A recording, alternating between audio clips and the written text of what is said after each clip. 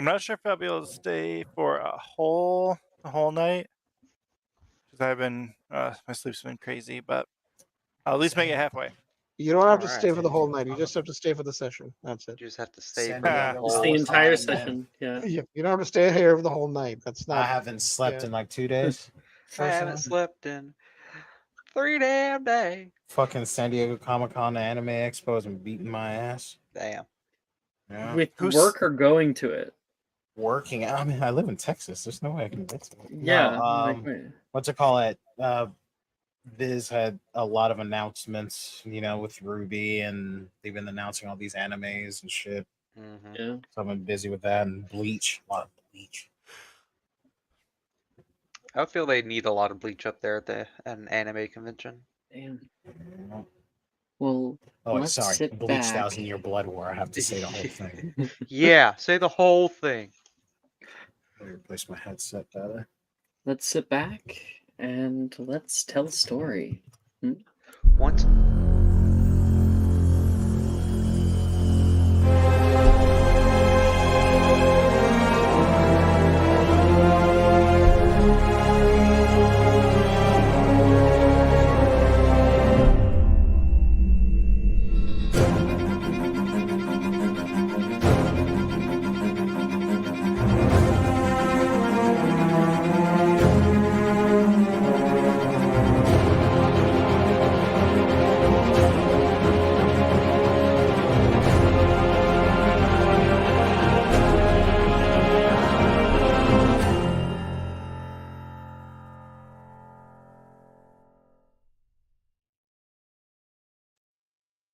Welcome everyone officially to Thursday night session 71. We've been on a long-term hiatus for various reasons, but I am very happy to be back. Last we left off, we all finished up in the restricted section. We stole a hat, the sorting hat, and got it to talk.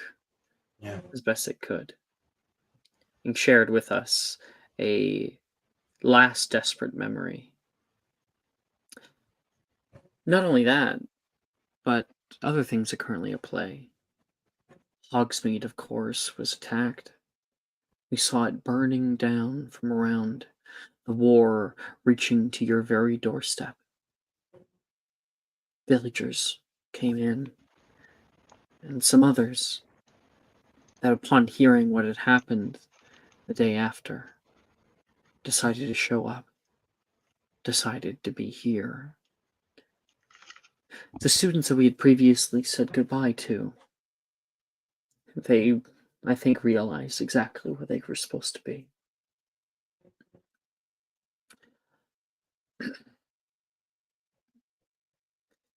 And coming up very soon here, we have Newts. The final tests that will determine your aptitude for certain career goals. It's a big thing. So let's start off our new episode in a familiar place. The library at Hogwarts is a haven of quiet warmth, a sanctuary from the bustling corridors and echoing great hall.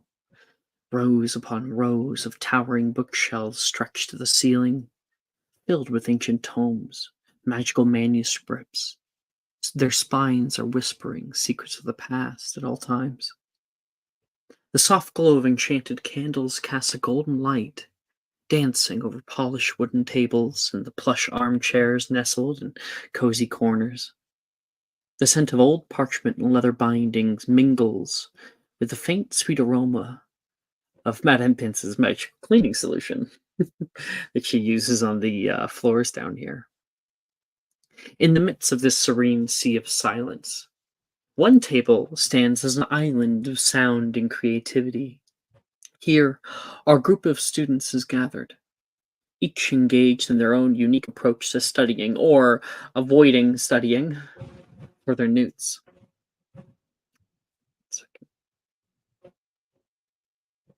Wilfred has his feet propped up on the desk, a smirk on his face, as he lazily flips through a textbook on advanced transfiguration, which is upside down. His casual posture and air of nonchalance are in a mocking contrast to the quiet discipline beside him. Janice is deeply focused, her quills scratching furiously across the parchment as she copies notes for her housemates. Her brow furrows in concentration, and every so often she glances over at Wilfred, trying to ignore him. A determined glint in her eye as she tackles the complexity of Professor Dildero's class, while Wilfred mocks it. At the far end of the table, Darcy and Nate are engaged in a spirited game of paper quidditch. Their echoing commentary and laughs add playful, distant energy to the room, the tiny paper quaffle flicking back and forth between them competitively. Ding! That's a point for Darcy! Darcy self-narrates and adds a bead to his little abacus on the right-hand side. Nearby, Drusilla with precision lowers a fooper feather into her potions kit spread out before her. The faint clinking of glass vials and the soft bubble of simmering cauldron blend into the background hum. She's utterly absorbed, and with a faint tink of her tweezers on the rim of the cauldron, a delicate wisp of smoke curls up from her work. And then there's Sadie, ever the organizer, who's brought a stack of flashcards and is already starting to give them out. Okay, who wants to take potions? She announces. Oh, me. I could use a reminder, Nate says, looking up from his game. The table is a microcosm of Hogwarts life, a blend of diligent study and light-hearted camaraderie. Naz, which class are you studying for, darling? Sadie asks. Sorry. Kind of looking up from his book. Oh, well, right now I'm just trying to shore up my grade in charms. I'm not really too worried about my history and magic. Here, she pulls out a flashcard and hands it over toward you and starts to hand them out to a few other people on the way. Thank you. Now, we're going to start this off with what is everybody doing here in Study Buddies? What are you guys working on? Newts are close nearby. Some may have already even passed, while others are being scheduled for the weekend. Wrong dice. 1, 2, 3, 4, 5. Liz, what are you studying for? Well, so here's the thing. She's not. She's not studying. Okay. If you're not studying, that's fine. What are you Yeah. doing here? She is mostly helping Gemma to study. Because Liz doesn't. So here's the thing with Liz, right? Like she's not really a diligent, hard worker. I mean, she is, but to her school is easy. She's one of those Mhm. gifted kids, right? So school has never been hard. For Oh, must be nice. her. I know, right? I know, right? Yeah. So for her, school has never been hard, and so she has mostly been spending her time thinking about the task at hand.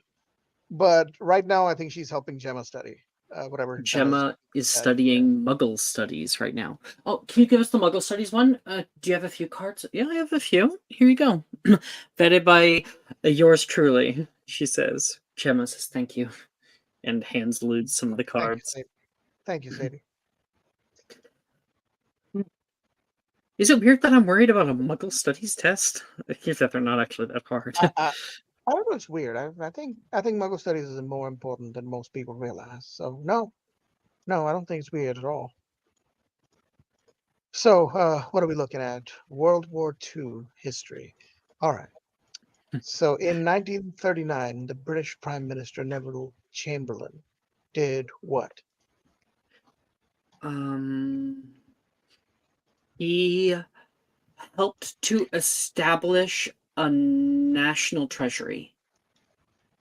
Jem, you're gonna have to work harder, honey. She's like starts whining. Try this one. And she will hand you one. Yeah. 1 second, because I actually don't look at the answers, okay? I'm Okay. looking. I'm a terrible person. I'm deleting it. What are you? I'm deleting Wait, it. what are you? Nah, what are I'm you kidding. saying? Sorry, I don't. Sorry, what? I don't understand. have What are you doing? flashcards. I have one question at least for every subject. Okay. So I do actually have the Muggle Studies one, and I will Sure. send it to you. So Sure. as we go around the table and we see what we're doing and we do these, know that I placed an answer, and if whoever you're talking to's answer is better than what's on the card, you can say they got it right. It's up to you. It's up to you if they got it correct. Liz, I'll send you the Muggle Studies one. Mhm.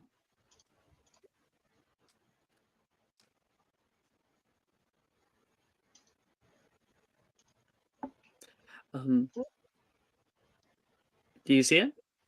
Yeah, I see it. Do you want me to read it out loud or what? If you are doing that with her, it's fine. We can move on. Yeah, no, I you can want. do it. It's fine. Okay. So I will say, so yeah, do you want me to read the question out loud or you Yeah, want to? yeah. Read the question. Okay. All right. Well, here's another one. You are tasked with navigating a Muggle supermarket to buy ingredients for a simple dinner, and picking Eh? up Starbies, and picking up Starbies on the way. Describe the process, including any necessary directions, paying at the checkout, and any challenges you might face if you're unfamiliar with Muggle Oh customs. no. Catherine, what's Starbies?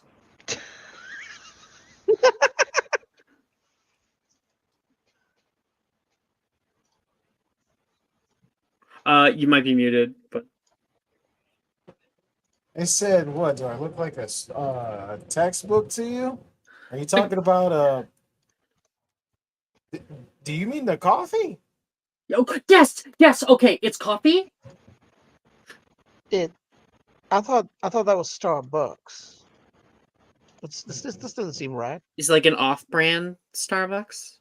No, To be this honest, seems. I don't know what the fuck a Starbies is. What the fuck is a I'm. Starbie? It's It's not. Muggle studies. It's obviously a frisbee in the shape of a star. I think this meant Starbucks. Okay, I remember have to- Professor Milne saying that. Starbucks. But Yeah, if it is a frisbee, I'm gonna look so weird if I show up with coffee. Nah, trust me. Make sure you get the Ariana Grande. It's delicious and sweet. Ariana Grande. Ariana Grande is not famous yet. So All right. So first, I would ask for a list of what all they need, or if I'm making up that list, then I simply try to get a recipe. Find one from not a wizard whoa. recipe kit. Slow down. Hmm. How do you get to the supermarket?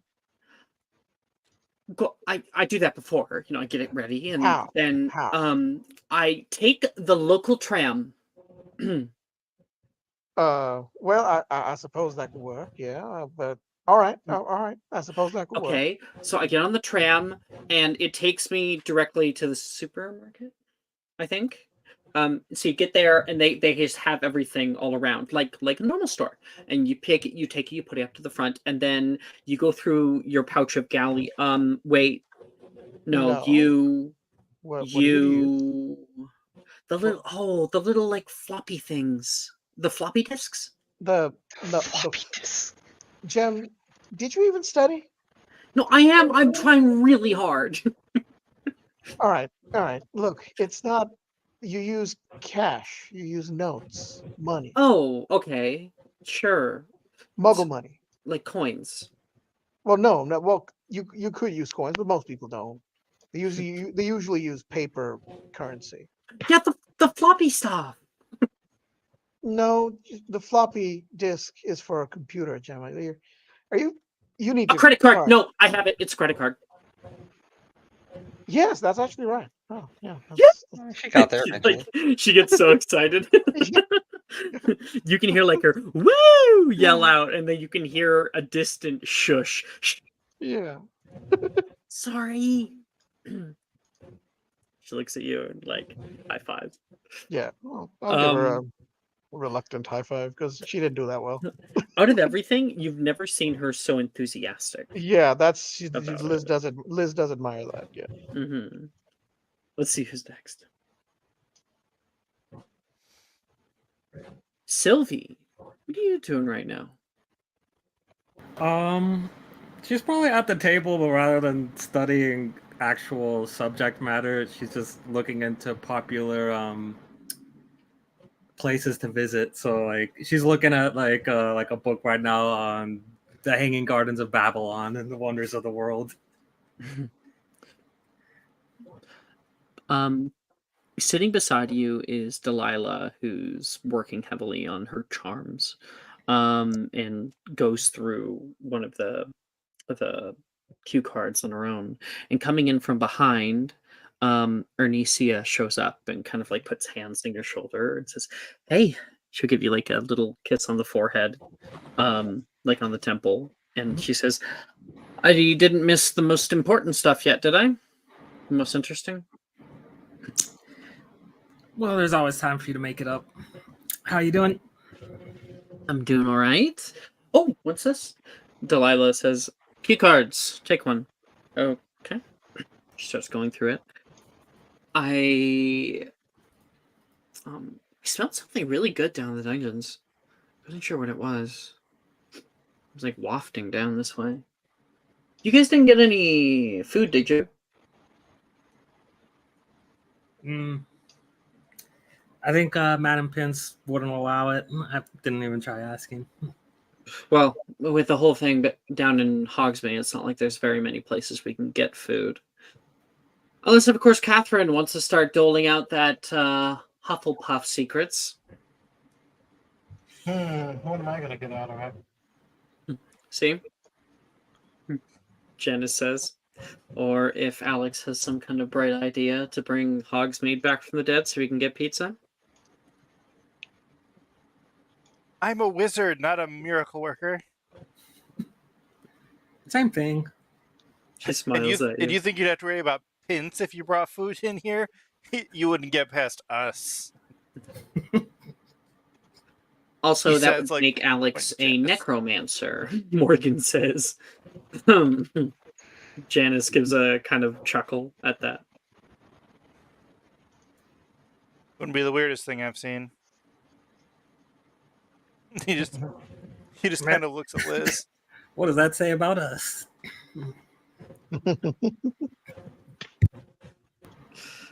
Yeah, we've certainly been around. Delilah looks down and she turns to Sylvie. Sylvie, you're in Ghoul Studies, right? Actually, I have to check. I didn't see. Sylvie, you are. Yeah, I do in fact sit in a seat in a classroom called Google Studies. Yes. How can you distinguish between a poltergeist and a regular house school based on their behavior and types of disturbances they cause? She says and flicks it down. Leans forward. They made a movie about one of them. Is that your final answer? Ooh, that depends. What do I get if I get it right? And you can hear some other people like kind of cough for a second. Get your head out of the gutter. I will get you. I will order you in chocolate from frogs from London. Okay. I'm actually focusing now. Repeat the question.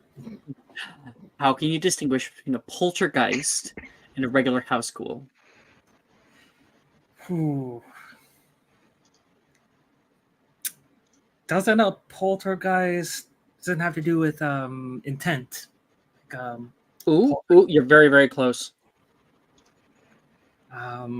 So a poltergeist isn't there like no real distinction for them other than just creating chaos? You're close. You almost had it. Poltergeists specifically are creations of thought. They come and spring out of nothing. They are a specter, but ghouls are actual creatures that come from a land beyond. Now, how you distinguish them is that one of them can float and the other one cannot. Well, I suppose. I mean, you can always make one float, can't you? She scoffs inside. With a well-placed Wingardium Leviosa, anything is possible. Quote that, Wilfred says. Exactly. See, we have to come up with creative solutions to these answers, right? I guess I'll get you that chocolate frog, she says, and puts down the Yes. piece.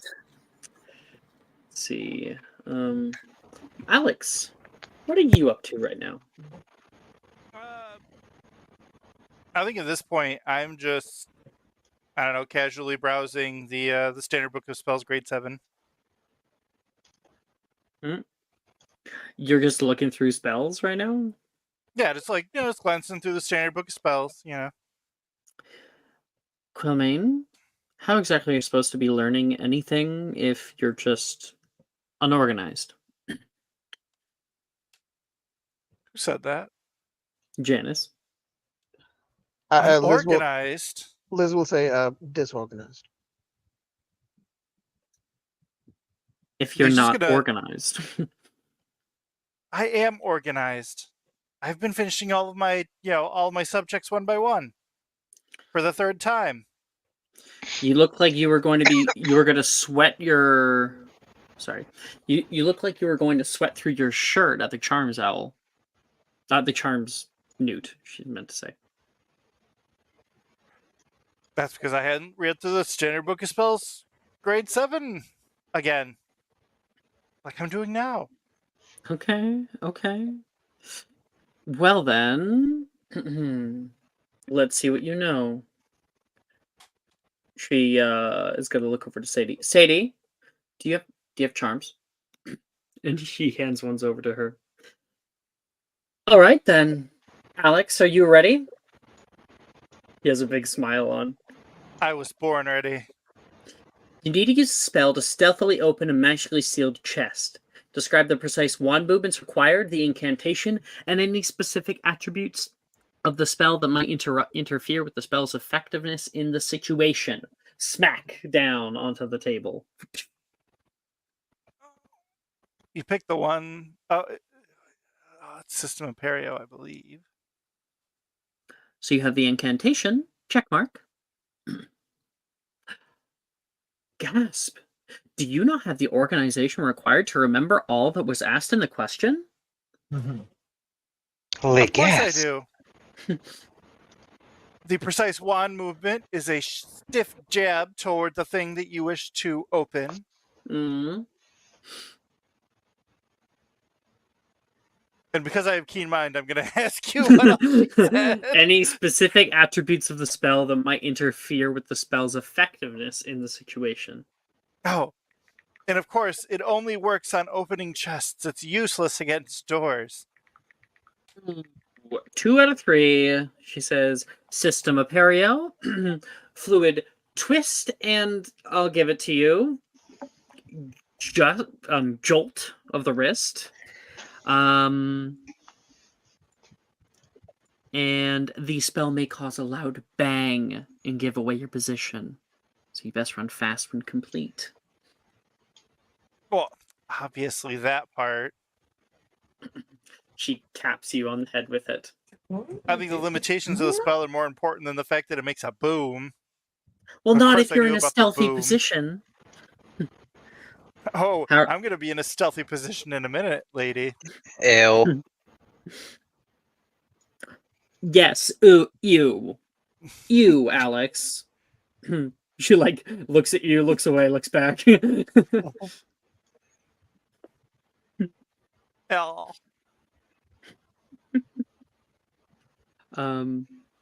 Nearby. Naz, what are you doing? Hello. I'm still looking over these charms work right now, trying to, because it's the one thing that I don't have an O in that he actually cares about. Well, what in your downtime did you succeed in sending to an O? Did you? No, I did not. Nothing. I failed Not miserably interested, huh? trying to get that up from that E to an O. So he's just been this entire time he's just been hitting the books on it. And Naz, you can feel laying down in your lap, there is Sally beneath you. He's got her. She's has like an iPod on, and she's been listening to music. I meant to say Sam. You mean Sam? Yeah. I was about to look down and like, and where's my actual girlfriend? No, Sam has music on like headphones through an iPod, and she's like nodding her head a little bit, and you've been like reading this book and studying this, and she comes up with a hand and like places it on her head, like places your hand on her head. I'll just start kind of like gentle, just kind of like running fingers through hair while still like just going Yeah. through this book. She Not like even- she was like, "Put your hand back. I didn't let you go." Yeah, basically, just continue to do it.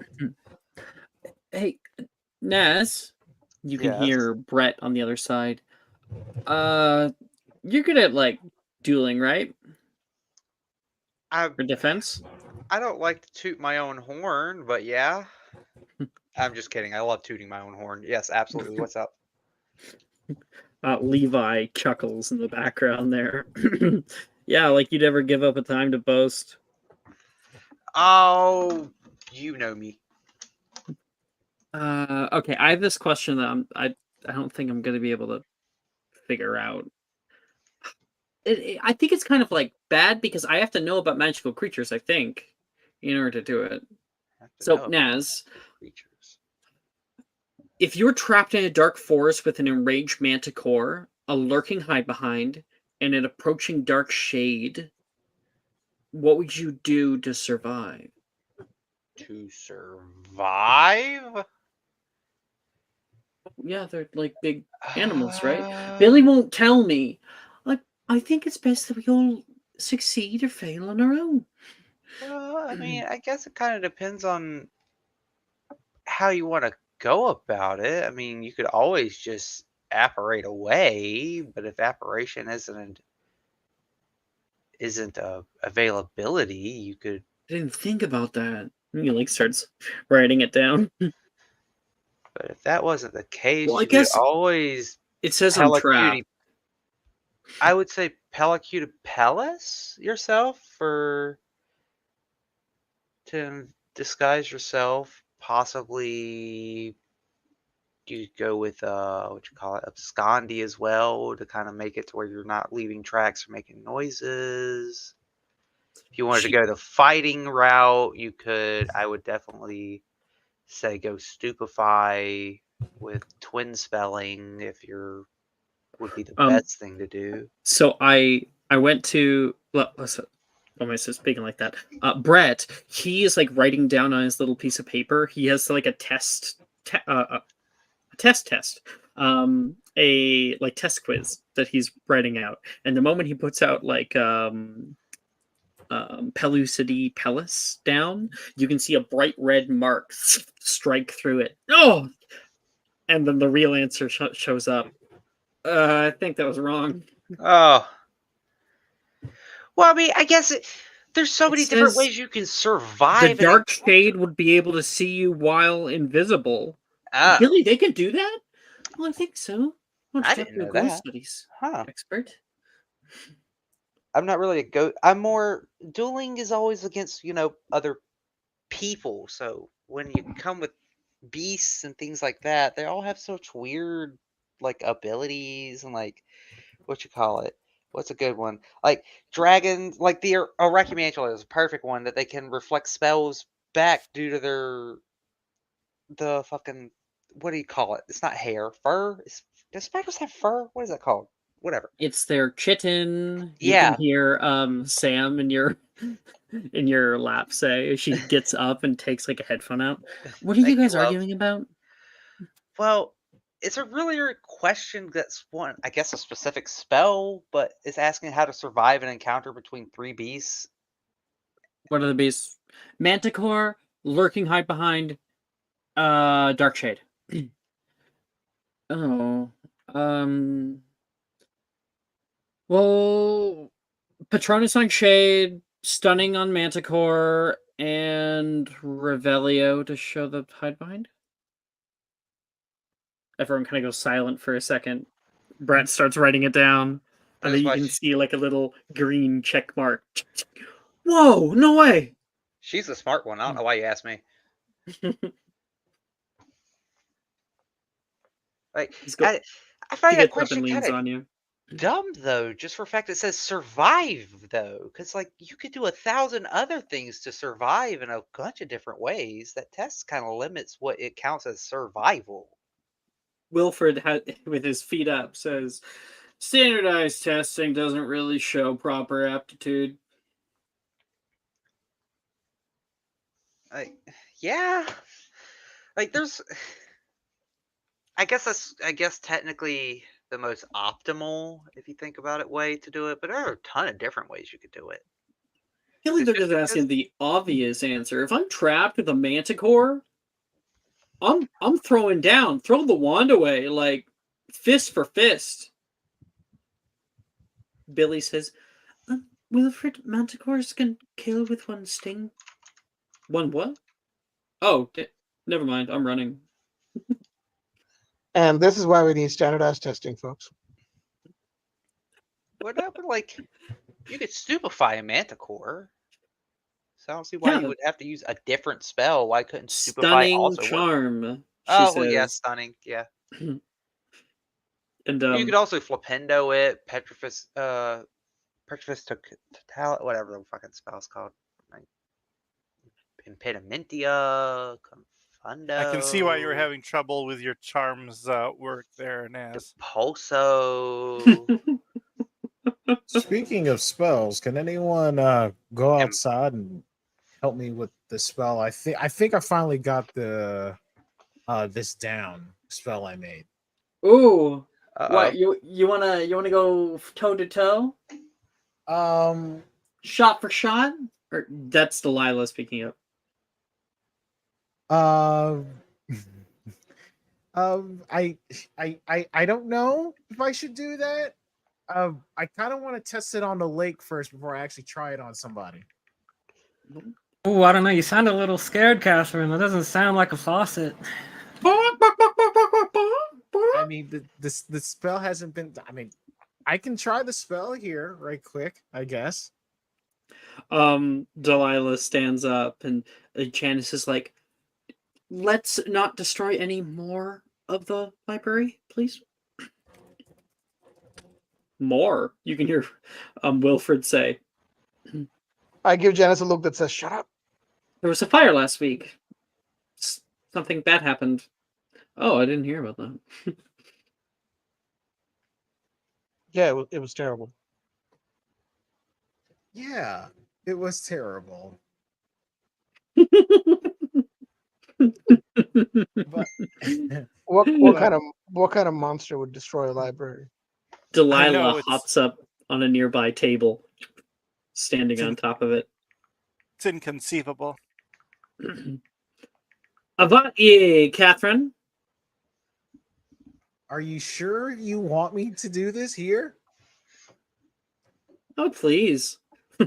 like I can't deflect it. How big is the library? It's huge. It's 2 floors with a vaulted ceiling. So, With a vaulted ceiling, right? mhm. Okay, if you insist. Okay, sure, if you insist. Okay. How are we doing this? Don't say I didn't try to warn you. She like flicks with her wand in a dueling stance, gesturing for you to go across the room and hop up on an adjacent table afar. Okay. Ooh, Darcy, look, they're fighting. Nate gets Darcy's attention, turns around. Ooh, my money's on Catherine. That pretty good. Morgan, who are you betting on? I don't do that no more. Morgan says. Really? I never thought I'd see the day. Hey, we all turn over new leaves.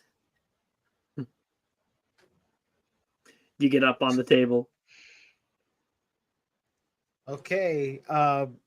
Again, Delilah, I didn't test this spell yet. Come on. Okay. Should I go first or you? Get ready for a fart out of her wand, she says. A few people chuckle in the crowd. She gets into like a deflection stance. Okay. Here I go. And she says, Moratis Ispriatone Auge. Nice. Okay. What do the wand movements look like? Give me the whole like flavor. Well, it's very long and convoluted. Mhm. So it's probably because Catherine's used to very quick hitting spells, things that would like get it over with. This is the first time you've actually like seen a little bit of grace from her. Definitely the difference of her spending time with Professor Rojas. Mhm. And she cast it, and she says it really near perfect at least. And then in front of Delilah is just a little yellow ball. Here, I'll add a little bit more. So yeah, Catherine do those in wide fluid moments, and you can see flames like push up to like the right hand side of her wand and then snuff out. And then the next stroke that she makes is more flames that are conjured and go away, and you can see it beginning to swirl. This kind of smoke culminating into a bright red dot. She points it out toward Delilah, and Delilah gets ready, and it shoots out toward Delilah, and then suddenly stops right in front of her. A little yellow bead.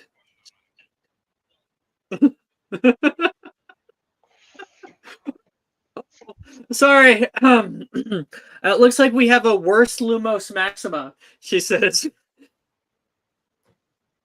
What? Are you just gonna let it? I mean,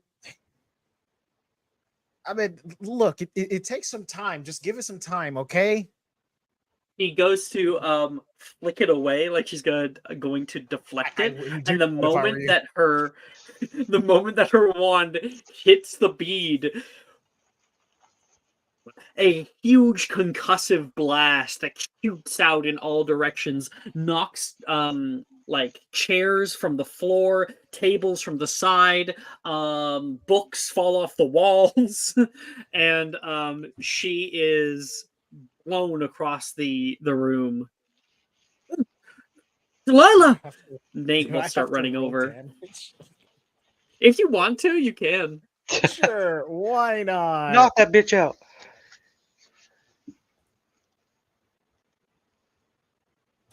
She has to make a dex save, but I'm pretty sure we don't have to do all that. 46. Yeah, that's at one single heavy hit, and that can still be upcast. It can be upcast, yes. Yo. And so you shoot that off toward her. She takes that damage. When Nate arrives, he sees that she's not breathing. He's breathe. She releases the air in her lungs, breathing in for the first time. Oh, I think that was a little bit. I think that was a little bit too much. Stole her. Darcy looks around. Reparo, and everything starts to be pulled back into place. Nate looks after her health and then helps her up as Delilah gets back up. Oh my goodness, that packed a punch. See, it started as just a better Confrango, and then I kind of just decided to make it, you know what would happen if I made something that was basically a bomb? It's Delilah my favorite. Looks to the left and looks over towards Sylvie can you fucking believe this shit? Do I even want to know what you want to do with a bomb? You never know if it would be useful. I mean, when is a bomb never not useful?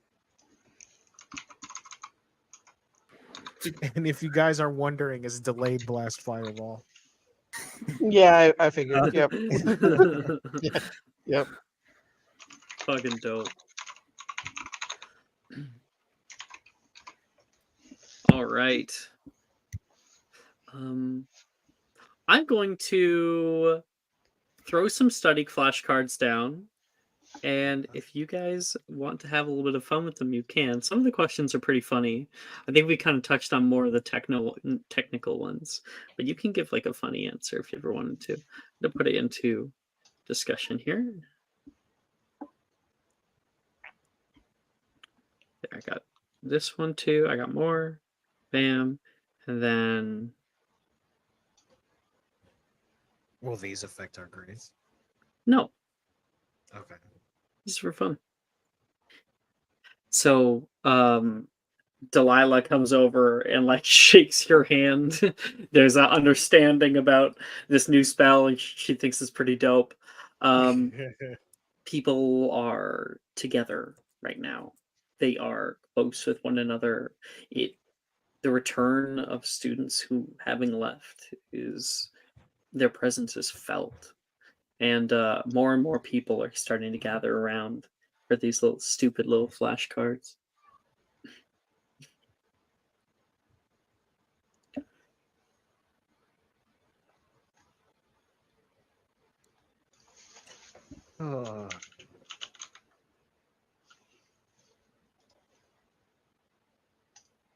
So about these flashcards, start answering them, right?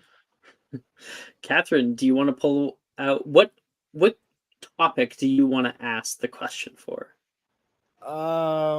Like that I need help with, or that someone else needs help with? No, the idea that you are quizzing everyone else. All right. Let's go with what's my highest grade? I think what is my highest grade? Let's see. DADA or a history of magic. I mean, I have DADA, potions, herbology, history of magic, and alchemy.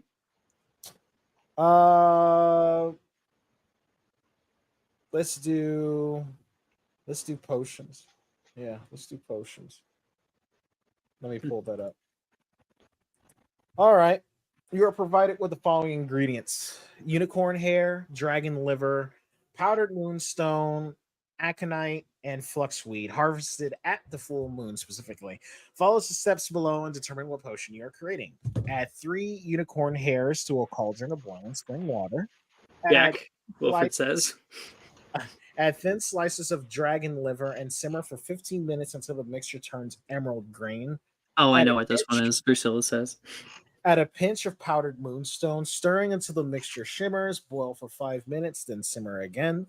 Add 3 drops of aconite extract. Add fluxweed harvested at the full moon. Oh shit! It's not what I thought. Allow the potion to cool for 30 minutes. What potion have you created, and what are its effects? That's the potion that makes you shit yourself, right?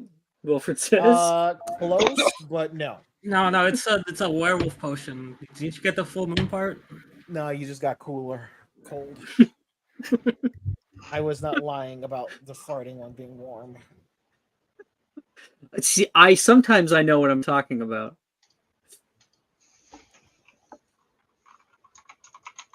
Alex, Naz, Liz.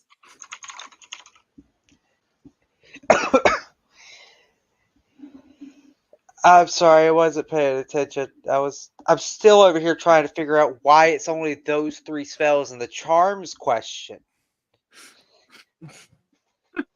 Really? And nobody? And Alex is just smirking and looking down at his book. I already know what it is, so I don't have to. Drusilla you know what it says, is, and Gemma looks over toward Liz. Mm-hmm. Oh, you know that one. What? Oh, which one? Oh, you know that one. Yeah. Of course. It's the bloatfly. Because I don't fucking know. Liz does. Bloatfly belching potion. Oh, look at there! You're correct. So she what's it call it? Flicks the flashcard away. Inspiration to Patrick, Faith, and Ash. Oh, thank you. All right, Faith, your turn. What topic do you want to ask the question for? she's gonna ask a question on. Basically, sure, her thought is like, if I'm asking a question, I don't have to answer it. So she just takes the card from Sadie on arithmancy. Oh, this one's great. So it Oh looks down no! there. Oh wait, guys, don't look at it. Don't look at it right now. Okay? Especially because for some reason the answer is not. Don't look at it. Okay, wonderful. There. Go ahead. So she kind of looks over the card. It's like, okay, yeah, definitely. This is a great question for us all. We're Lay it gonna on need me. for the future. Reese is excited for the question. Solve the following arithmetic equation. If the magical constant k is 4 and the sublatranic variable x is multiplied by a k, our constant, then squared, then differentially factored up by a value of 7 to the 8th power minus 1, and finally divided by the quadrilinear polynomial 8, what is the resulting value if x equals 2? Oh. I will have you note that if you actually decode this correctly, there is a mathematical answer. Reese is like desperately writing this down, doing like the long form arithmancy, scratching out old answers and square rooting them. I didn't take this class. But I bet I could Janice looks figure over it out. toward Wilfred. What about you, Wilfred? What, me? You're in arithmancy. Since when are you in arithmancy? Oh no, Rin's not here. Delilah asks. I get around, but I didn't say I was any good at arithmancy. Yes, you did. Or no, the teacher did. Professor Vector was very happy. You got 100% on your last quiz. Yeah. So what's the answer, Wilfred? I'm not in like the math mindset, you know. Alex, why don't you take this one?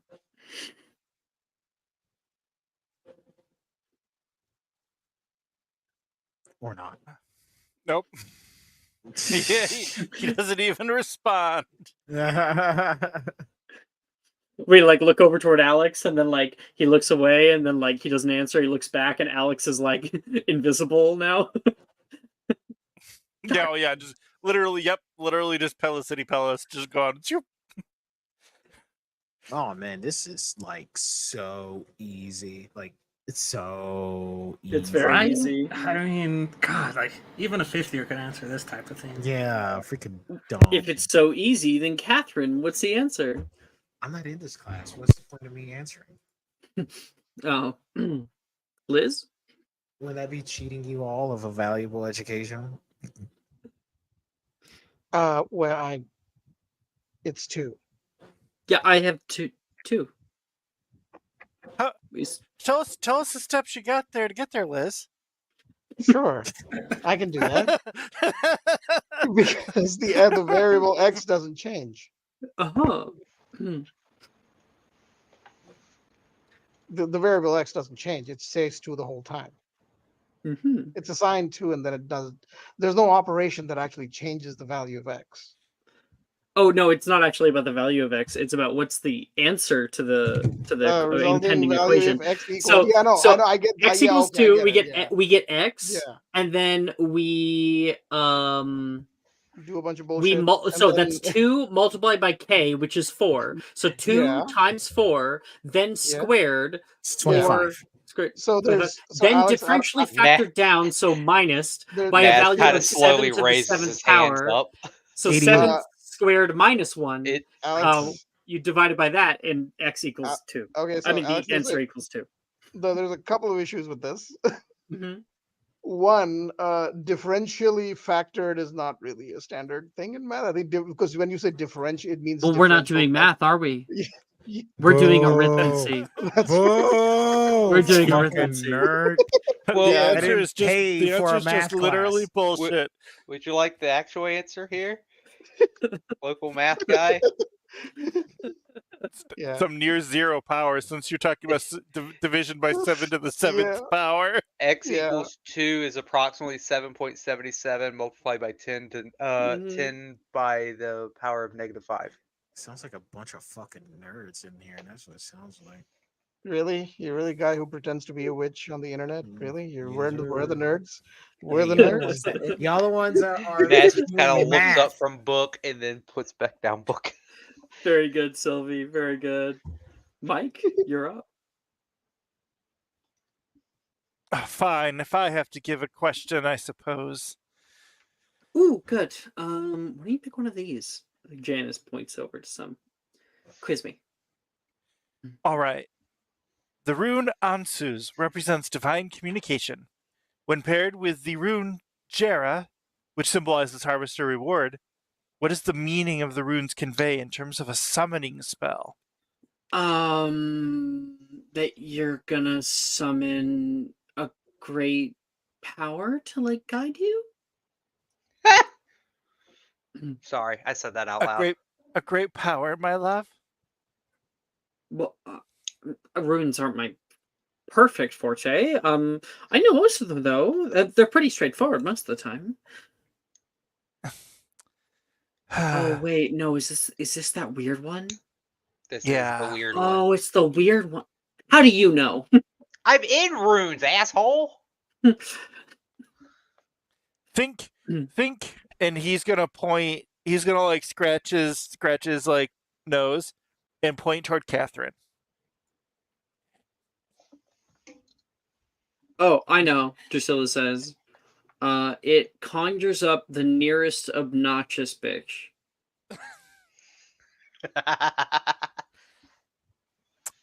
It is an ethereal badger that sings opera, so What? What? A bunch of Yeah, people are confused. Yeah, it's super weird. yeah.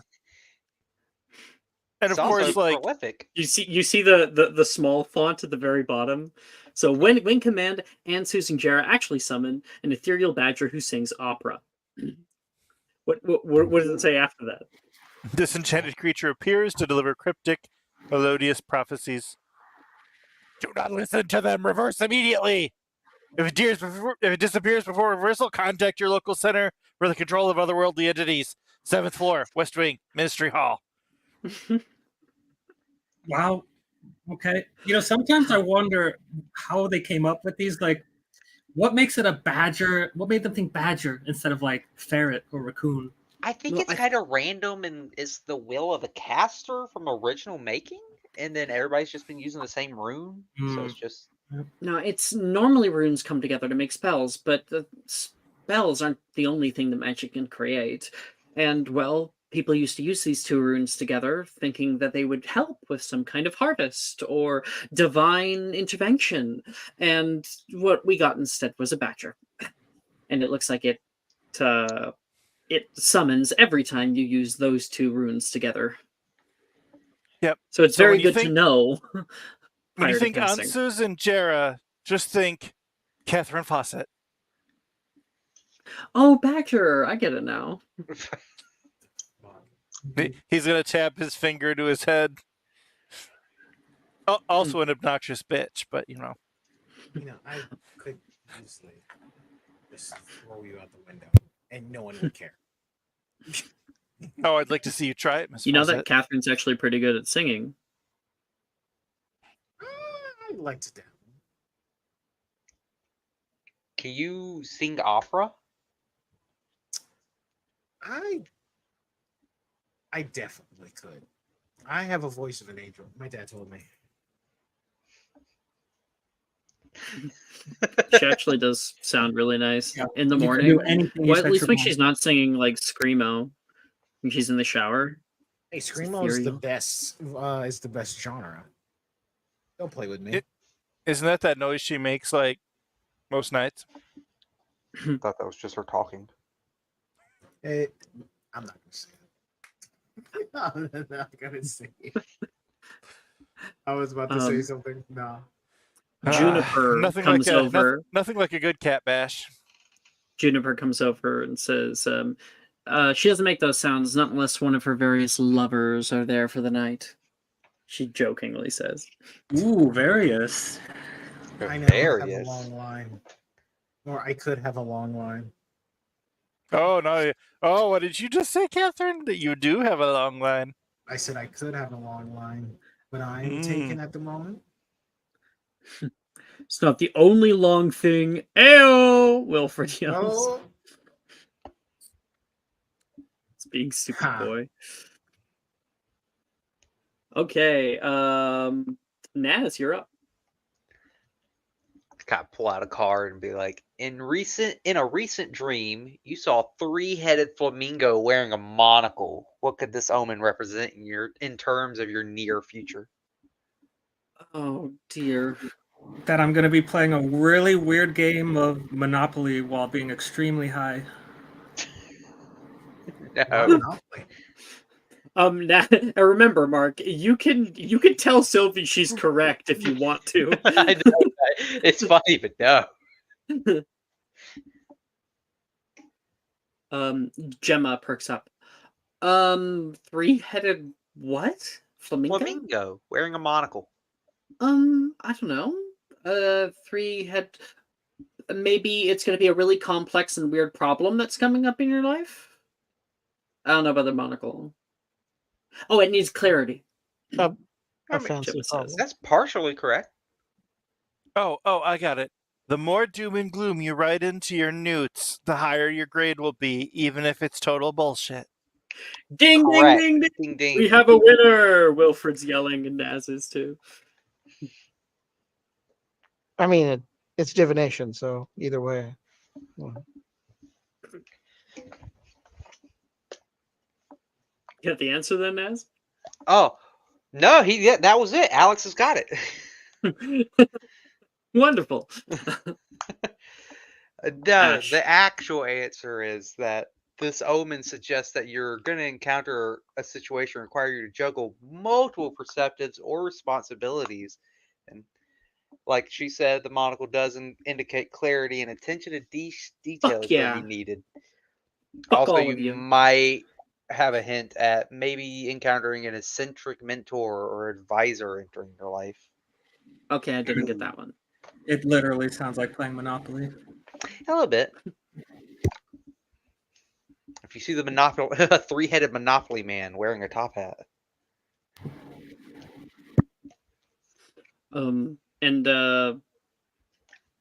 You look to your left and you can see Ernisia suddenly has the white hair and mustache of the Monopoly man and says, "You go to jail."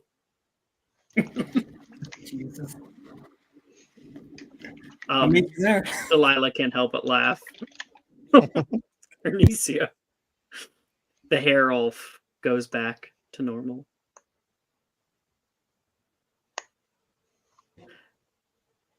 Ash, you've got the last one. all right. Well, what is this? Oh, all right. In 1327, the wizard Bartholomew the Bewildered attempted to introduce the concept of invisible fungi farming to the magical community. What was the intended purpose of this endeavor, and why did it ultimately fail? Because he just wasn't enough of a fun guy. Liz will actually laugh. You know Nah. what? That's correct. Boom. There you go.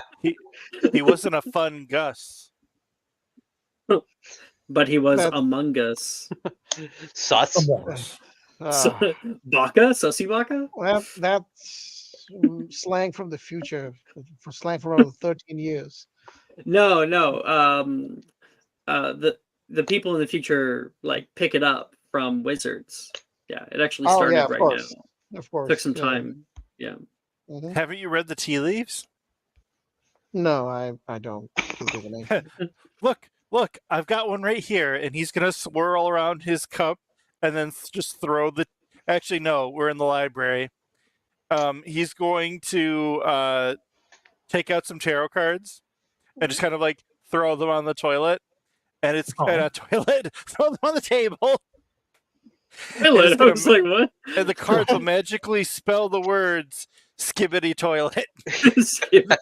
Oh my this happens every time. my I don't God. know why. What does it mean? It What must does it be- mean? It must. It's like it's meant to be. It's the voice of the cosmos. I know, right? The cards just keep landing skibbity side up. Oh my God. Skibbity side up. Can I go Here's home? the thing, because like the I think advanced the- silomancy question, I you think we should find end- twigs arranged in a pattern that loosely spells out Giat in the snow. Oh What my future God. event might this You know what? signify? I think we should end the campaign right here. Yo. guys. I think we're good. Megan, the We're going stallion's down. nearby? Is that what this means? I don't think this world is worth saving. I think we're good. I think let the acromantula eat everything. It's fine. Nah. The answer is this pattern could signify an upcoming encounter with a Gyatrash, a spectral dog known for guiding and misleading travelers. I like my answer better. I feel like I'm Liz, meet up with Wait. Who Megan said Thee that? Stallion. Sorry. Who said that? Morgan, Liz. So he says, "Nah, I like NASA's answer better." Megan the Stallion encounter. Oh, is there any ones that are fun here? This is a funny one. I want to see if anyone knows the actual answer to this question. For astronomy, who was the first to propose that the Earth is round?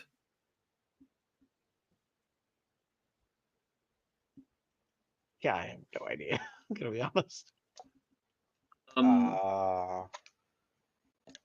don't know. The real answer is Eratosthenes from ancient Greece. Which- Also, Pythagoras also figured it out too. But the answer in the Wizarding world is the first to propose that the Earth is round is Elgrid of Lardmouth, who used summoned birds to map the curvature of the planet. Of course, wizards would think they did it first. Yeah, of course they Mhm. would. Fucking loser. Is there any other ones that? I didn't realize I'm gonna say this one because this one's actually like lore that I'm gonna see because like Ash always is like I know everything. I'm gonna Okay, see. all right. In Harry Potter, like you, I get it. you I know know. your shit, right? Okay, here's like it actually has a real answer. So, magical creatures. The Gnarl is often mistaken for which mundane creature? And what is the primary difference in their behavior that distinguishes them? This is the actual like impossible level Harry Potter quiz challenge. I want to say a dog, but I don't think that's correct. No, it's not correct. Gnarls are mistaken for hedgehogs. The difference is that gnarls are vastly more intelligent than others. Fast. And hedgehogs are lactose intolerant. And so if you put milk down, you'll see all the hedgehogs who are dumb go and drink the milk, but the gnarl won't because it'll know that it's lactose intolerant. Okay, the reason I said dog was was confusing them for Krups. That's yeah. That's a different animal.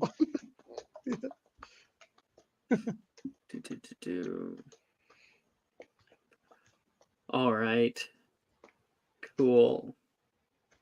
Yeah, there's other questions, but I think we touched on some of the best ones. Where'd my notes go? 1 second, please. Did I miss it? No. You can hear Janice say, I can't believe how unprepared everyone is for these newts. I mean, did any of you even look at the Advanced Transfiguration Practice Exam? It's like Professor Gilbert wants us to fail. Hell no, I didn't look at that. That's the one I went over last night with you. I mean, I guess I know you did. You're talking to these plebs. Yeah. Oh, last night, huh? Come on, Jan. This is not that bad, Wilfred says. I bet they had a fun night holding hands. Mm-hmm. Sure, I turned my quill into a cactus by accident, but at least it was still a plant, right? Sadie says, honestly, I'm more worried about potions. So Guase's tests are always so unpredictable. With Slughorn, it was more straightforward. I spent all night trying to perfect my Draught of Living Death, but I'm still not sure I got it right. I'm dreading History of Magic. I have slept through about 4 years of worth of History of Magic classes. I don't know what I'm going into. If I have to hear for the 15th time that Elgrid of Haverly had 4 buttons on his coat and not 5, I'm going to pull my hair out. Oh, It's is it 4? it's Damn, I've been it's putting 6. it's Elwyn of Haggerly, by the way. Fucking hell. Tell me about it, Darcy says. My herbology practical was a nightmare. I almost got strangled by the devil's snare because I forgot to cast Lumos before germinating. So stupid.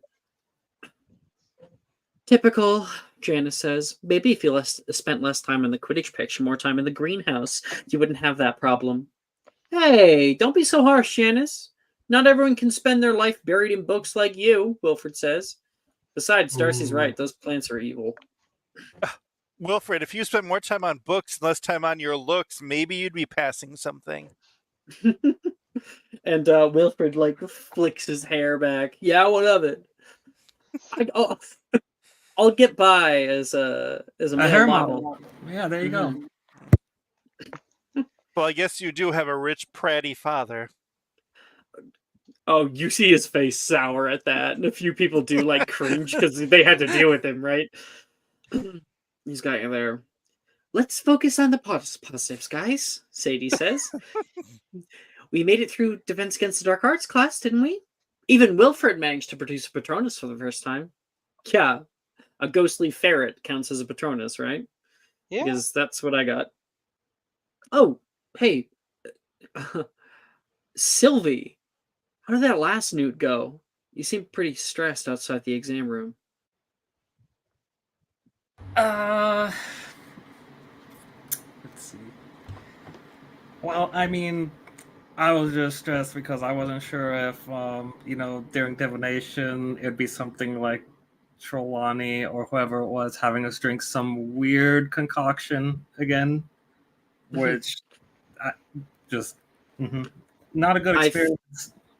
I feel like she wouldn't do that with the ministry watching, Gemma You'd says. be surprised. Professor Trelawney comes from a very long line of new diviners. They've said some of the greatest prophecies known to man. Grindelwald, even Harry Potter. Right, and routinely I hear about her getting blackout drunk. It's part of the process of divination, I think. Oh. Best teacher in school, the only one you can get drugs from. It's Naz, do you remember in 4th year that it was 5th, the lake party? I remember seeing Trelawney there. She's breaking it down on the dance floor. I don't know why she was even there. Who invited her? That's what I'm saying. Who brought Trelawney? And honestly, good for Trelawney, because she didn't rat any of us out. I guess you could say she saw it coming. Get the fuck out. Trelawney is what Muggles call a G.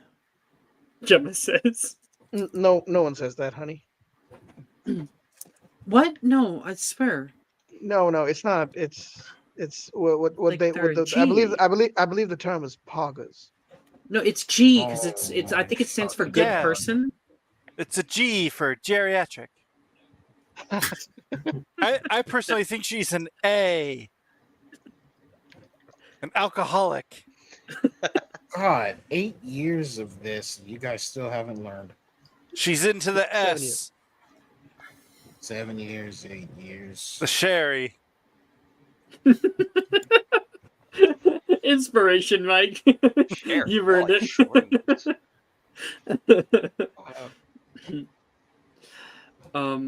And so that's Sylvie. Sylvie recently did her divinations newt. They kind of split up classes. Some people would have done newts early. Liz. Mm-hmm. I think Gemma turns toward you. You're not worried about your upcoming nude, are you? Well, no, not really. Why? Are you worried? Like, I'm kind of worried for you. It's a big deal if you want to go on with, you know, your I'll whole horror thing. I'll be fine, Jim. Don't worry. I'll be fine. I'm Or not. you're becoming an horror? Wilfred asks. Well, I haven't. It's not certain yet, but I'm thinking about it. Well, Yeah. of course not, Wilfred. You have to pass your newts first. I mean, it's something I'm thinking about. It's not set in stone or anything. So.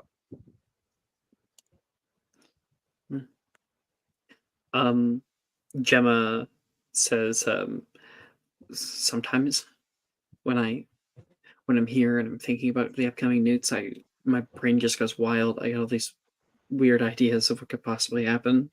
You'll be fine. You've worked really hard. I'm You talking about studied. you. Me? I'll be fine.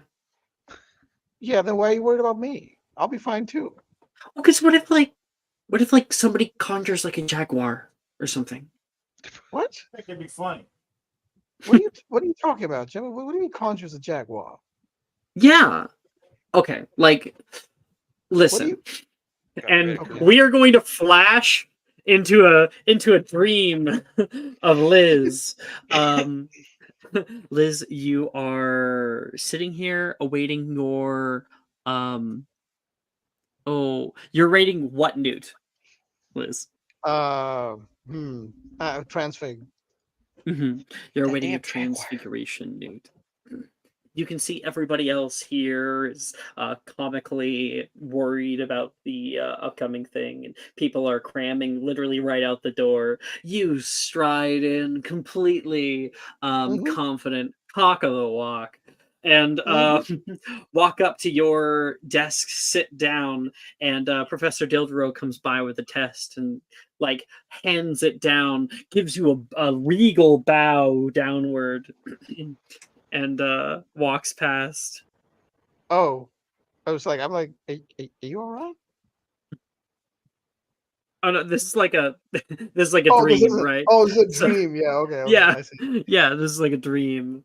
It's like, So it's kind of comical. It's oh yeah, Gemma recounting what could yeah. happen.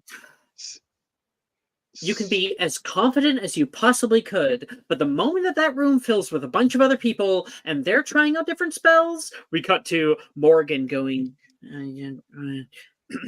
Felinus Conjuratus. And there is a large jaguar that appears just mid-air, comes falling down and crushes you entirely. well, yeah, you're right. I suppose anything could happen, but but that's no different from our classes. So I should be fine, hopefully. And I think the examiners would take care of wayward spell casting. I'm sure. Naz, Sam is almost asleep on your shoulder. You can see her give a big yawn. Oh my goodness. These newts have been taking it out of me. Nez follows suit and yawns as well. It's like, me too. Careful, they're contagious. You're contagious. I am. How much of a likelihood do you think that Professor Binns is of the history of magic? I almost guarantee it, and that's why I'm scared to go to the history of magic newts, because I swear to God, if I pass out during the newt, Oh, we only have like an hour and a half. that'd be a terrible nap. I'll just wake up cranky. Juniper says, I just hope that they don't bring that giant fucking clock like last time. I feel like I can Giant feel clock? every second. You don't remember the giant clock during Owls? No, but then again, I wasn't very awake during that either. Was it thick and veiny? Huh? Clock. Clock. Clock, Alex. Clock. Clock. Everyone's yelling at Alex. We understand where your mind is at. You can get Janice's strap-ons out of your mind for a minute. What? Wait. What? Not yeah, Janice. Janice. Yes. Oh, all right. Trying to remember names. That's me. Is it Janice? I'll get her strap-ons out of my mind when you get yours out from under your trunk. Alex, My trunk. Janice says a little in panic. So she does have strap-ons. Shut And up. you keep yours under the trunk. We all know. Good to know. Good for you. Just kind of looking at People are Janice. like- Just good for you. Drusilla like coughs. You have something to say, Drusilla? Nothing. Not at all. Whatever floats your boat. You really think it's that large? Wilfred said. I'm going to silence cast. I'm going to subtly cast my vanishing spell on Wilfred. There is a high-pitched pop, and Wilfred is gone. All right. Well, Enough about Alex and I's love life. Yeah, that's. But it's so interesting. No, it really is not. I'd It rather hear really about is. I'd rather hear about literally anything else. Yeah, it's like, I didn't know you were so interested, Sam says. I find it interesting because you don't expect it out of the two bookworms, okay? Like, it's just not what you think. And then suddenly it's just something crazy out of left field. Sally says, the quietest ones are always the freakiest. I know! That's why I'm interested. She looks over to Billy, and Billy goes, what? Do I have something on my face? Well, that's good because there's nothing quiet about Alex. One must excel at all aspects of life.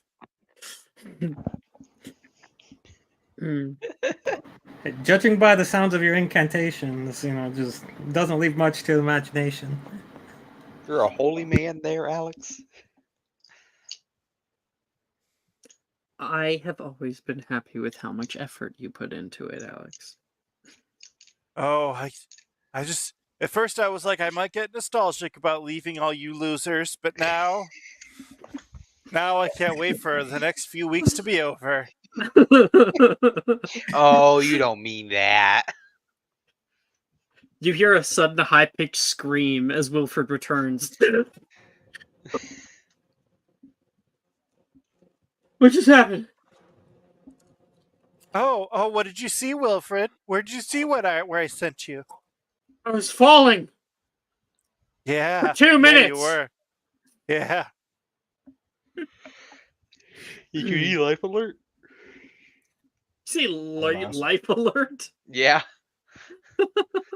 He was falling. Help. He couldn't get up. When he can't get up.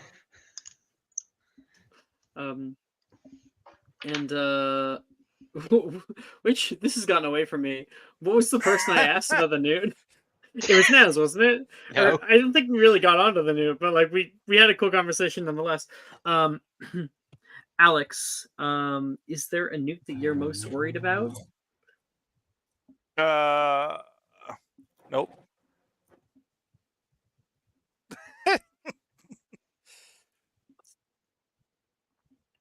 Okay. So there's thoroughly yes prepared. and He's there's looking no forward. and. If you want to no and, that's fine, but you have to do the and part.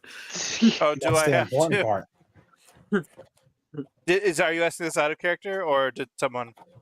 No and I'm scene. asking it out of character. Yes. Yeah, no. I think Alex loves taking tests. He's actually really looking forward to the newts. He's not afraid at all because he's a fucking nerd. Oh, that reminds me, Appreciate- Alex. I'm excited. I finished grading your practice quizzes. And she takes out of her bag like all of the quizzes, hands them off toward you. Janice, make sure they're not sticky. I'm sorry. make sure that Gemma scoffs like just mouth open. Liz, and she's going to like give Liz like a smack on the shoulder she's in just listening. complete astonishment. Yeah, Liz, you and Gemma weren't touching them, so I'm sure they're fine.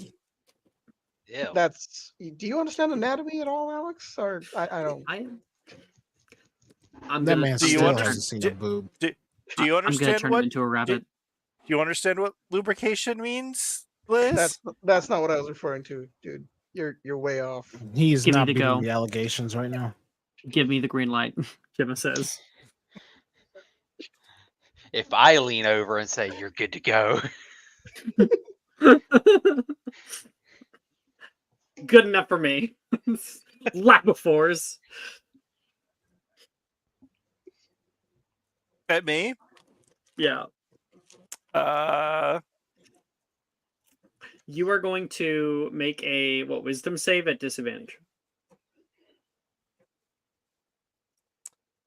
Am I though? Yeah, you are. Because we're not going to have combat. It's just a fun little thing. That's fair. Are you doing the thing where you succeed the saving throw by you making that incantation? Is that what you're doing? That is a He's failure. deciding. Do it for the vine.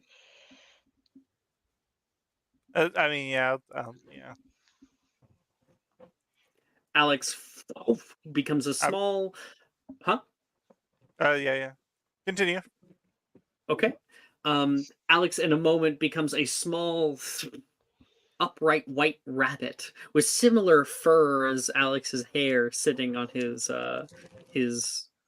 chair. I'm gonna dash off. Dang, No, even you in don't. rabbit form, he has a big head. Janice is gonna try to grab you. I'm gonna dodge out of the way. And go behind some furniture. Okay. I rolled a nat 20, but it's fine. So she tries to grab you and is able to grab your scruff, and then you pull out of the way and run over toward the nearby what is it? I'm gonna wink at her. Bookcase. As a rabbit, I'm gonna wink at her. Alex, what? No, she says toward you, completely misreading the situation. Well, I'll keep her away at least. We have a lot of fun together. There are lines that I have. Who's the one who cast the spell on me? That would be Gemma. Was it Gemma? Okay. Mhm. I'm just gonna tell you in the hidden what it will happen at some point whenever you want to introduce it. You got it. And then Catherine, Wilfred That's looks my name. toward you. I guess there's nothing that you're worried about, are you, Catherine? Oh yeah, man. I got I'm big brain.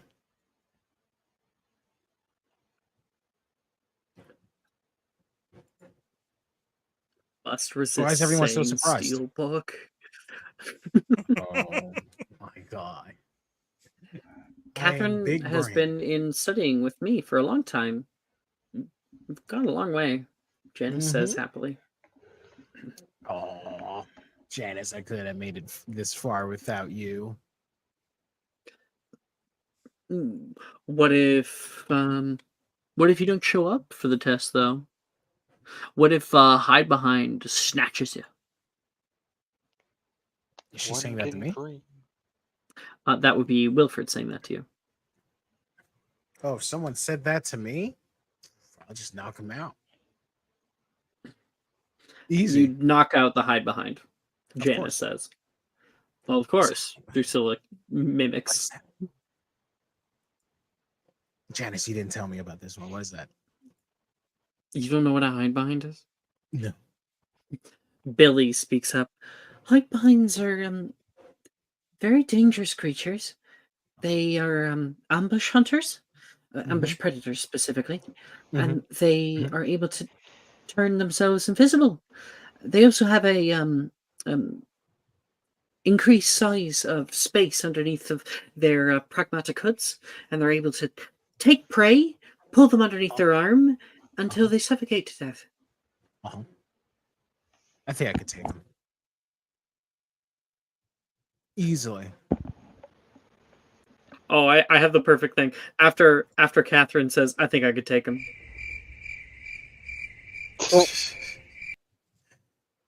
I mean, come on. Like, you're talking to the girl that like blasted the freaking Blight Fang not once, but twice. I'm just saying, you gotta give me a little bit of credit here. I think Arnesia will nod. That was pretty crazy at the time. Yeah, it's so pissed at me. Why are you like you act like that was the best vacation ever? Many of us almost died. Darcy That was nods. the best part. I mean, it was a fun time. Let's be honest. And Naz died, and he has that opinion. That's not common knowledge that you just throw around. Exactly. Like, I'm like Oh, wait, I full thought everyone staring knew at that. Catherine. Like, not everybody here knew that, Catherine. Oh, I mean, you acknowledging it makes it extra true. Since You when just did saying you die? What? Drusilla looks really like worried. I honestly Reese thought is that like, was common knowledge. whoa, actually. bro, that is deep. That's heavy. I don't know if I want to talk about this in a public setting. I'll be honest with all you. I mean, but Yeah, Naz yeah. ain't no bitch. He came Let's back. leave Look at off him. Naz. Levi says. I'll be Catherine, You got 100% that honest. scar?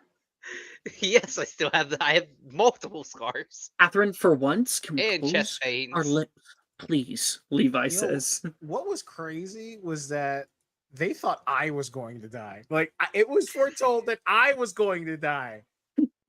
But Naz is so unlucky, he fucking beat fate, literally, and he died. I beat fate twice. Thank you very much. I died and got to come back. Okay, I How got do to you have fail both sides of the pie. successfully? I can't tell if they're telling the truth or not, Nate says to Darcy. I'll look at Nate. It is. I'll go ahead and say it because the cat is out of the bag. It is a very true story that has happened, and Shit, man. I have pains and complications from it daily, but I try to push myself to the better side of it.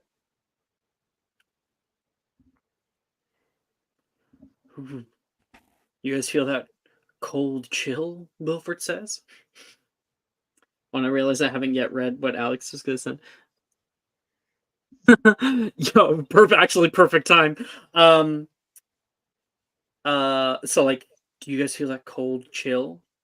There's just another silence for a moment, and then a high-pitched yelp.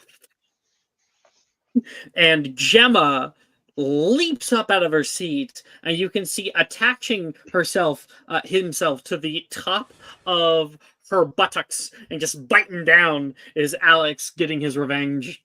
Get him off! Get him off! Ah. Like in human form or in rabbit form? No, in rabbit form. Oh, okay. So he's an ass man. I see. Yeah, he really seems to like the ass. Yeah. Liz, you help me right now! Oh, all right. I'm coming. A second to just make a quippy remark. Gemma's Yeah. pissed at you. Like, she's not taking it seriously. You guys are able to pull off Alex Nope. there. Nope. Language. Pull Alex off of Gemma's ass. What's so weird about that? The context is required. That's all. Okay, fine. You choke the rabbit. Sure. At least it's not the chicken. Can I take a chunk of her robe with me? Absolutely. Yes. Rip. Ah. Rip. The library door creaks open, and the familiar scent of freshly brewed tea and pastries wafts in, capturing many people's attention. You little bitch! Gemma yells. Do you have any idea how much this cost? It's all right. It's all right. Free? It costs as much as everyone else's Hogwarts robe, honey. Macy and Rin both smiling broadly, begin walking in, carrying trays laden with cups and treats. Gemma conjures a blanket and wraps it around her and sits down. I'll wrap my arms around her. It's like, it's okay, it's okay, it's okay. Oh, hi, Bunny, Macy says, looking down and seeing Alex. I'm going to pretend to be like the cutest fucking little bunny ever, and I'm gonna like hop up nice and slow and give her like puppy bunny Performance check. eyes. Performance check. And wait, where's the gift for this? Should have advantage because of your bunny. That's still only an 11. Do this. I'll give you advantage. Take it. Oh yeah. I already did my advantage. Bunnies are So- Macy's favorite. Oh, you still only got 11? Yeah. So like Macy looks down. There's something wrong with this one, she says, looking up. Repair a Farge. That list is very long, Macy. Trust me. Repair a Farge. Wilfred points out toward Alex, and you become yourself. Oh, hey, Alex. Oh, hey, Macy. Look what I've got, she says, looking down. Fresh drinks and snacks, just like old times. And look what I've got, he says, pulling the piece of robe out of his mouth. A trophy. Oh yeah, I'm gonna tuck it away. Wait a minute, Sadie says. Aren't those from Madame Puttyfoot's? Didn't it burn down during the acromental attack? Rin says, it did, but we found a whole mound of cups and saucers in the ruins. Maisie here whipped up the drinks from scratch in the castle kitchens. You managed to make these in the Hogwarts kitchens, Janice asks. Honestly, I'm impressed, Macy. Yeah, seriously. These look like the real thing. You sure you didn't charm them? Oh, please. Who needs charms when you got skills like mine?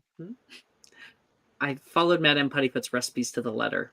Well, most of them. Darcy takes a sip of his. Oh, this is incredible! It's like a little piece of Hogsby right here. Oh, I miss you so much. We thought it'd be a nice surprise, especially with everyone stressing over their newts, Rin says. You two are lifesavers. Thank you so much, Sadie says. This is exactly what I needed. The peppermint tea from Puttyfoot's is the best. And don't forget the pumpkin pasties. I made sure they're extra fluffy. Just how you like them, Catherine? Oh, yeah! And she grabs one. Or, yeah, she grabs one, right? Yeah. Darcy leans forward and grabs some from the center of the table.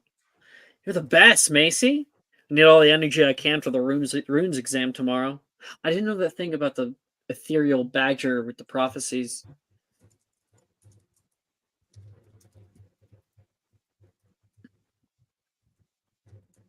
I suppose. Ansus and Jera don't want to scare you.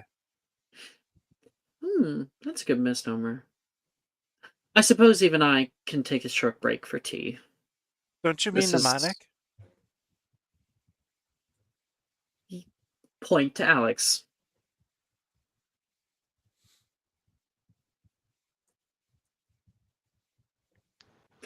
Alex, do you conjure a dry erase board or something where you keep your points? Yes. No, I'm actually gonna pull out a piece of paper and I'm gonna scribble down a note, then put the pad away. And when it zooms out, what is the point total right now? Who is this against? Janice and you. Alex 1, Janice fucking infinite. No, it's like 314 to 297. Yeah, you're pulling ahead. This is your 5th one in a row. I catch up to her any day now. This is really sweet of you two, Janice says. Hey, I'll drink to that. Here's to surviving newts and friends who bring us treats. And The newts are Wilfred the cheers easiest some. thing ever. Oh, Sylvie, I made you your favorite I was all out of whipped cream, though, so I bribed a farmer to make it fresh. Tell me if it tastes a little goaty, she says, and puts down your drink in front of you. She'll take a little sip and then put it back down, kind of looks over slowly. Just gives a dramatic pause. It's like, it tastes great, Macy. Thank you.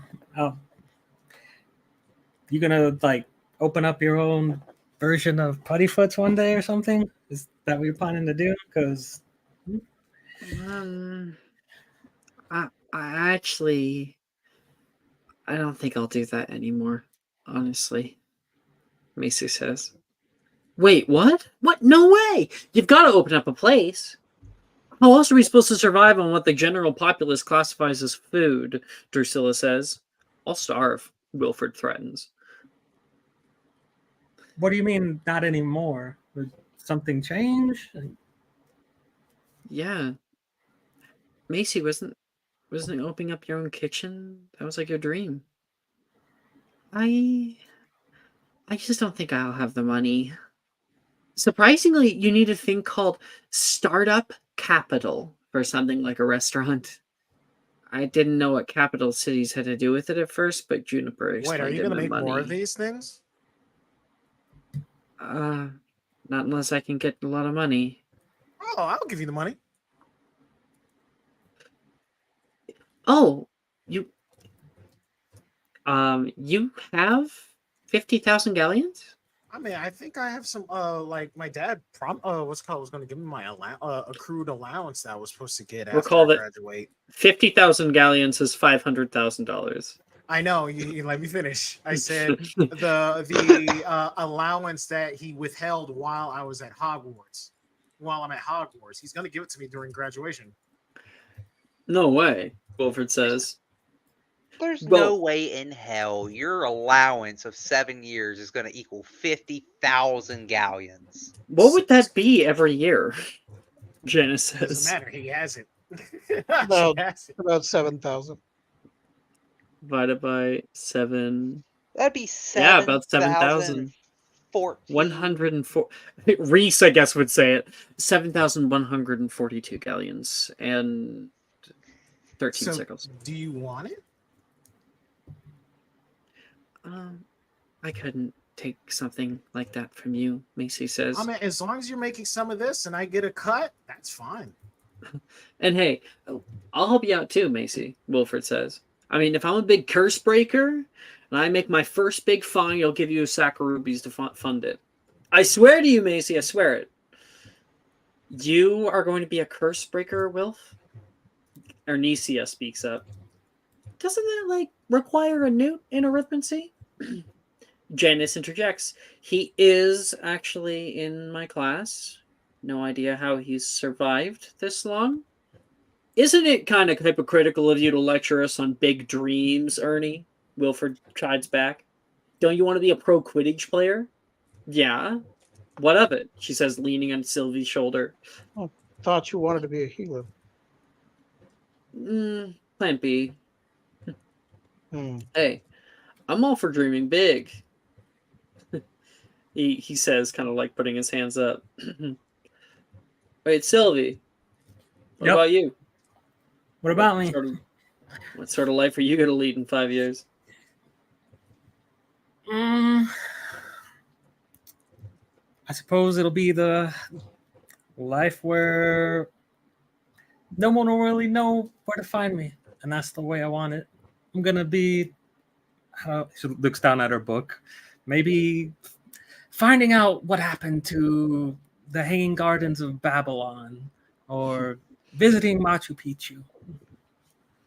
And that would be the time in which we actually are going to take our break. Okay. We're going to come back in 10 minutes. Sounds good. Are you looking for that perfect gift for that tabletop role player in your life? For that podcaster? For that little sister that keeps going on and on about shiny math rocks? Well, look no further. OBP Musical has you covered. Original theme music for your characters, worlds, podcasts, and more. Has your bard written lyrics about a party member's tragic demise? Let us compose to them. Or better yet, let us write those lyrics for you.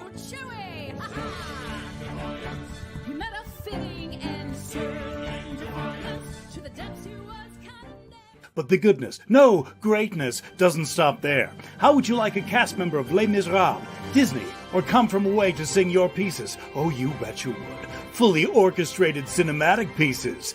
Pieces like this. Who'd rise to meet the call, who'd fiercely face the danger, be a hero to them all. For the horde, the people We have 8 vocalists, 7 composers, 2 lyricists, and an admin team ready to take your request. For as low as $60 US, you can get your own musical theme. OBP Musical, making fantasy a reality.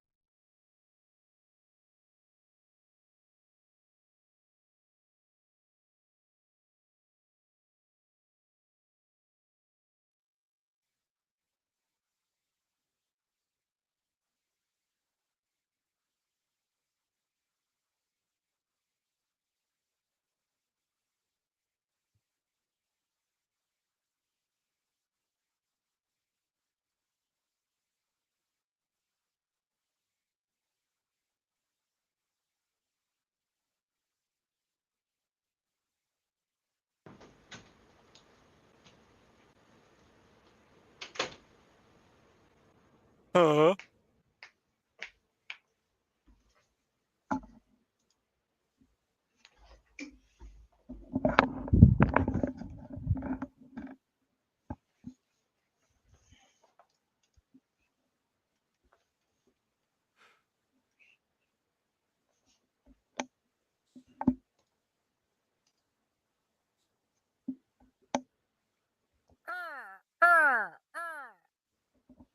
Oh,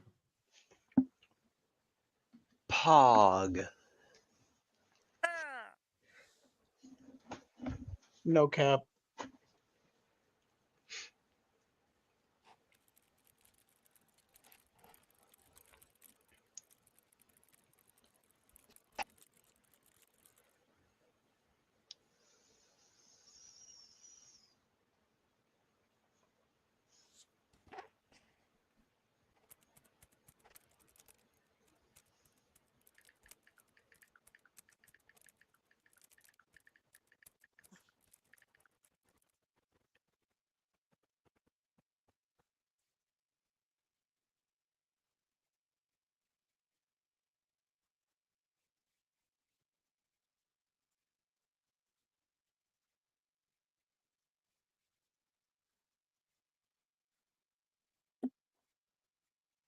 Are we good?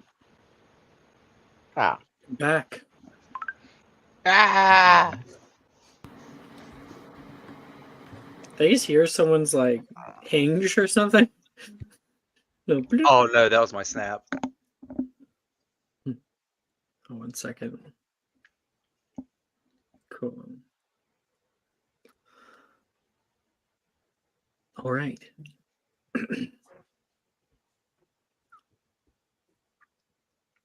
Sylvie.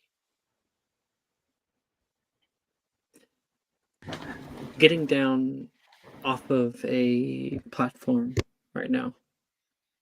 Getting down off of a moving vehicle. You hop down, you can hear the other people on the bus all talking, this large concourse of voices in a language you only partially understand. You can hear Portuguese being spread around all over. Out here on the market, somebody notices you and heads up toward you and starts speaking very quickly in Portuguese, holding out like these long braided necklaces and like wrist bandages. They keep using the word "free" toward you and are trying to give them to you. Of course, this isn't your first time. You've been all over for a long time. It's a scam. Because so often they're trying to scam these tourists coming by. Yeah, she'll kind of like pull out a few other beads that she has in her backpack just to like show him. It's like, yeah, you guys are great, so ingenious. And the guy kind of like waves back, realizing he steps off and tries to go get the next schmuck. You step off back here. You can hear the bus move off, and you can see up the mountain little smokestacks, muggles that surround out. You can hear the noise from a American family that are like, Jeremy, come on, we have places to go. I do not want to be walking up the mountain alone. And you see like these white tourists with like sunscreen over their noses.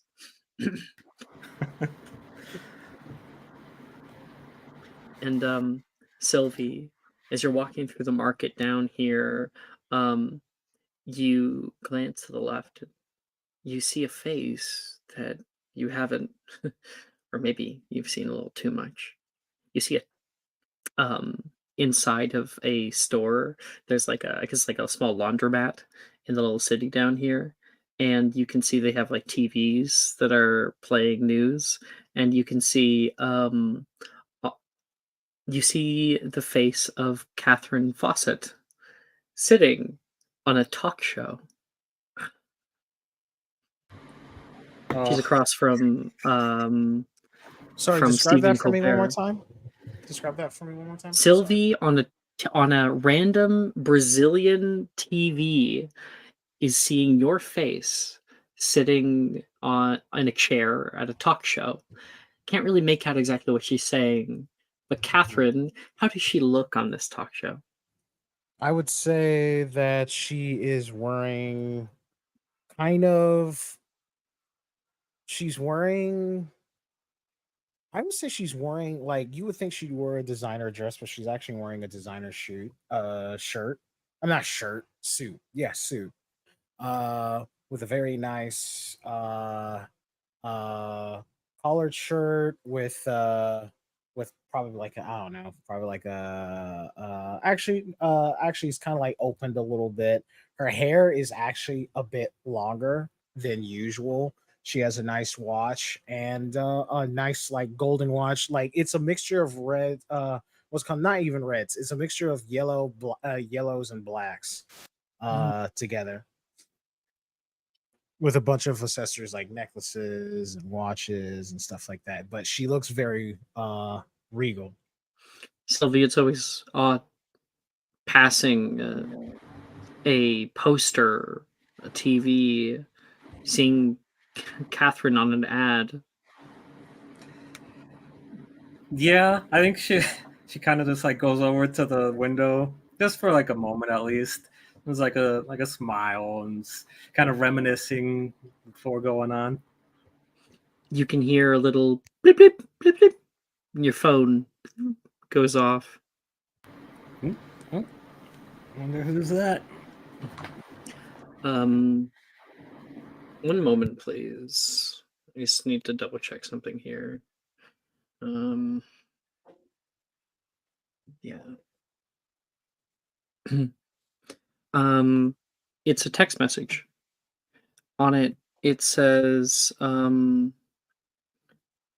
Delilah at the very top, and it says, "You get there yet?" Just reply like minor distraction. I'll be there soon. She says, I want to get the best picture possible, so I need to put it on my social media. Don't let me down. I mean, you're gonna be in it. How can it not be one of the best pictures possible? Oh no, here's the thing. Here's what I'm getting at. Delilah's not here. She is not with you. I thought the reference was like they were gonna meet or something, and she was taking a picture. No, she was texting you to see if you had gotten there safely yet. Oh, okay. She's expecting a picture. Mm-hmm. Got it. Okay. It's gonna be like, I'll take like 24 pictures. That way, at least one of them will come out right. Sylvie, you move forward, and while texting on your phone, the camera will kind of show Sylvie walking into like an alleyway, and then the camera would continue passing a wall, and we would see Sylvie walking out in between the ruins of two buildings. A slight crackle of energy behind. And Sylvie, you look out at the ruins of Machu Picchu. They're awesome. Let's see. Picchu. I'm gonna get an image. We're gonna throw it up of what you would see. I think that they don't allow tourists like this properly, like very close into the main area. Or here's like a kind of special looking image. Let's send it. This is one from an angle that I don't see normally.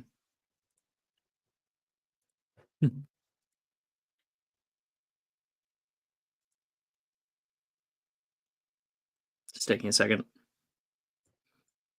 There we go. Oh, that's so cool.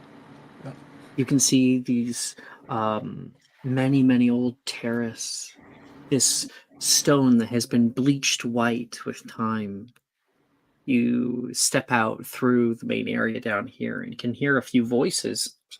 You see some Muggle researchers or what you think are Muggle researchers walking along the way. Ooh, probably don't want to be seen. Make me a stealth check. Okie doke. Okie dokie artichoke. Pretty good at these. Yep, that's 23. 23. Oh, bye, Mike. Oh, he's gone. Yeah, I guess he's gone. Good night, Mike. Okay, sorry, where were we? Sylvie. What did you get? 23. You move through here and you can hear, over here! This kind of distant murmuring that's going on. You walk through this old ruin and try to keep your eye open for something specific. Something that you've been able to find at a few other places. Make me an investigation check. I don't know about that one.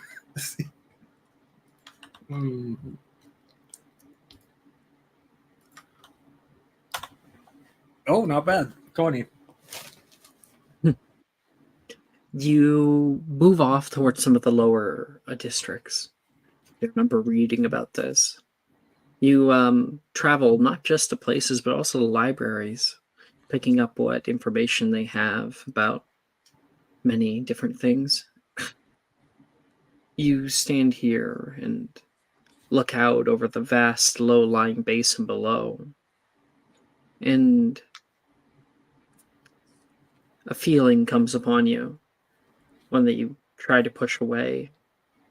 You turn into a nearby home, looking down at the remains that are still here of an old wooden table that once rested.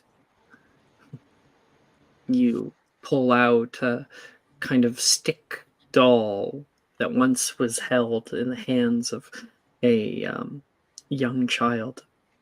And you pull out your wand and... Oh, no wand. Okay, you take your hand and move your fingers over the scene, and you can see the area around you reconfigure in an illusory state. You see glowing softly the figures of a mother and a daughter, and something sits uneasy in your chest.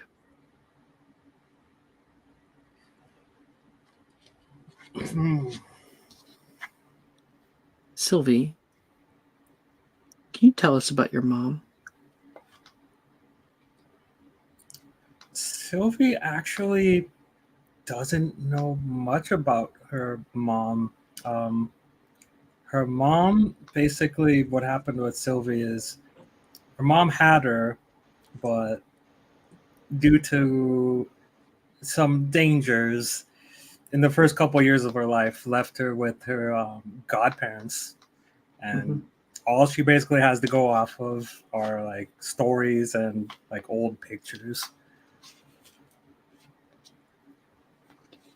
You see these two move around. You see them in their old garb, the Incan normal dress.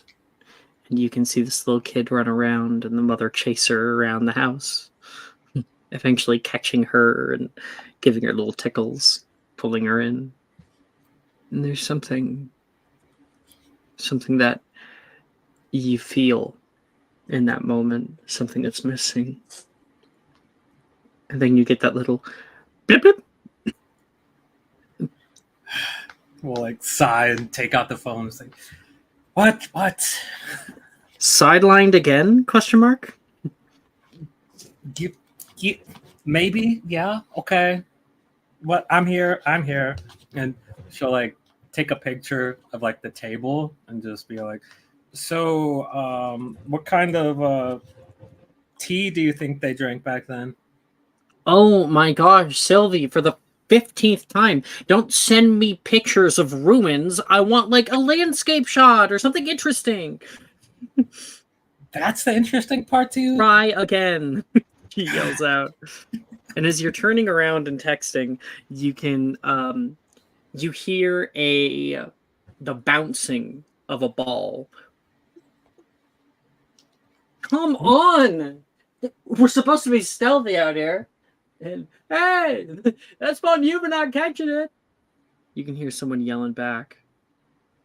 And as you look into the doorway, out in the courtyard, you can see the figure of somebody tripping forward and leaning down to pick up what is unmistakably a quaffle. Huh. Who dat? She sits there for a second, standing and dusting off stuff on the end of the ball, places it underneath her arm, and you see her turn back, and you see 3/4 profile of Ernesia. You haven't seen her for a few years now. Not after the two of you split up. Wow. It's kind of like speechless for a second and then shake her head. You know, Sylvie, there's a part of you that is curious. There's a part of you that is anxious. What wins out in the end? Do you stay quiet? You're in this darkened old home, and there she is, like some kind of surprise, a trick of the light. She's turning. You can hear voices. You find it! Just summon it! No, I found it.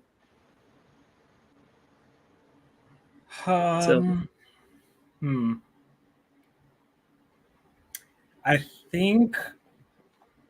think what probably happened in the past, when they split up, was like a combination of like Ernesia wanting to go off and do her Quidditch thing, and probably Sylvie just kind of knowing that wherever her path takes her, it's gonna take her away from Quidditch, and so they kind of like split up amicably. And so she kind of reflects on that for a second, and just like leans on the doorway, just watching. Okay, I'm gonna make a perception check then, just to see. No, that's an 11. Ernesia doesn't notice you. She doesn't see anybody there. She starts to run up the path, and you can hear her running up the hill, the gravel underneath of her feet. Turn around, and you can see a bunch of other people up on the rise go, oh, there we go. Come on, Greenie. When are we going to go for a flight? You can hear her yelling off. And you see as she is starting to like struggle with going up, like kind of get slower as she's walking uphill. You see on her back a team name. You haven't talked to her. You didn't know if she ever did it. She you see the Windborn Wasps, and she is numbered, I believe 4. So I think it's lead beater. Huh. Her whole team's out here, and you can see some of them are fucking off in the ruins. This place is, you're not the only wizard who sometimes goes around the world. But it's surreal seeing her out there. And you think about how you left things. We find ourselves with Sylvie in an apartment. So I'm allowed to keep the fridge, right? You're not taking that with you? Yeah, I'm gonna carry a 6-foot-tall fridge with me all around the world. It's not that hard, she says. And she will tap it with her wand and then put her hand at the bottom and pick it up. Drops it back down. Wow, impressive. You've been working out. I just want a selfie. Please. I just want to make sure that the appliances are mine, I guess. Of course. You got it.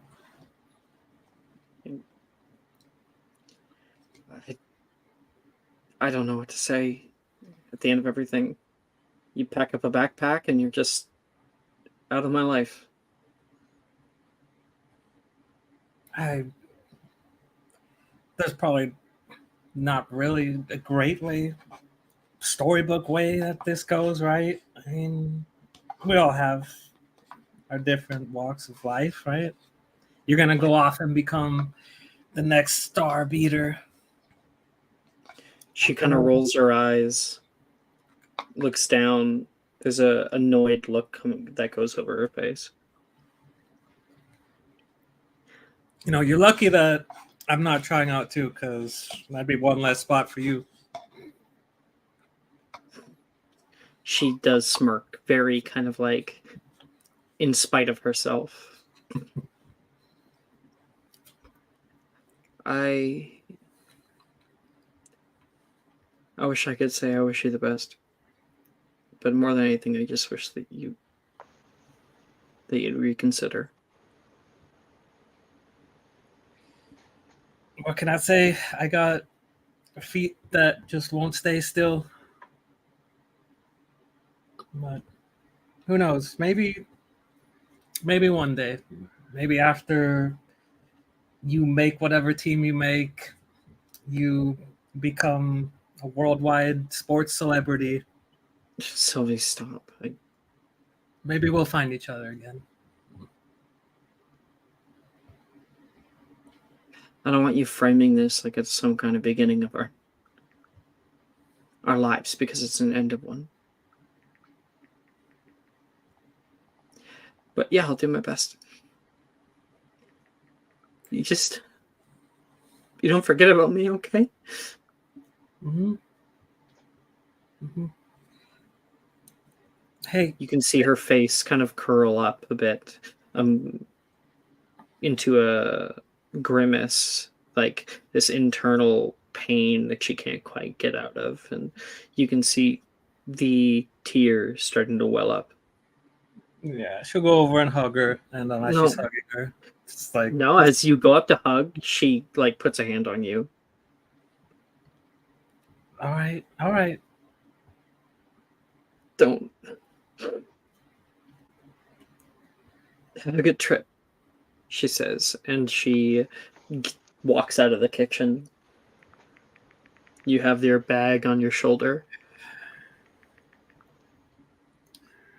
Yep, there's a feeling of, well, I'm not sure how exactly I expected that to go, but shit. You look toward the door and take steps toward it. You stop there in front of the door and look back at this old apartment. Some of the stuff has been moved out already, but Anicia owned most of it. You always live light. And you question if you ever really had an impact here. But obviously Arnesia thought you did. You feel strongly, though. You feel very strongly. You need to do this. You need to... Or you're old and frail, and before everything passes you by. And now we're back. As you turn your back on her, softly close that apartment door the last time. And now we're back here. Machu Picchu. Look at that. The Wimborne Wasps on vacation. I think she's gonna, if there's another member of the team nearby, she's gonna kind of act like a tourist and almost just casually try to inquire, hey, how's she doing? Oh, well, if you recall, they don't allow, I don't think they allow tourists in Machu Picchu. Well, We'll see if the actual this Quidditch team person knows all the rules about that. Yeah, they do allow. Do they? I just don't know. Huh? Yeah, Patrick, it's are you doing the research for us? Yeah, it's a luxury experience, but yes. Okay. So yeah, you can see there are a few people that are walking through here, but you're kind of like in an $700 per person. area. You're kind of like in an area that's normally roped off that you're not allowed to enter. And you move off onto the main road here, and you can see a few groups moving through with tour guides and sidle in with them. Nonchalantly walking over, you can see that that group coming, and a bunch of people like racing each other, and they're all running as fast as they can. And Onicia is running too. I'm gonna make a athletics. She is not the fastest. Two trips and eat shit. And you can see a girl that is like she's like leaning on one of the metal railings that have been put up for the tourists, and is just like has the biggest smile as one of the members of the team, not Onicia, does eat shit. Oh,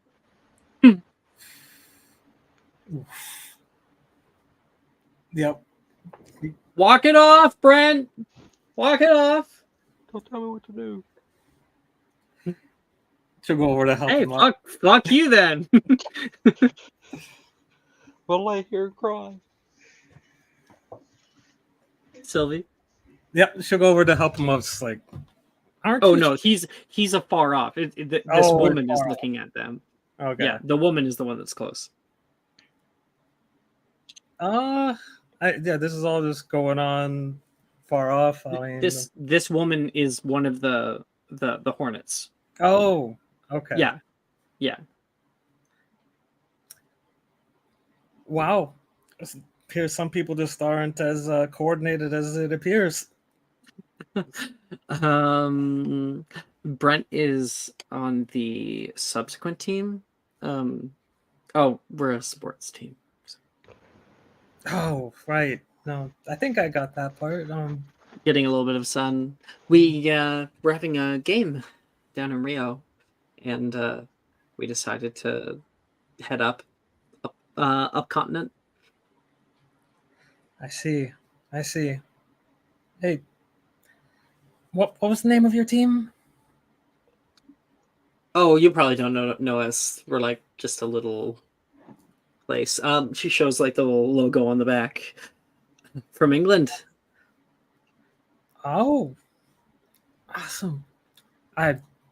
Once upon a time, I used to watch quite a bit of Quidditch. Hey, who's that? Her there? eyes go bright. You're a witch. Oh, well, now I look like an idiot. Sorry, we're the Windborn Wasps. Where are you from? Here and there, everywhere. Don't really have a place to call home at the moment. That's crazy. Small world, huh? Yeah, totally. Hey,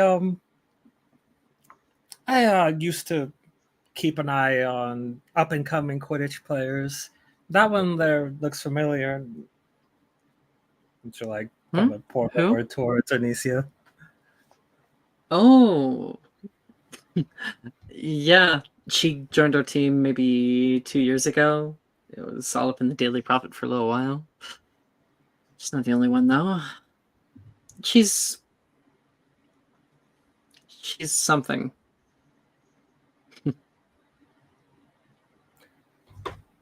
She looks happy. Most days, yeah. Sometimes she gets a little off. Or she chews me out, or sasses me out. She's a handful. Always was. I mean, yeah, okay. Did you want to meet her? No, you guys are probably extremely busy sports team. I'm sure she'd be happy to see a fan. She has a very small fan base. Nothing like mine. Bernicia! She yells over. Oh, And geez. Bernicia turns around, but she's a far, far away. And she says, "Honey!" She yells back. Oh. Bernicia turns around. "Hey!" She waves. "What?" She yells back. "I've got a... She turns. Not there. Sylvie's gone. Sorry, babe. False alarm. And Anicia runs off after the rest of the team.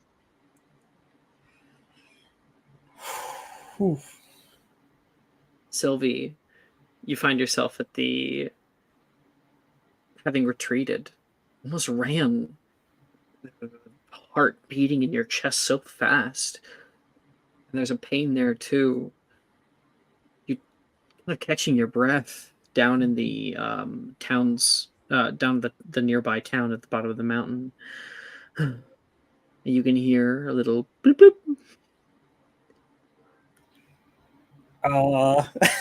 I think as she gets the beep, as she's like running, she's like, "Shit, I forgot a picture." And so she just quickly pulls out the phone and takes a picture while she's moving, so it's probably all blurry. It's like a shitty fucking picture. Yeah. And when you're finished taking the picture and you go back to the notifications, you see it says Elizabeth Sallow has messaged you. Oh. Elizabeth. Oh. Yes. You're also living your life. And things have been busy. Very busy. Liz, we watch her emerge out of bright green flame. I just wish that we could just go home for once. If they get the moving quills to do our paperwork for us, that'd be nice, wouldn't it? You can hear Benny, your partner, walking next to you. Yeah, that would be nice. Of course. Paperwork's part of the job, Benny. Liz, what Yeah, sorry, do go you ahead. look like? I mean, more or less the same. Like, she hasn't changed much physically. I think she's just wearing black, like long black robes and a tie. And other than that, yeah, which is the Auror standard. Like, but I don't think she looks all that different from what she looks like as a seventh year. So, yeah. Yeah. It's a little more mature, a little more aged. It's just like, yeah, between 18 to 23, 22. Yeah, I don't think there would be, yeah, a little bit more. Yeah, that's it. Yeah, just that tiny bit. Yeah. You know, where like you look at the two figures and you can see a difference, but you can't quite like say what it is. It's less physical. It's more like she's a little bit more jaded. Looks a little bit more jaded than she was in school. Like, this is not the job that she thought it would be. You and Benny walk out into the main thoroughfare. We see the darkened marble of the ministry. People bustling about left and right.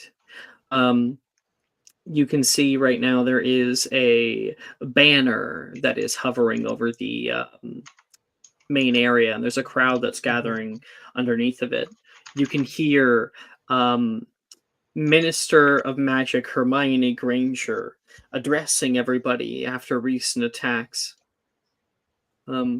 She has a message of unity and of justice to many of these people. Yeah, Liz is avoiding her gaze, basically. Well, she's just on the banner. That's the best part. She's not actually here. It's like a projection. Yeah. She's somewhere else entirely. Yeah, Liz looks at that and just sort of sighs and continues on her walk. Yeah. You continue down toward the elevators, and as you are starting to head onto yours, you guys wait for a second, and Benny's like, "Hey, you want like a snack or something?" They started doing falafel down in the lobby. Oh, Mullen Speed, yes, I am starving. Come on. And then you can hear to your right one of the elevators, quote unquote, appear. Lobby, and a man pops out. Oh, Miss Cello, just the woman I was looking to see. And you can see this is Sergeant Sergeant Henrik. Yes, Sergeant. What's up?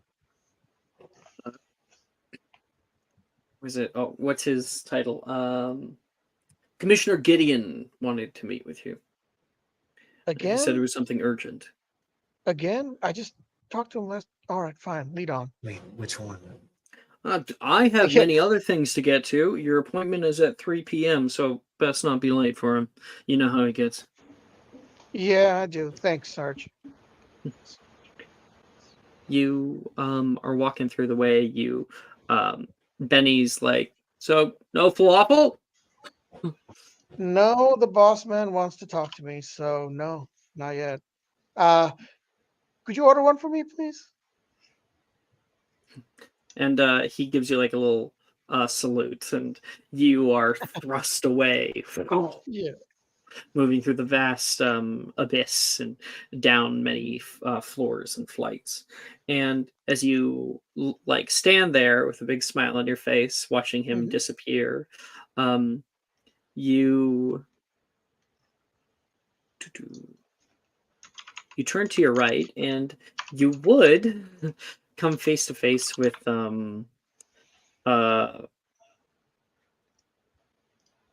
was it? You would come face to face with Alex, which is funny. Oh. You've Is he seen him also an around orc? here every now and again. Is he also an orc? No, Oh, okay. no. So he is like he's got like a dark black suit robes on. He's holding Oh, on to the thing. is he an unspeakable? Indeed, he Okay, is an yeah. unspeakable. Yeah, You look over. I figured. Yeah. He like looks over toward you, just kind of noticing you for a second, and gives you a nod. Cool, man.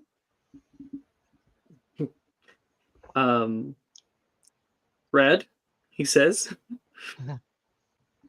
You're not And- causing too much trouble, are you? Because if you are, I have to take you in. Only in a controlled space, of course. It's Measures mostly Reese who's causing most of the issues nowadays. Oh, well. But you didn't hear that from me. No, I didn't. I make sure it stays controlled, cool man. Don't want to repeat of last time. Well, be careful on Wednesday.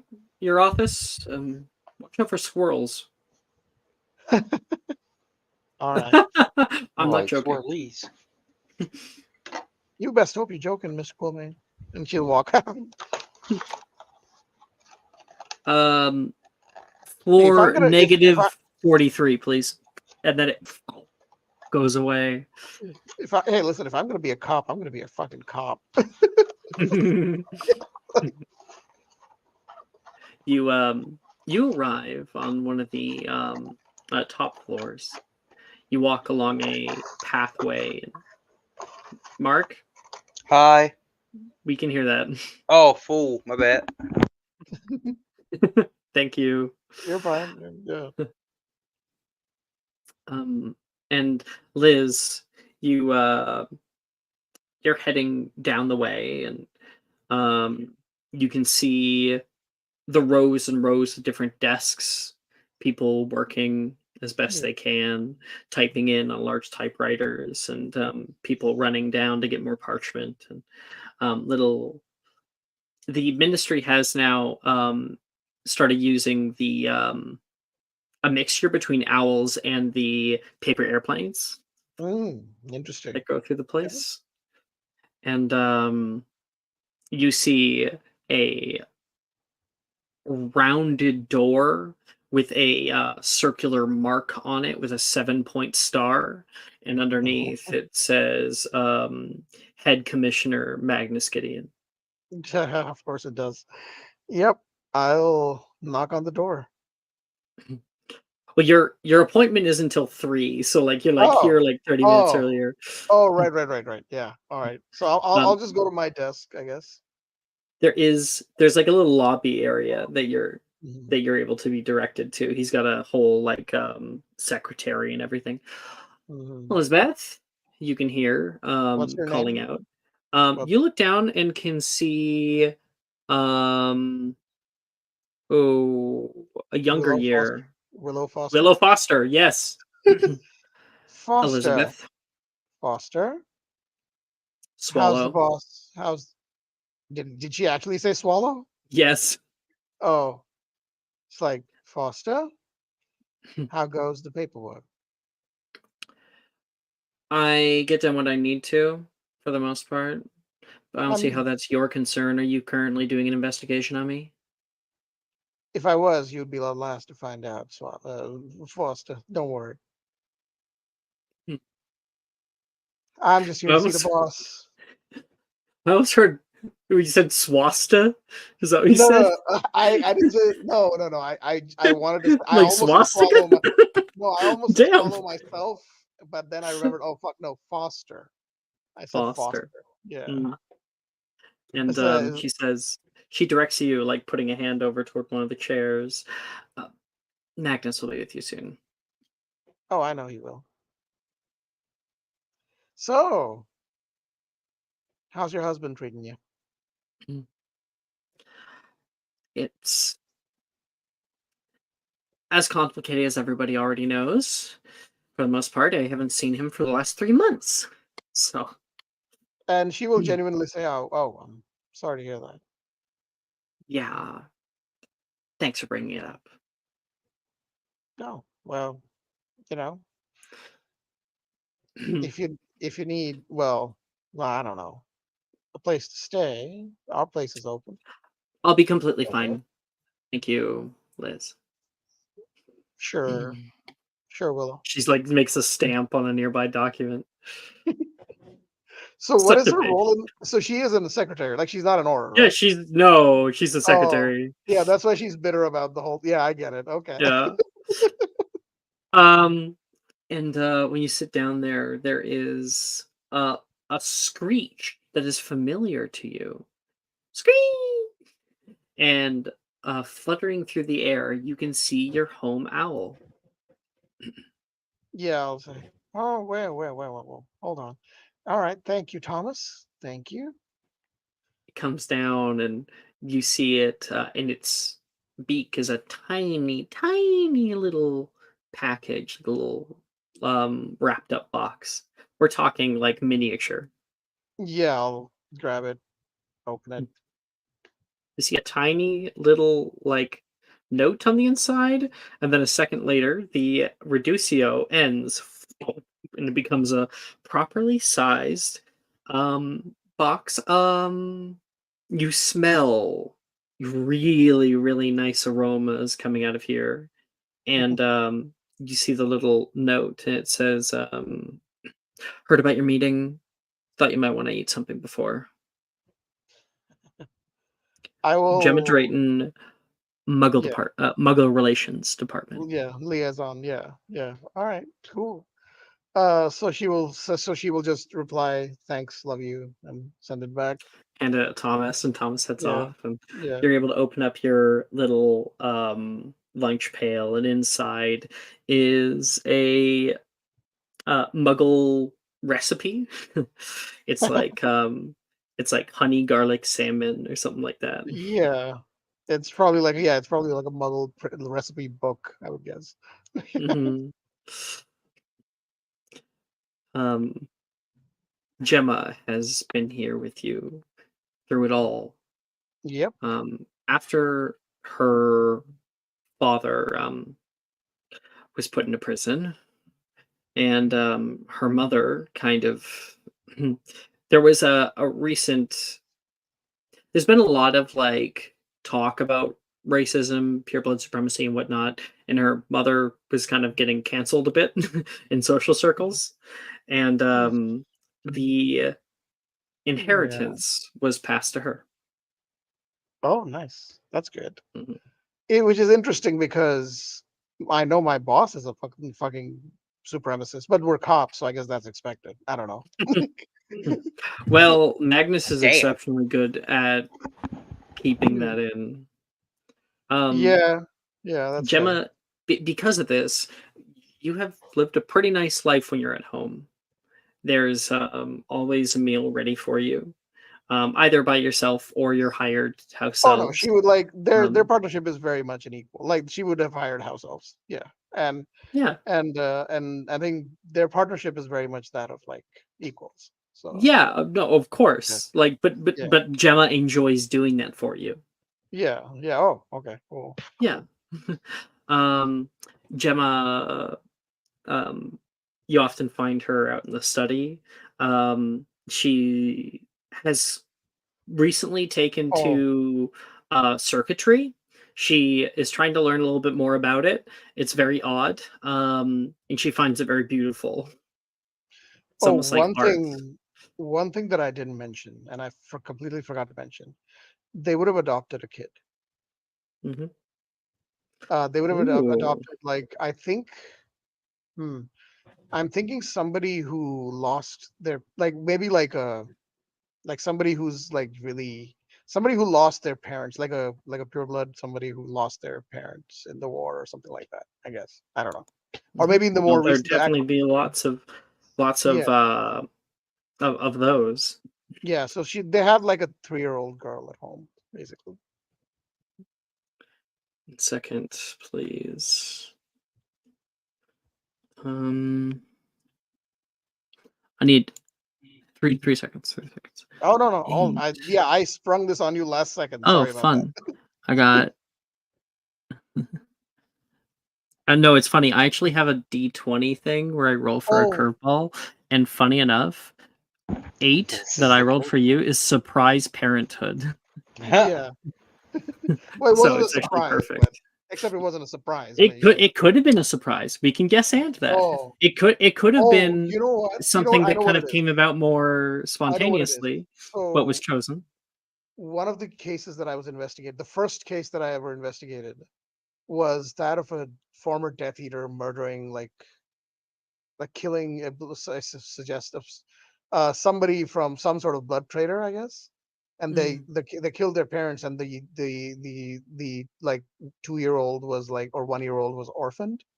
So we took her in, basically. mhm. I think that's where the child came from. Then yeah, so Gemma probably spends a little bit more time because her job is a lot less pressing than Yeah, yours yeah. with Muggle Liaison. She's got her two moms. It's fine. Mhm. You can hear. Oh, that was the last thing I need to figure out. Yeah, yeah. 1 second. Where'd it go? Did I close it? Oh no, please don't close it. Okay, yeah. Oops. Okay. Um, yeah. Liz, as you're sitting here and the clock's winding down, um, flopping in high heels down the main thoroughfare here, um, a woman who is reading a small little pamphlet closes it and walks up to Willow. Is this the place for oral relations? Um, That'll be me, Miss. How can I help you? Liz? Sorry, was this? Janice stands here in front of you. Oh, so I will say that will be me, ma'am. How can I? Janice? She has her hair like somewhat braided in the Oh, back, running down. Liz will give her a hug. So Liz, it's is it actually you? yeah, I think so. My I can't. goodness. I know. It's, It's been so long. you look the exact same. I know. Maybe a It's little more buff actually, but what? Really? No, damn. really? You think so? No, definitely. Yeah, you put on Oh, oh, sorry, that maybe that's rude. no, no, you're fine. You're fine. How you look great. Oh, uh I got sent down toward oral relations to work on something for them. Yeah, yeah. What do you need? Come over here. I don't really know quite yet. Normally they call upon me if there's some kind of Old So artifact? out of character, what did she do again? Is she a planar arcanologist? You, Is that you what don't she's? know. You don't know. You Oh, haven't spoken to her since oh you yeah, that's graduated. right. Yeah. So, wait, what do you, what do you do? I don't. Are you a I'm planar a arcanologist? uh well, I could have. There was an opportunity, but I ended up not taking it because the closest job clearing was in the middle of Antarctica. Oh, well, I mean, you really liked it though. I work as a lady of letters, so I kind of go around with my own knowledge about different things and help out people. Sometimes Sorry, what did horrors. she say? She's a what? She is a lady of letters, which you would understand, Liz, is a professional scholar. Oh, okay. Basically, if you need to Got it. call in an expert on Got it. any given topic, you A call in consultant. a lady of letters. A consultant. Okay. She's a Oh, consultant. wow. Yeah, I figured that. Yeah, you'd make a good lady of letters, of course. Uh, What are you doing? What have you been up to all this time? well, I've been busy with work, as you can tell. Gemma's been busy at the Muggle Liaison Office, and we now have a third. Oh, Oh, I didn't think that you guys were polyamorous. no. We adopted a child. Oh my gosh, I am No, you're so sorry. actually that was, She gets sometimes I like just all red in the face. no, you're I that's we I have been. I'm y- sorry that I sounded much too much like Alex at the end of all that. you did, yeah. I just saw him this morning, by the way. Oh, He seems all right. Are you two still together? uh, no, no, Really? I'm sorry, Jen. no. It's fine. He just got really dedicated to his work for the most part, and I was gone like all the Well, time if traveling. It if just wasn't really gonna work, was it? and coming from you, dedicated? Wow, must have been bad. I can admire the man.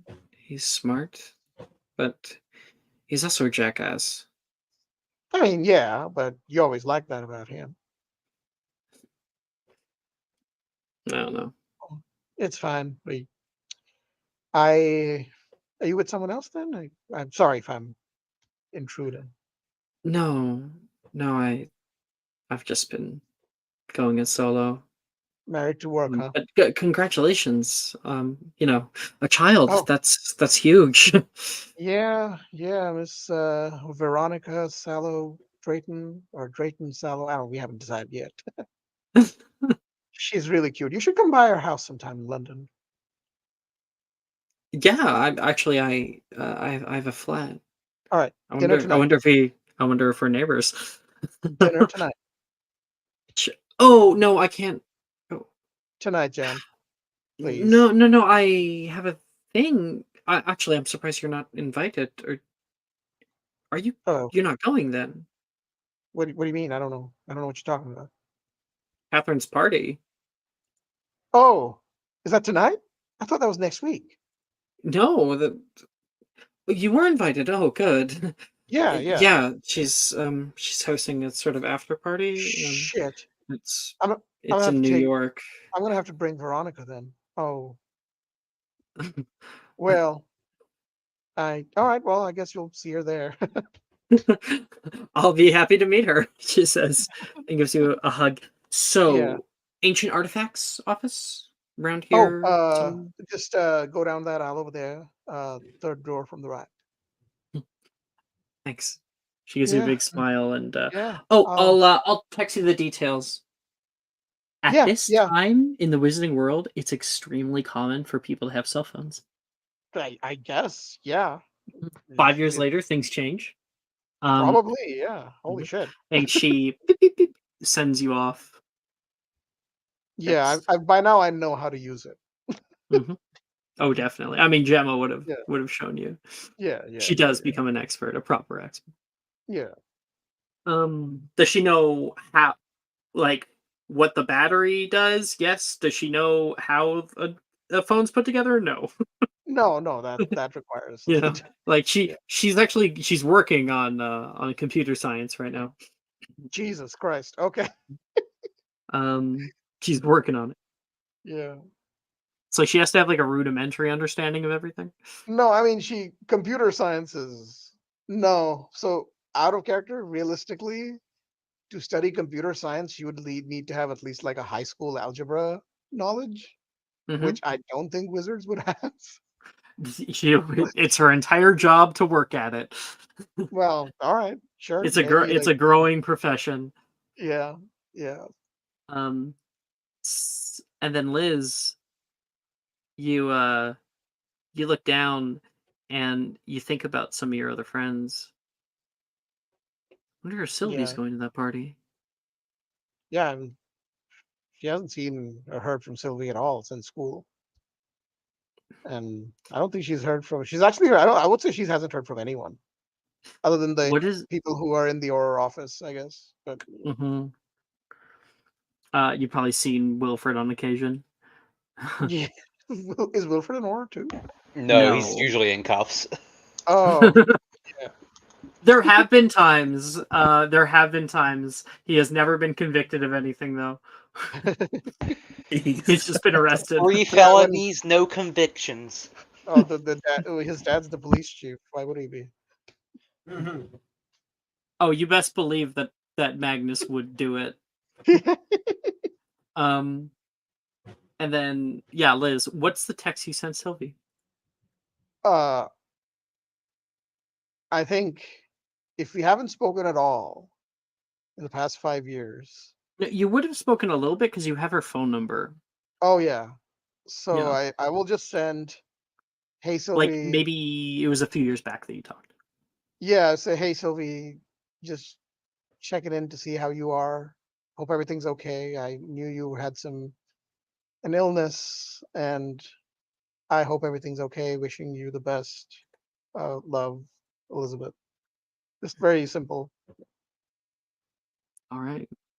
And that's the text that interrupts you there, Sylvie, not Delilah.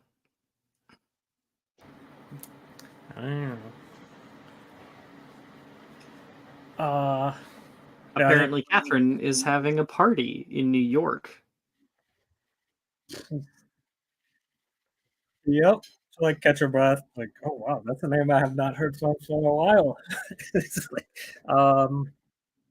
yeah, she'll reply something along the lines of, "Hey, nice to hear from you. I thought I could have sworn you Delilah mentioned something about that. Flip a coin, maybe I'll make it. Right? Jesus. Damn. And elsewhere right now, these two lives are not the only ones that are intersecting. Naz, Hey, all. you can hear. Oh, did you add stuff? 1 second. I did. I wanted to update it because I was like, that seemed Okay. very vague. Let me update this. I need a minute. Yeah, it's not much of an update.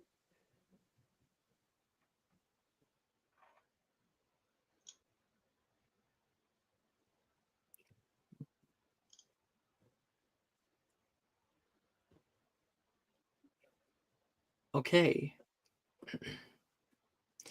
You can hear you can hear the noise of a distant buzzer.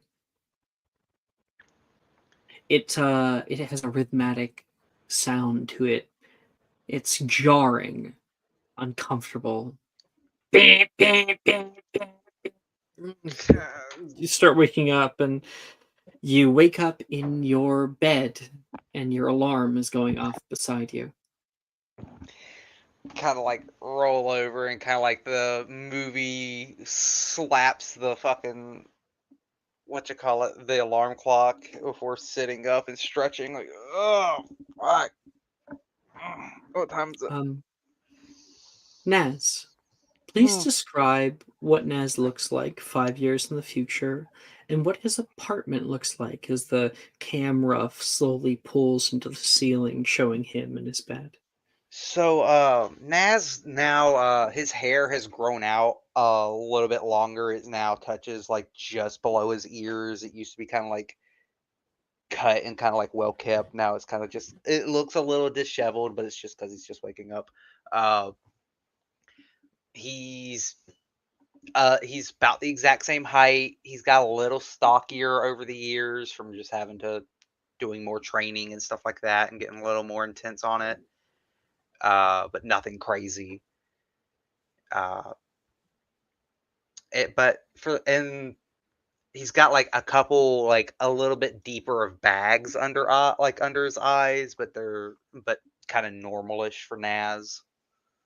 His studio apartment is very bare bones, but at the same time, there's like you could see he's got like all his paint supplies in a corner somewhere.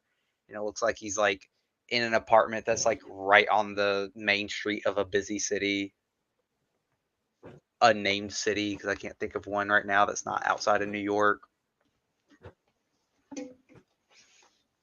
Fucking L.A. There you go. A studio apartment in L.A. One Maybe. second. I have a quick question to send to you. Okay, go ahead.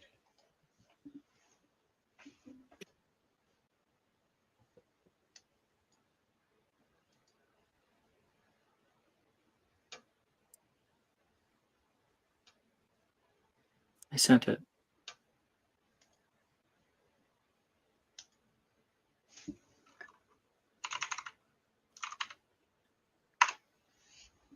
There's your answer. Okay. That camera pulls back.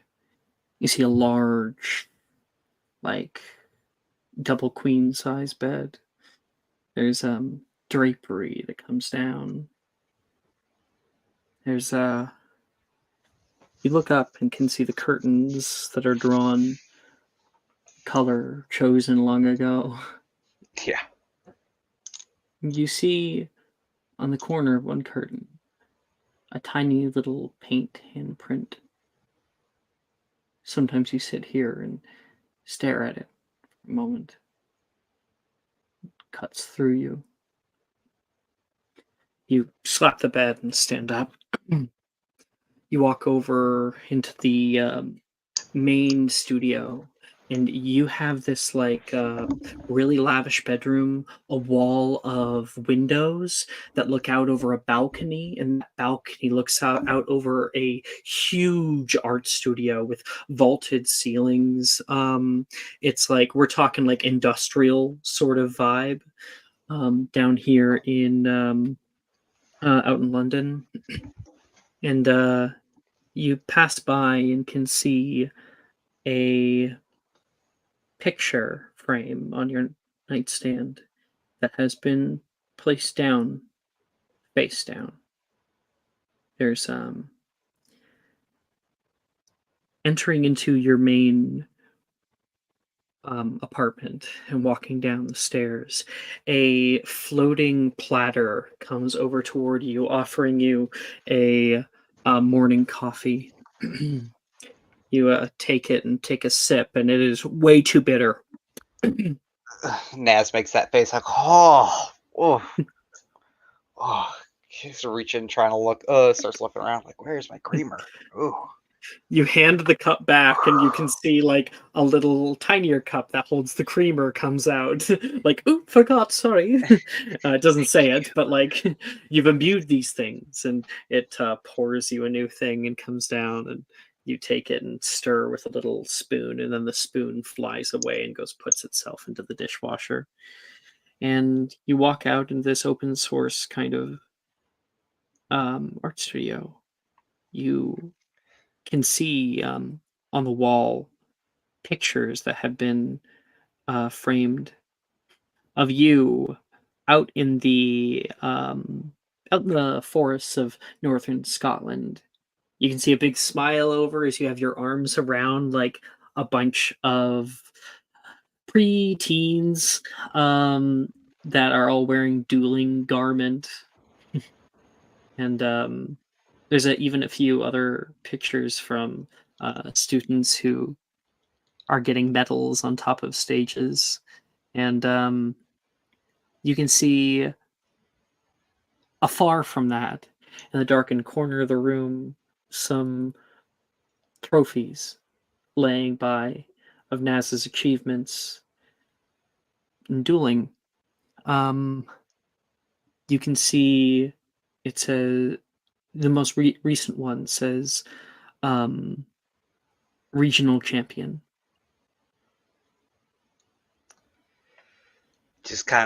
Naz just kind of staring at it and just taking a long sip and just contemplating it. Is like, I know what the next one's coming. I know it. And Naz, you haven't been able to duel in a long time. There's been this this barrier for so long because of what happened. You step into your main art studio, and there is multiple pieces that you're working on right now. Hopefully a set for a gallery. And there's something within you, something that you need to express, but you don't know how. Not in its entirety. It seems so much larger than you could ever communicate. You see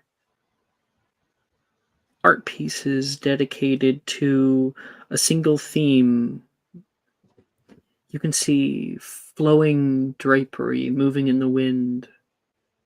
You can see bright stars that are shining yellow and look like they are bleeding into the very sky above. You see another one that is the coolness of the night. Naz's work has changed exponentially from where it was in Hogwarts. Mm-hmm. There is vibrancy and life and subtlety, but also pain. And Naz, you stand in front of, as the camera moves past and suggests that there's been some time of you being here, we find him sitting and staring forward at a canvas. It's completely black. And you remember different times. There is a little noise. You hear, America, America. The guitar solo starts, America, fuck yeah. Your phone's going off. I just kind of like reach behind me and go Accio phone and fling it toward me. Yeah. And look who's calling. Well, I don't even got to look who's calling. I know who's calling. Yeah. I just pick You it flip up. open the phone. Yeah, just flip it open. Like, yes, Fawcett. Mr. Honeywood, did you forget Forget what? the party? Party. Yeah. Party. Yeah. Oh, fuck! There's a party tonight! He suddenly... Yeah. And Naz is like It's, up, and there's a clattering of stuff. Like, fuck, I gotta find things to wear. Fuck, I'm in London. How am I... Why am I wondering? Why am I worried about that? Never mind. Naz, you trip on something. Oh, Catherine just hears this high-pitched like yelp, and then the clattering of something. ow! Are you okay over there, Honeywood? I'm okay. God damn it. Look, What I'm just saying kick? that this was RSVP'd and you clearly checked yes.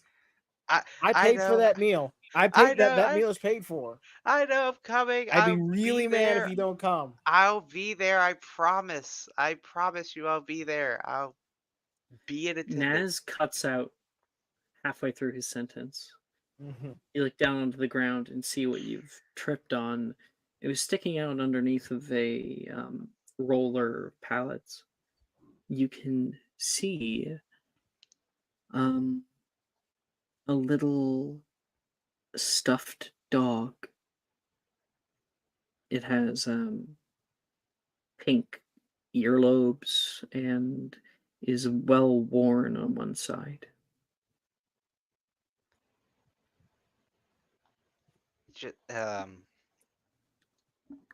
Naz recognizes it as I don't know what. Naz, I assume. it's your daughter's. Ah,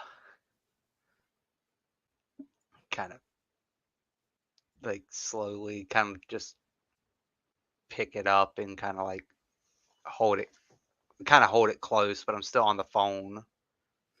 Can see Naz swallows and then realizes that he's still on the phone. Uh, yeah, Catherine. Yeah, I'll be there. I'll definitely be there. Just I'll see you there. It's same place still, right? It hasn't changed again.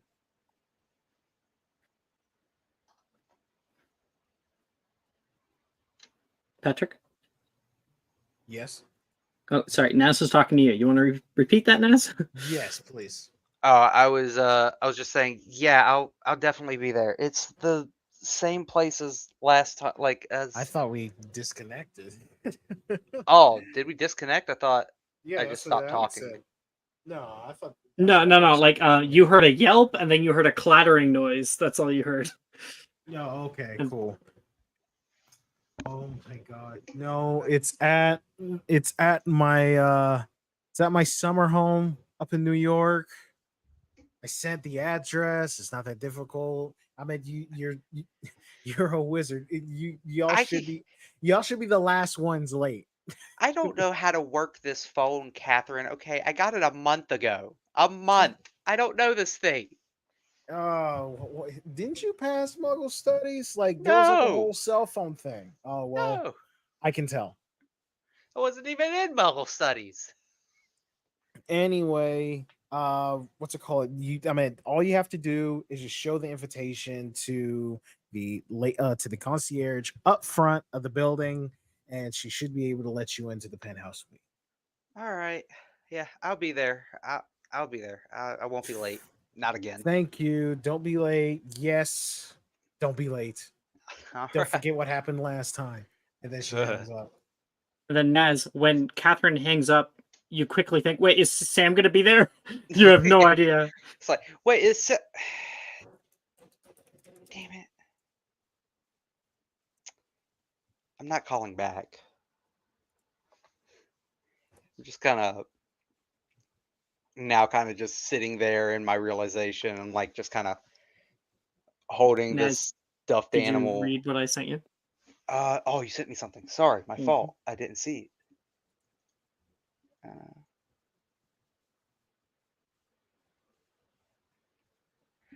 Oh, I see. Yeah, Naz is kind of now just kind of like still there on the ground, kind of laying there, and Once again, as Catherine hangs up on you, and there's a silence. The silence can be felt, like a fluid in the air, filling your lungs, filling your world. You stand here, and in your left hand, you hold the neck of this little friend. I don't know where that came from. Must have gotten caught underneath something, and then you kicked over a set of pallets, and you tripped over it. gonna kind of go through and kind of like look over at that pallet, because if this was under there, then some other things that probably shouldn't be there are there, and I want to make sure they get returned back to their correct places. You peer underneath, and you can see there is nothing except an old sock covered in lint, having gathered dust. I'm quickly kind of pick that up and kind of like try to wipe off and kind of dust it off from the lint and all the dust on it. And I'm just kind of hold it and this little stuffed toy in my hand and just kind of hold it kind of close to my chest as I walk back and sit down by that black canvas again and just kind of stare at it. See visions in your mind of another time. You and Sam enjoyed this place. You're really, really happy. She loved living out in London because it meant that she could go to Diagon Alley whenever she wanted, and you were working on getting your dueling camp up and running, and you even had some invitations. And things were so normal. You remember a little girl running through down here, trying to keep her away from your paints. And sometimes she would place her little hands on the canvases, mark them up, and you had to paint over them. And Naz would he could feel he was like frustrated at the time, but at the same time he wasn't, because he was like he enjoys the chaos of it, and now he's just kind of. Sam was pretty stressed out.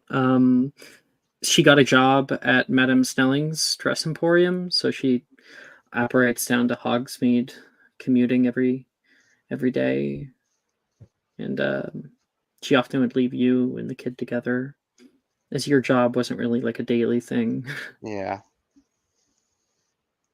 You remember holding her on your little lap, bouncing her on your knee, and then you are confronted once again. The black canvas. Every single one of these pieces out here represents an everyday object that you see her in. The stars bleeding out, the night sky, silhouettes of old trees.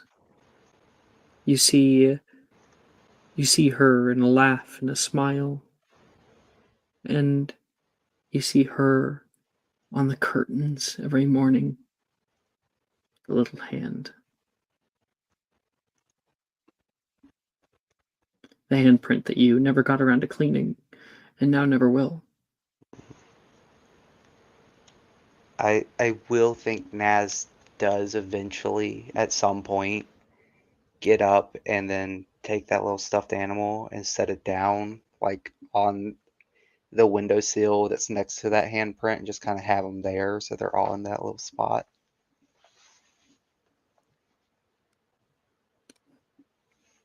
And then probably start getting ready and trying to figure out whatever the hell he's gonna wear. Yeah. You try to put it out of your mind, as you have gotten quite adept at doing. And you hope that your next gallery is going to be your best yet. We hope so. But for now, he's kind of I assume he's in the bathroom getting ready, and he's kind of looking at himself in the mirror, and he does the classic, just smacks himself on both cheeks. After a hot shower, so it's all humid and yeah. He kind of smacks himself on both cheeks and is like, okay, public face, public face, public face. Okay, let's go. And then We see a montage of Naz getting ready and pruned and dressed, and then walking out of the room. And on his nightstand is a little liquor bottle. oh, there's like multiple. There's probably like 2 or 3 empty ones. One that's like half, it's half full. And you head off. Naz, on the way through Diagon Alley. Oh no, yeah, because you're in London. On your way through Diagon Alley out here, you can pass a few people that you notice you ask you about what's going on and when you're next when you're going to return to the dueling tables. You pass by a stack of magazines and you can see I think exiting Diagon Alley, you pass by in Muggle London a set of magazines that have Catherine's face on them. Oh God, what does this She magazine say? is looking quite scrumptious in front of like a Vogue magazine. Her hair is shorter now, by the way. Oh, It's a new look. you know, the long hair did look good on her, but I think the short hair fits her a little better. It matches her temper. There is our camera will focus on that one magazine, pushing closer and closer until the words on the page pass away, and there's a bright flash. That's what I'm talking about. Okay, get low, fierce. Yes. Catherine is This- getting pictures taken. Oh my god, I'm getting such a freaking. I'm climbing up down here. You didn't say that this outfit was going to be so tight. Can we please take 5? Catherine, come here. You can see your manager, Louise, is calls for 5, and the camera people says, "We were just getting into it." Every time they start gabbing in the corner, people go over toward the buffet area. Miss Fawcett, if you Yeah. needed a better cut dress, I'm sure I can get it stitched or hemmed for you. They're always the same. They're always the same. I mean, wait, is this the same designer from last time? Because I had an outfit malfunction, and literally, Turtle was talking about it for at least 2 months. Are you? She says, "Are you stalling right now? It's been 3 days, and we have not been able to finish this entire shoot." No, I'm not. There's always stalling. something. Yesterday, it was your high heels were hurting you. The day before that, your makeup wasn't right. No, I'm just nervous. I sent out some extra invitations to the after party. Please don't hate me. If you can, let's get this done today. At least just get it wrapped up, and then we can move on to your party that we still have to get planned for next week. Fine. Can I at least cheat an extra day? I'm kind of getting tired of this freaking, what was it, hero diet that you've been putting me through? It's awful. It works. That's why we use it, she says, clicking the pen on her clipboard and writing down a little thing, editing your schedule. All right, do your best today, she says, completely ignoring you. Okay. She she straightens out her hair. She says, like this. She's like gets into a certain pose. Picturesque, she says with a big smile. Louise has kind of been your rock through all this. She's always beside you, always telling you what's going up. She is your personal planner. And Yeah, she it's goes always walking off. true. The more awkward you feel, the better the shot is. Let's try something kind of draped down. Do we have a bearskin rug? And there's the shoot continues. We cut back to Catherine. You are in your car in New York, a limo. There is lights that are passing over Catherine's face through the dimmed glass, and your driver is up at the front with the interior window down. He is looking at you through like the rear view mirror for a second. Everything okay with Miss Fawcett? Oh, yeah, no, it's just been a long day. I imagine if I had to have people poking and prodding me all day, I would not be very happy. I mean, at you when it was first happening, I thought, oh man, this is awesome, but every single day, every single hour, it kind of gets tiring. Absolutely, Miss Fawcett, he says. Absolutely. I'm You actually work very very long surprised hours. Yeah, I'm actually very surprised that no one revealed where this shoot was at. Last time it was a disaster. There was what, 100 people up front? Nearly swarmed the car. I thought I was going to have to call the police. Yeah, lucky I have my backup disguise as she like lifts a bag that has like a variety of clothes in it, just normal looking clothes. I couldn't tell you the last time that I had someone take my picture. Actually, you know what? No, I can. It was graduation, 2002. Speaking of graduation, how are the kids? Still growing. Well, we just started daycare on our youngest. Oh, He's been taking to biting as many kids as he sees fit. oh, my dad said I was a biter. I haven't seen I haven't seen Jerry. You guys don't go out on dates anymore? I mean, he's getting up there in age, but he trucks when he can, especially when the team is playing, but it's the off season right now. What sport was that again, miss? Football. Oh, right. Continues back, and you think a bit about the Quidditch matches and whatnot that he works with. Yeah, what's it called? But Because you can't say he's that to him. Exactly. That was my He's a muggle. mindset. Yeah. It's odd, Catherine. You've lived now the last few years suffused right into muggle culture.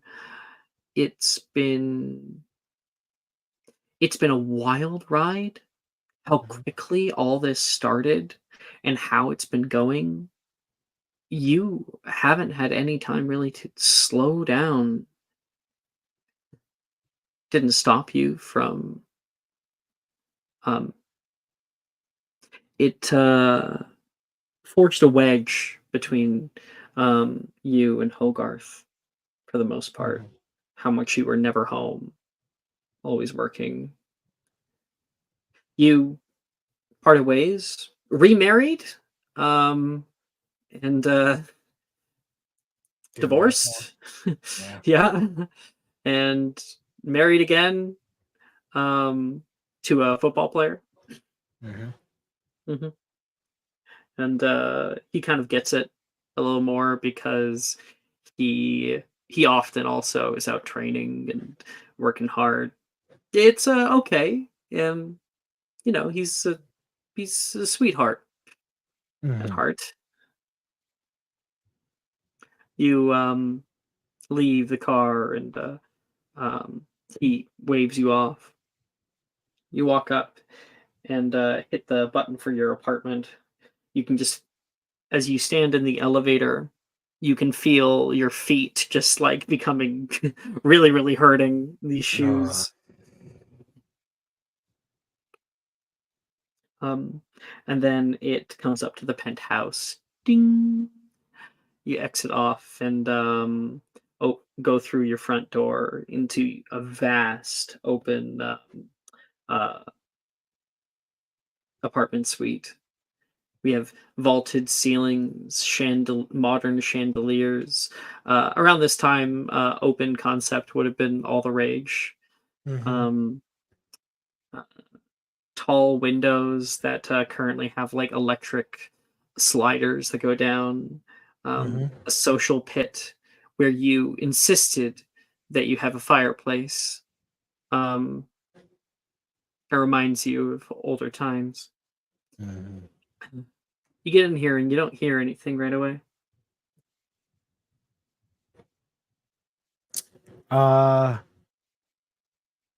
Hey Alexa, turn on the lights.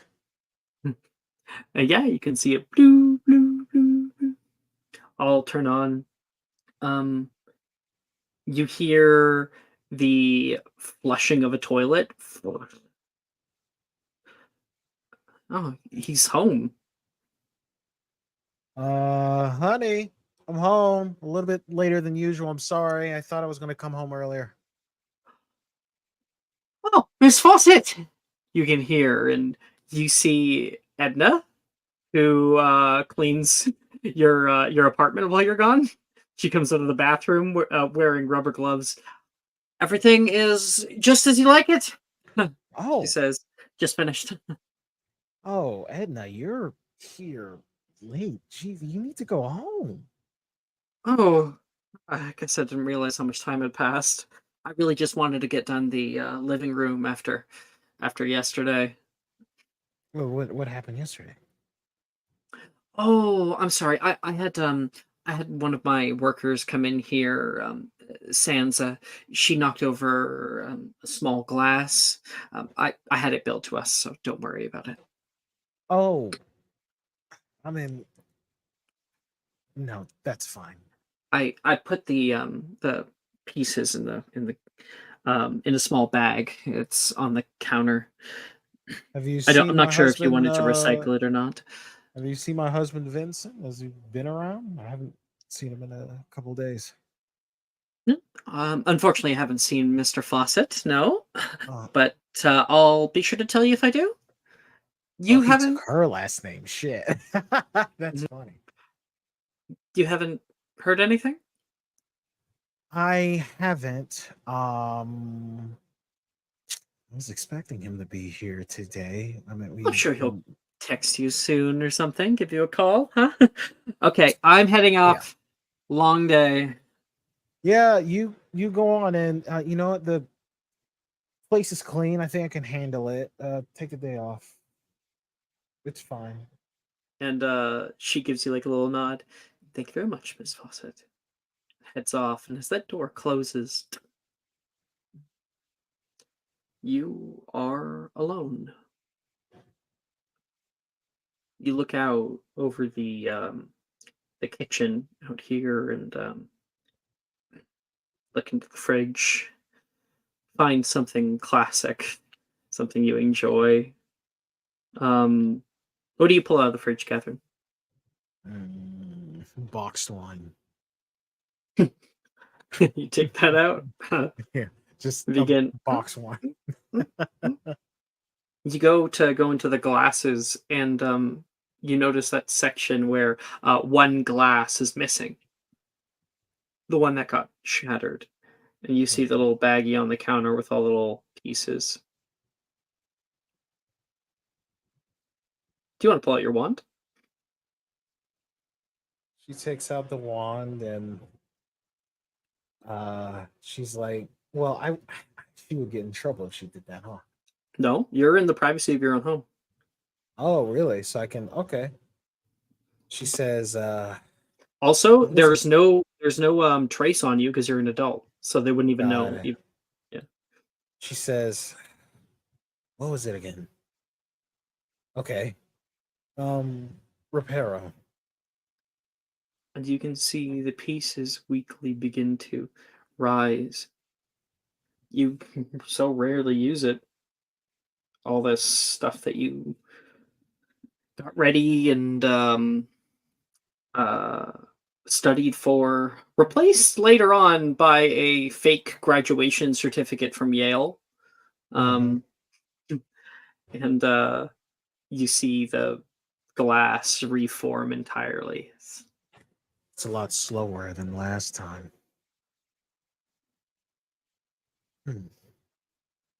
She takes the glass and she starts pouring the box wine.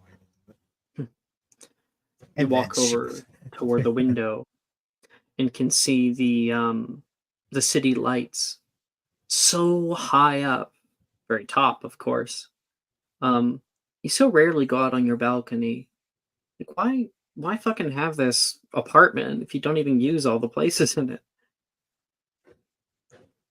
Catherine says, well, made it to the top.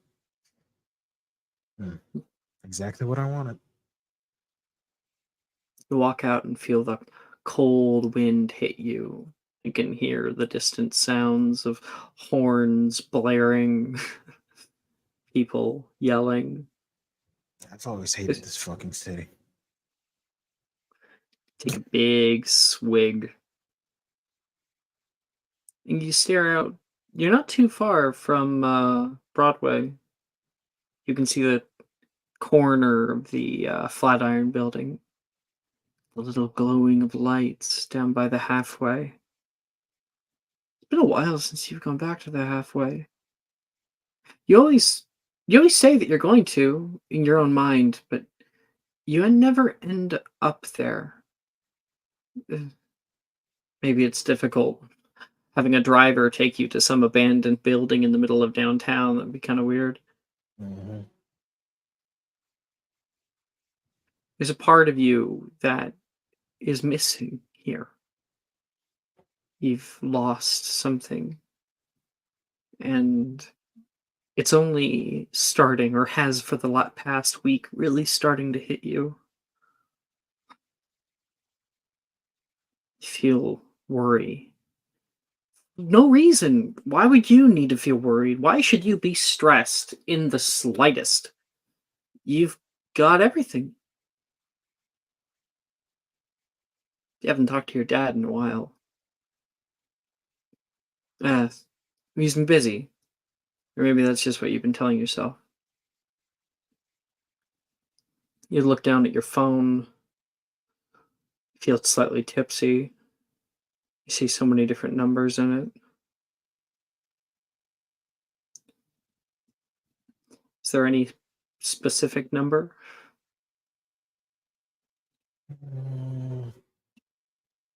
Decides to call to Naz. That you called Naz the day of your party. This is like a week prior. If you want to call Naz, you can, but it would be a different conversation. Yeah. Nah, I don't think that would make sense. I mean, Janice has already appeared. Delilah has already appeared. Shit, those are like my two best friends. You can see Hogarth's name on the list.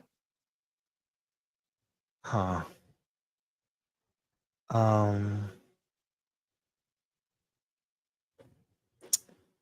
Yeah, sure. I'll give him a call. You sit there, your hand shaking. Click. You can hear the buzzing start, the ringing. Ding ding ding ding ding ding. Ding ding ding ding ding ding. Ding ding. Continues. You can see that number change second by second, and you feel something rising in you, your heart beating faster and faster. And then you hear, "This is Hogarth. Leave a message." Beep. Hey. I hope this isn't too awkward, but it's been a while. Just wanted to give you a call.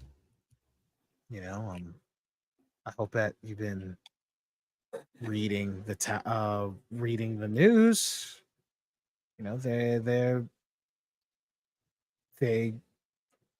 The movie I'm starring in.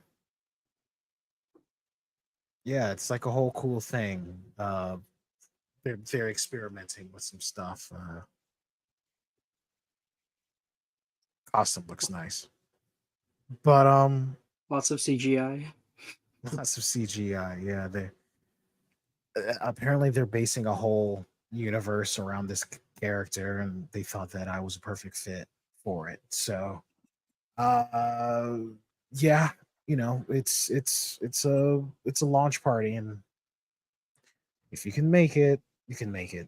You know where I'm at. I I hope you know there's no bad blood Beep. between us. Inbox is full. Then why let me leave a oh god damn it. Fine. You know, like your, you know, the time limit had run out for you. Yeah. Yeah. Yeah. And you're cut off. Oh. How do you finish your sentence?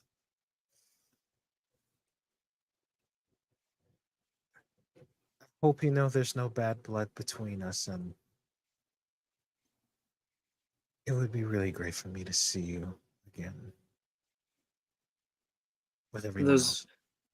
last words fall quiet.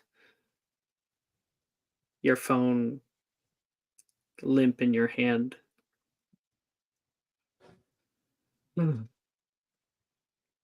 Shit, what's wrong with me? Then you can hear your phone go off. 1 second. Are you looking at my relationships? No, I'm not. You can hear a ringing, ding, ding, ding, and you see on it is a heavily filtered, very silly picture of Rin with her arm around Wilfred. Answers the Focus phone. on Rin though. Konnichiwa. This is Miss Fawcett. I think she answers. I of course don't know Japanese, but she is going to answer in fluent Japanese and be like, "Oh no way, hi." I didn't know you started classes. No, you know I watch anime. Oh right. Hey Catherine, do you have like a minute? You know, my schedule has been really busy, but I can always make time for you. She sits down, places the wine glass down. It is like noon right now. What time is it for you? Noon. It's late at night over here. It's about let me get this right.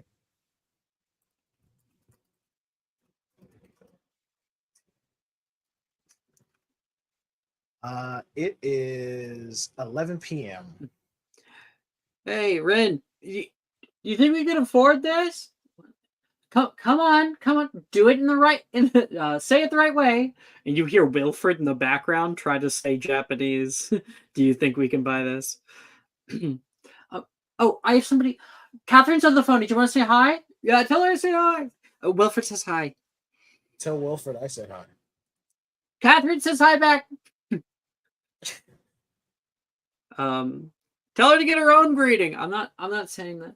Sorry. We're out in the market right now, and I noticed something. I noticed your face on a poster. When are you gonna tell us that you were in a movie? Oh, what's it called? I mean, they just announced it, and I guess the marketing. Oh, it is Tokyo, so it would probably go out to you guys first. Yeah, it's a superhero movie. That's awesome. It was oh shit. The poster's just over here. You can hear the sounds of her tippy I'm gonna tapping put the walking picture over. of the outfit in discussion. Oh, you got a picture. Okay, cool. Yeah.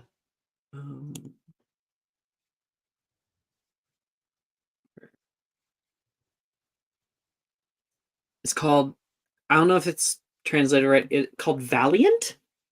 Yeah. What's it called? Yeah, I'm like uh Hollywood's been trying this new like continuous movie thing. It's been going well for a while, but they needed the leader of the group, and they thought that I fit the character perfectly in terms of looks, and it was either between me or some British broad, and of course, USA, I beat her to the role. Some Hell fucking yeah. British broad. Some British broad. Wilfred's been really getting me into movies lately. Oh, really? Have you seen my older stuff? When you first came out with, oh, what was it? It was that hack and slash movie, the one with all the blood. Oh, right. What's it called? Lady Annabelle the Vampire Slayer. Yeah, that was. I really liked you. I really liked watching you get cut up into pieces. I'll be entirely honest. I was getting really worried that I was getting typecasted. That I'm getting typecast into these like action roles. But you know what? It's not so bad. Well, just know that Wilfred, Levi, and I were really rooting for you. Okay, and we will probably go see the movie unless you have tickets for the premiere. Of course. I mean, like, there's a premiere after party. I sent some invites. Did you get it? No, I haven't gotten anything yet. I guess Owl's kind of difficult when you go over international waters. Yeah, it's been a while since I've sent out owls. Oh shoot, I need to check the PO box. Sorry, we rarely get Muggle mail, so. Oh no, I perfectly get it. It's his. Yeah, she took over her dad's business, right? I'm assuming. She took over her dad's business. Or Rin? Rin, yeah. Then No, her dad is Minister of Magic. She absolutely was not. Rin is a Rin isn't an heiress. She does nothing for work. I don't think. She's just rich. She's just rich as fuck. Yeah. Well, let me double check. I might actually have something because you might know. Yes, she is basically an heiress. She's a philanthropist. That's what she does. Oh, so she like goes to third world countries and like help out with that? Yeah, and like does like charities and stuff. Yeah. I've been seeing your philanthropy work on YouTube. Like I don't mind coming over and help you with the Make-A-Wish stuff and all that. I'll even come in costume. I'm pretty sure I can work that out. Well, it's just it was really more Wilfred's project. Because of Nolan. Right. Yeah.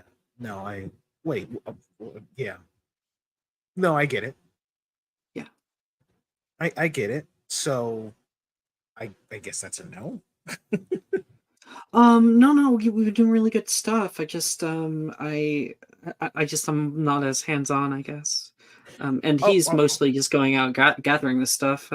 He just came back from like a 3-week trip.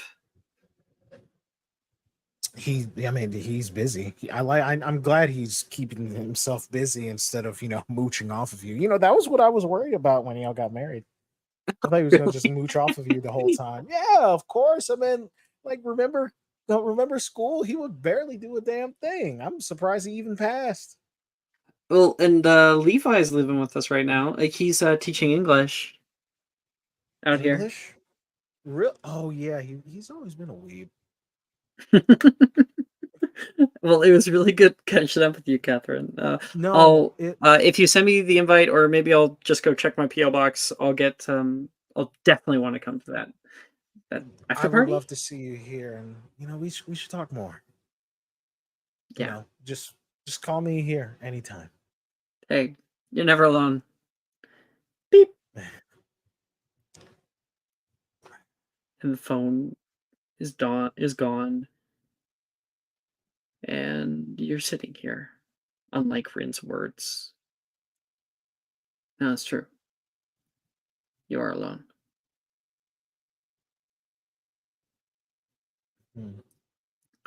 You cannot wait for the end of the week. I cannot. She's just, she's like, She's just flipping through Netflix at the moment. We cut to the party held in Catherine's own home. Victor is here. He's been schmoozing up different guests, as well as he has some of his football buddies back here. And you can see some major celebrities coming by. Robert Downey Jr. He's here. RDJ? Holy shit! RDJ I love RDJ's here. You've got like you've got like Matt Trump. Mercer is like hanging out somewhere in the party. Mercer. You've got Aaron from Game Grumps. Donald Trump. Trump is there randomly. What year is this? Trump has 2013. sent a. This is before election season. Thank you, but- basket. Yeah. This is when he was in The Apprentice. But yeah. Yeah, Apprentice. Yeah. Back when he was a likable TV. I wouldn't go that far. I mean, as a This fucking was definitely entertaining. This was Bias. definitely after the what's it called? The fucking birth certificate bullshit. Yeah, definitely. Oh, is it? Oh, never Yeah. mind. I Birth was thinking this would be certificate before and, this. Central Park 5. Yeah, that Okay, shit happened in never mind. 2012. I was when thinking Obama's we were- second- Yeah. I was thinking we were still in the fucking TV reality personality. I think he person. was still. That- I think he was still doing it. That was- this Yeah. was before Schwarzenegger took over. I got you. Yeah. And like right now, Naz, you are coming in through the hallway. There is even people out here in the hallway before the front door. And the front door is open. Anyone who would have even made it up here at a time would have already had to get through the invitation downstairs. And you can just see an apartment filled to the brim with so many people. Some that you recognize, many that you don't. And you feel a little awkward, a little out of place in the midst of the Very out of rich and powerful. You've got some money about you, but not this Nothing level of like wealth. this, yeah. It's like, And ugh. you search through the party as best you can. Eventually, you come up upon. You see over in the kitchen, Wilfred is here, and he is currently trying to open up a pop can, like a beer can, and Levi helps him out. Well, if my eyes don't deceive me, if that is not one Mr. Levi and Wilfred, I have not seen either of you in years. Hello. Nancy boy, hey! And Hey, how Levi you comes doing? down and gives you a big hug. Oh my goodness! Let's look at you. I like the hair. Thank you, thank you. I haven't been to a barber in a while. You're starting to look like a horse. Wilfred says, coming down. Yeah, no, you got to take care of the mane and just kind of shakes it back and forth. Rin is coming over, and she says, Catherine was just asking for a little. Naz. Oh, Macy, hello.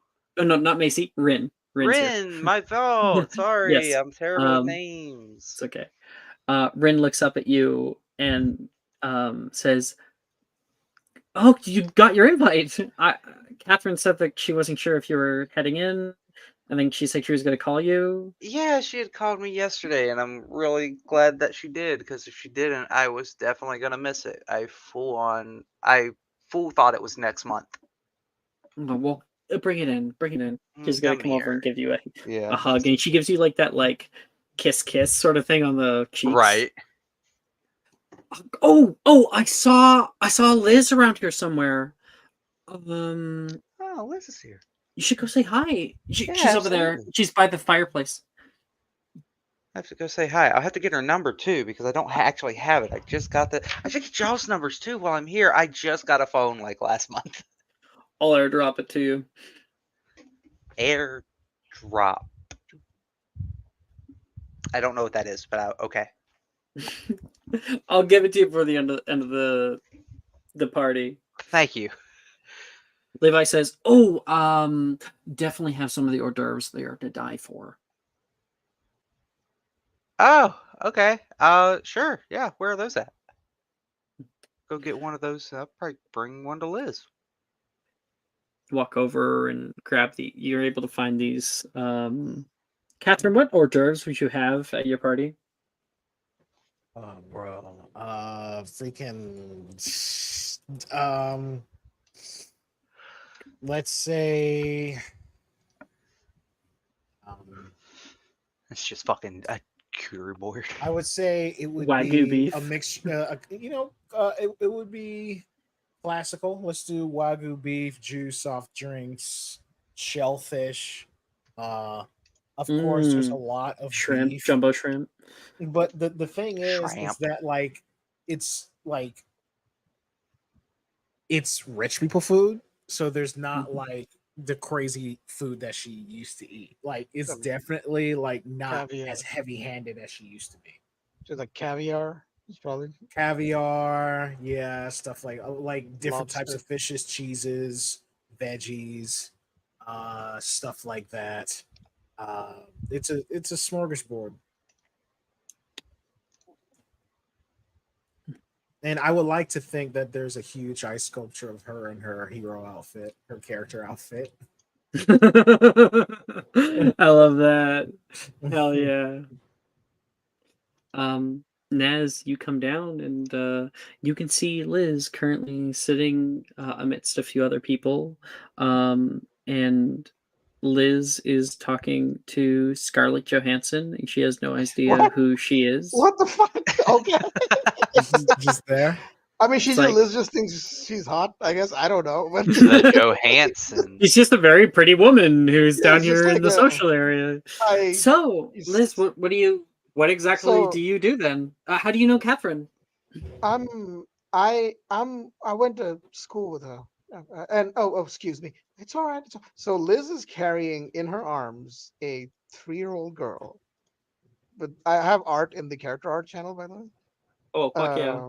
Yeah. So Liz is carrying in her arms a 3-year-old girl with like blonde pigtails who looks terrified. She's never been in this. You brought a child? Yeah. There was no other option. She Yeah, brought Gemma her was daughter. busy tonight. Yeah. She brought her daughter, basically, not a child. Yeah, And- just a random child you She found just- off the street. She was Just down the took street, it. you know. Yeah. So This is so, mine now. So Madison, her daughter, her head is buried in Liz's shoulder. Basically, she is just like not crying, but like she's terrified. She's not like she just looks incredibly shy. You know how like toddlers get incredibly shy and they Oh, they yeah. just bear. Yeah, like Mhm. so like that's what the child is doing. And Liz is talking to you. Oh, yeah, I'm Catherine and I met in school. We've been friends for a while. Oh my gosh, that is so cool. No, and I'm not even joking. I know a lot of bitchiness can get around to these parties. Right. I can't think of a single person from my high school that I still seriously spend time with. Oh, Or no, did you go to Yale? What? No. I No. went to. Then high school then. Wow. Yeah, high school. Yeah. She almost said Hogwarts, but then she remembered. Oh shit! No, this is a muggle. Oh, Wait, nice, Paul- cool. Yeah, damn. I was about to say you should have kept up the freaking previous So- disguise that Catherine gave you. Oh This Norwegian cousin. no, she's not. Not the Norwegian cousin.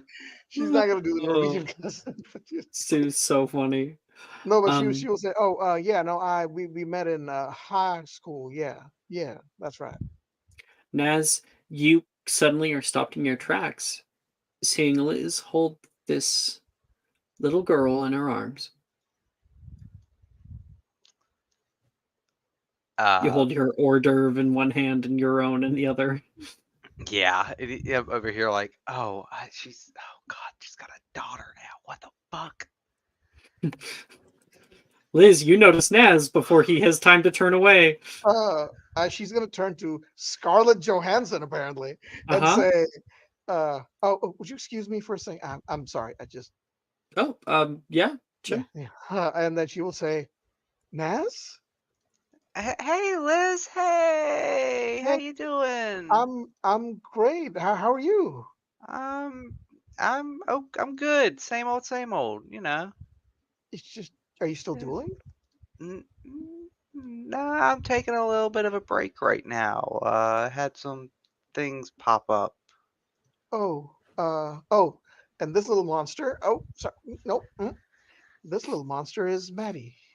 Oh, it's nice to kind of like put his little like put a hand out and be Yeah, like, "It's nice to Maddie, meet you, Maddie, Maddie." honey, sweetie, that's Uncle Naz. I talked about Oh, this. Uncle, hello. She looks I out mean, at you, yeah. and there is a large amount of hesitation, with some goading on from her mother. You put out like a little hand, and she pulls away at first, Go and on, go on. then Say hi to Uncle she Naz. puts a hand out and takes yours, and she says, "Hello." Oh, she's adorable. Hello. I'm a Hi. doorbell. No, sweetie, you're not a doorbell. No, No, that's not a doorbell.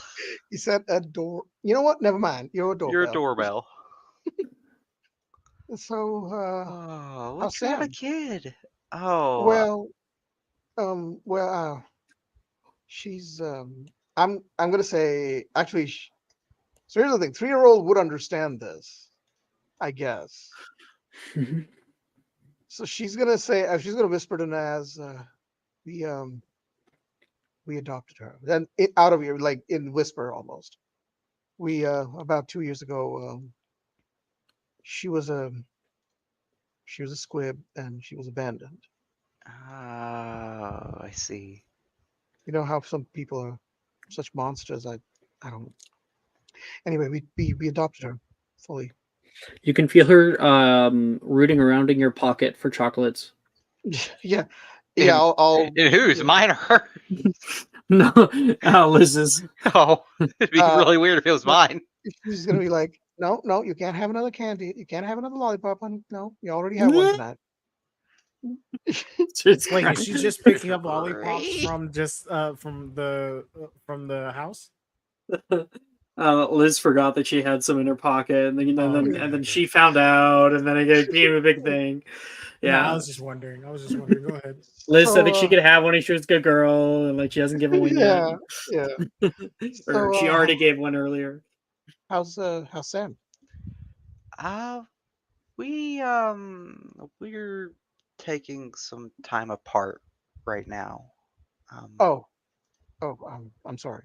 it it's okay. It's just a bit of a hard time right now. Yeah, I yeah, I wish I don't know what to say, Naz. I'm sorry. It's okay. It's a Naz looks like He, you could see like Naz went from like oh hey to oh hey. I It's totally okay. We have you wouldn't have had any way to have known. yeah, are you still in London? Yeah, I'm still out in London. I still have my art studio out there. Oh, Maddie's really interested in art. She's a really good artist. Oh, really? Little Maddie. Yeah, yeah. Maybe I Well, can. I if draw a unicorn. you're a unicorn, can I see Yeah, it you sometime? did. Actually, yeah, you can. In Animatus, I actually pull out my wand In and the I say, room full of muggles? yeah, yeah. No, I know. Hear me out. I pull it out and then say, You turn away. They're inanimate. really And strict about it in the yeah, US, I know. dude. He almost said inanimate. Oh, you know what? Yeah, It's like, yeah, she You did. know what? I actually have pictures of them on my phone. Yeah, she did. She's yeah, maybe I don't know. Maybe I could send her around to your studio sometime. yeah, that would be awesome. It would be great to have a little pitter patter feet going around the house Yeah, again. yeah. I There's a pang. Yes, Yeah, that a was kind really of deep painful pang. saying it. Yeah. should Elizabeth put a hand on your hand and say, I really hope you're doing well. I mean, I if there's anything you need, anything from me or Jem, just let me know. All right? I will. I'm just taking things days at a time. Yeah, that's what we're all doing since Yeah. the whole Nolan thing. Yeah. Mhm. But That's fair enough. enough. Oh, go ahead. No, it's okay if you want to cap it off. You go. No, I'll cap it off there. Okay. You guys go and Liz can be like, let me introduce you to this woman I met, Scarlett. Yeah. Holy shit, is that Tony Hawk? No. Is that Tony? What's up, bro? Yeah. Holy shit, is that Scarlett Johansson? Do you know who that is? Yeah. All right. Well, I can introduce you. We've been talking for about 15 minutes. Hold on. I want to find.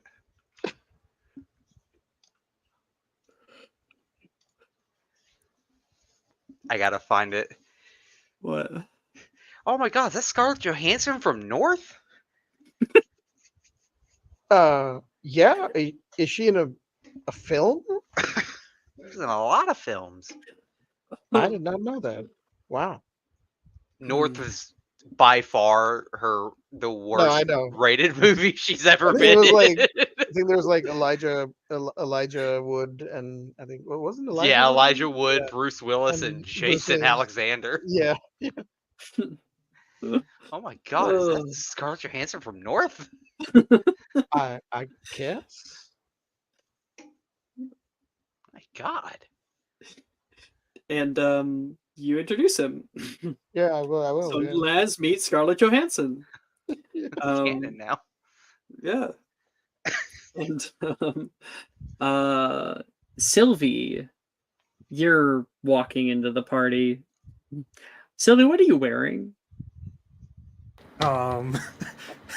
She probably just threw together a quick maybe like a loose fitting silk tank top, and like some like form fitting slacks, some sandals. Definitely looks like she just got around here recently. And yeah, you got like a major tan. And you walk in looking completely out of it. Catherine, you can overhear your like doorman be like, excuse me, who let you up? Trust me, I'm on the list. I'm telling you. Catherine will say, "All right, James, who are you harassing?" They have not yet given me their name. Hey, Cat, is that you? Sylvie. Yeah. You know each other. Oh, yes, I do. We went it to was school listed together. as a formal event, so I have not been letting up anybody. And No, he looks down at the flip flops. No, it's fine. That is really what you were. Oh, come on. I didn't have much. Oh, whatever. Catherine, you were just talking with somebody. Who was I talking to? You walk Sylvie back to the party. James apologizes, and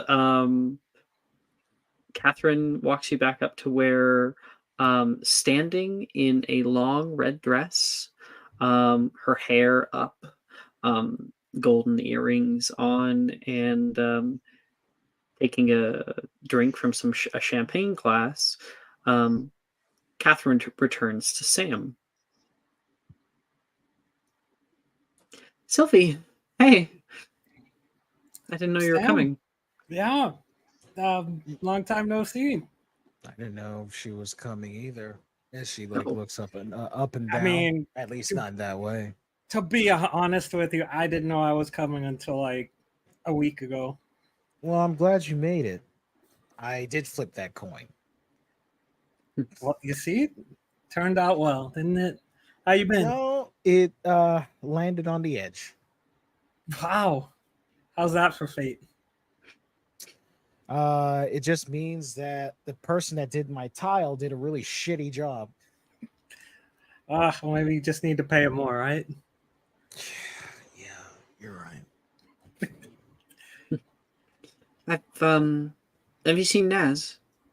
She says to you, Sylvie. Let's see. Let me pull up my brooding detector. Let's see. Traces of baggy eyes. Beep, beep, beep, beep, beep, beep. I don't know. Somewhere around here. Things on the fritz. I just wish I could use a wand without getting arrested. No, this is the Muggle world. You gotta live all muggly like me. How do you do it all the time? Oh, you get used to it. I mean, I do sneak a spell here or there, but every time someone comes in and be like, "Hey, Miss Fawcett, you can't do that," but I really loved you in that movie, so I'm not gonna do it. You're as bad as Sally, she says with a smile. Wow. How is she? One second. She says, by the way, Catherine, thank you so much for the invitation. I'm just gonna go grab something to drink, but I do have an update when you're ready. That little work that you had me do for you? Right. Don't worry about it. Worry about it in a minute. No, I get it. Yes. Go on. Have fun. Enjoy yourself. What's it called? A lot of guys here. Go have fun. She smiles and heads off. It's just you and Sylvie. Raises an eyebrow at that. Why are you telling her there's lots of guys here? Unless, am I missing something? What? I mean, I'm in. What's it called? What? How often are you going to be in a room like this dealing with? Do you see how many handsome guys are here? A lot are here. Are her and Naz not a thing anymore? I don't like to pry into people's business, but I don't see no ring. Just saying. Gotcha. I don't see no ring. Commitment issues. Yeah, speaking of commitment issues, Seen Alex? how's Delilah? Texted her a few days ago. I thought she said she was going to be here, but she was one of the first people I invited. Huh. I never would have bet what happened I'd between make it you before two. she did. Huh? She never told me what happened between you two. I mean, it's not much to talk about. She went and did her thing. We keep in touch, and it's understandable. I'm never in one place for too long. It's just not really feasible, but we keep in touch. No, she cared about you a lot. Yeah. I mean, I'm sure you have your reasons, but I remember when you two first got together, she would not stop talking about you. Like, she finally got over me because she went up and admitted that she likes me, which whoa, newsflash, didn't know that one. But she was upset for a little while, and then she met you, and she couldn't stop talking about you. That was what all our conversations were. And you made her happy. You got her off my back. Yeah, I mean, it works the same way here. It's complicated, kind of. You know how it is. No, I get it. You're the lone wolf. You're traveling around. You do your own thing. What is it that you do? No, you put it pretty much spot on. Last week I was down in Brazil. The week before that, I was over in somewhere in Switzerland. I forget the name. The pronunciation of those names are so weird. Yeah, I don't even try. Oh, you're archaeology, right? Is that your thing? Or am I I getting you mixed up with someone else? prefer to think of myself as a professional free spirit. Okay. Does it pay well? Depends on how willing I am to work at it. Oh, okay. Well, you smell awful.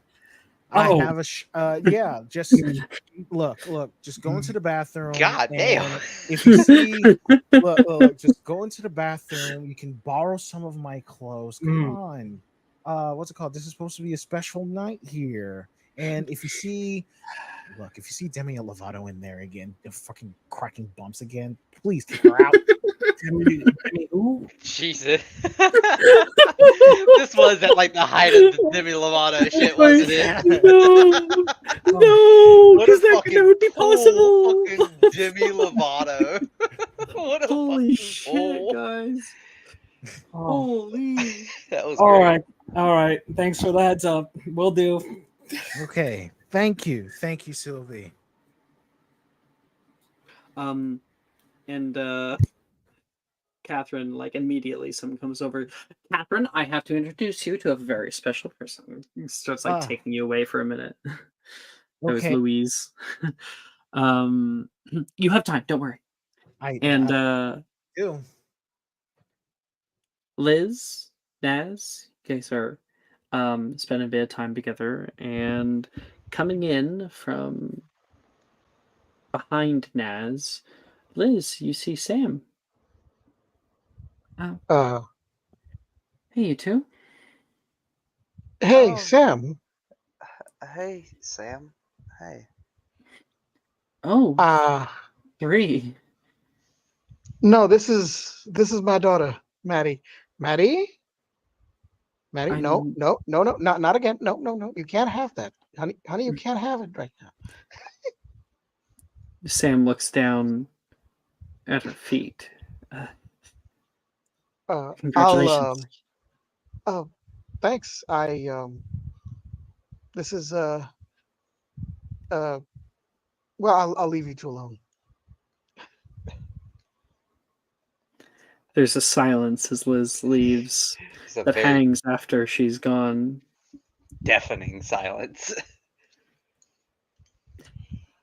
You look good. You look good too. How have you been doing? Some of the girls did this. I don't normally walk around my house looking so nice.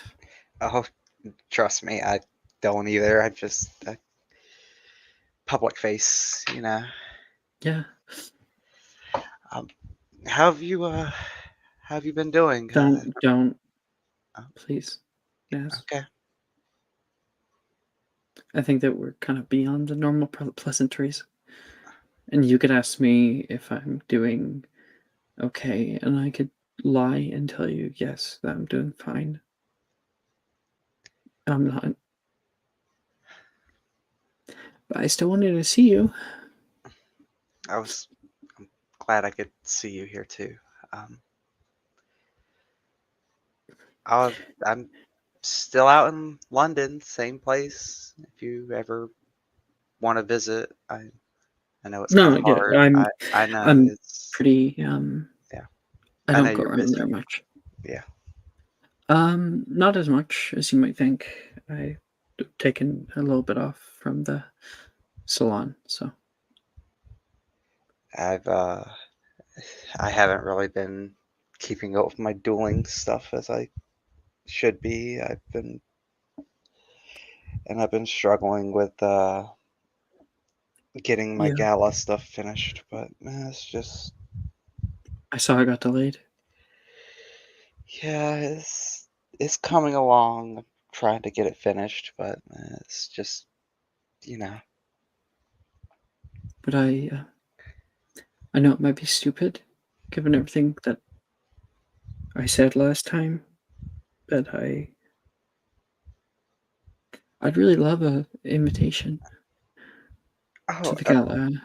Of course, I don't know if you ever really get them or not. I usually try to send at least a at least hold an invitation or a spot open, just in case you ever do decide to drop by or anything like that. Make sure to. I'll make sure our invitation does get to you, though. But you're always welcome. I know some harsh things were said back and forth, but there's no like hate or anything. Oh, it makes me feel a little better. I'm really sorry for all that. I was still in mourning, and I guess I still am. But I was so angry, and I didn't Sam, you want to take don't it out have on you. to try to justify it or No, anything, no, because I I'm understand, not. because I was too. I do. It's okay. There's nothing to apologize for.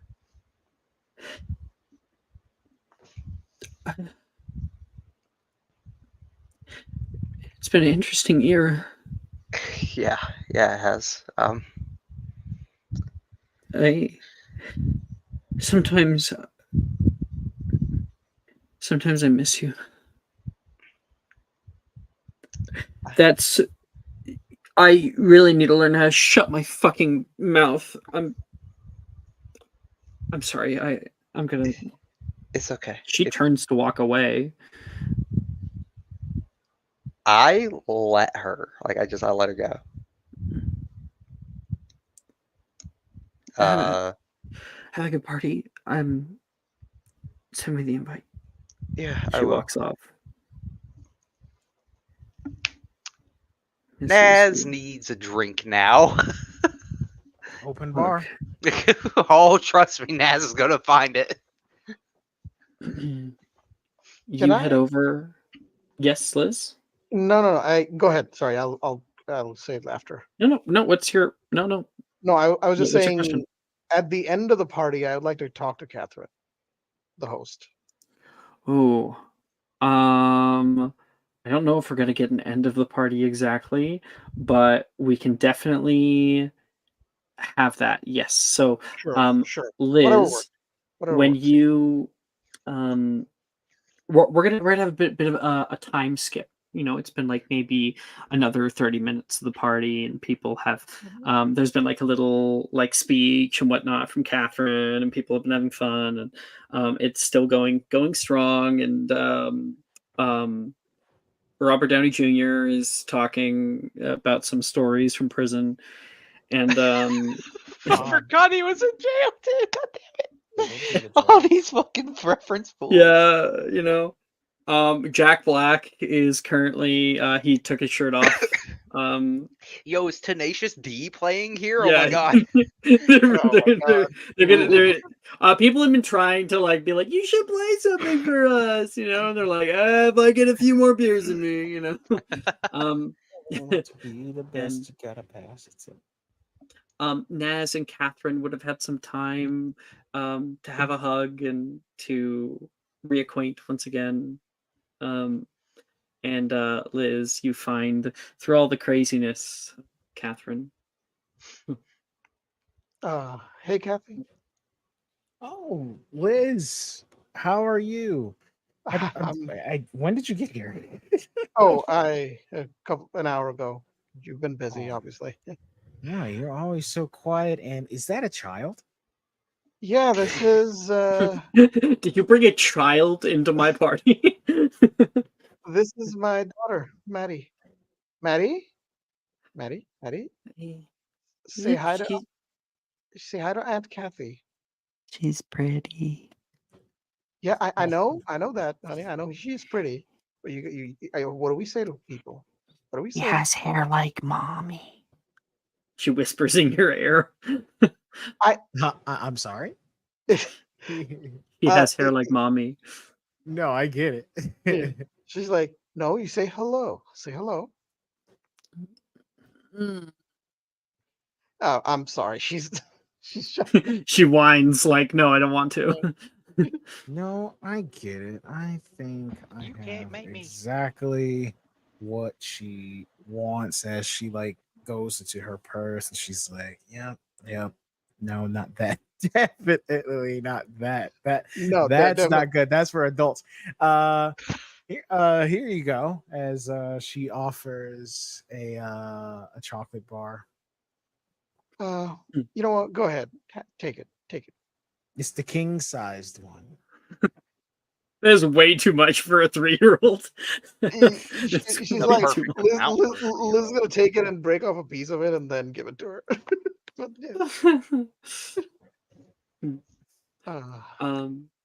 yeah. Yeah. So, how have you been, Catherine?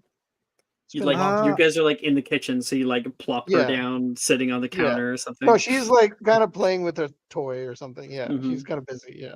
So, how have you been, Catherine? I've been doing great. You want some wine? That would be great. Thank you. Yeah, here you go. She just takes a bottle from one of the random servers that's probably walking by, and she pours it in. Please, tosses it over Miss to you. Fawcett, allow us. And one of your workers here is going to try to take it and uncork it and do all this stuff for you. You know, they're not as good as the house elves. I'm not gonna lie. No, I get it. Yeah. You know, Jem and I saw your movie. It was great. Oh, really? Did you like it? Yeah, it was. I didn't get a lot of references in it, but I liked you in it. I mean, you know, they have to include some continuities in there, and It's kind of like the content, because I just want to add in, is kind of like Iron Man, but a little bit more sci-fi. Yeah. Yeah, It's like and Guardians of the Galaxy. But they yeah, have to make sure to connect everything together, and everything. They got like 3 more of these movies. I don't know how long they're going to be doing this, but you know, it pays the bills. I can tell. Wow, you're doing well. Yeah, it's great. Have you met Vinny? No, I haven't. Is your husband? No. Yeah, he is. Yeah, he's just out there. He's probably schmoozing or something. Yeah, this year's been kind of rough on him because he got injured. Yeah. You can hear the distant like roar of a grand group of footballers. So on the other side of the house, like. And are you doing all right? It's been last time we spoke. You and Hogarth were not doing great. Sorry if that's too much. It's fine. That's the life I chose, you know, and you know how Hogarth is. Yeah. He's not good in these type of things. And I was not able to give him the time that he needed. It was an ultimatum. It was either this or him. And at that time, I think, you know, well, he made that choice for me. Let's say that. I understand. That's but you know, c'est la vie. Yeah. Catherine, I'm heading out. Sam says a little early. I know. But, oh, Sam. Oh, please make sure. Make sure you get home safe. We'll set up transportation for you, and please bring food. Like I really don't want any leftovers. It's I'll grab some. Hey, Sam. This. She gives like a little nod. You see her look down at your daughter and then like look away. She whispers into Catherine's ear, I found him. You did? I didn't want to tell you till later.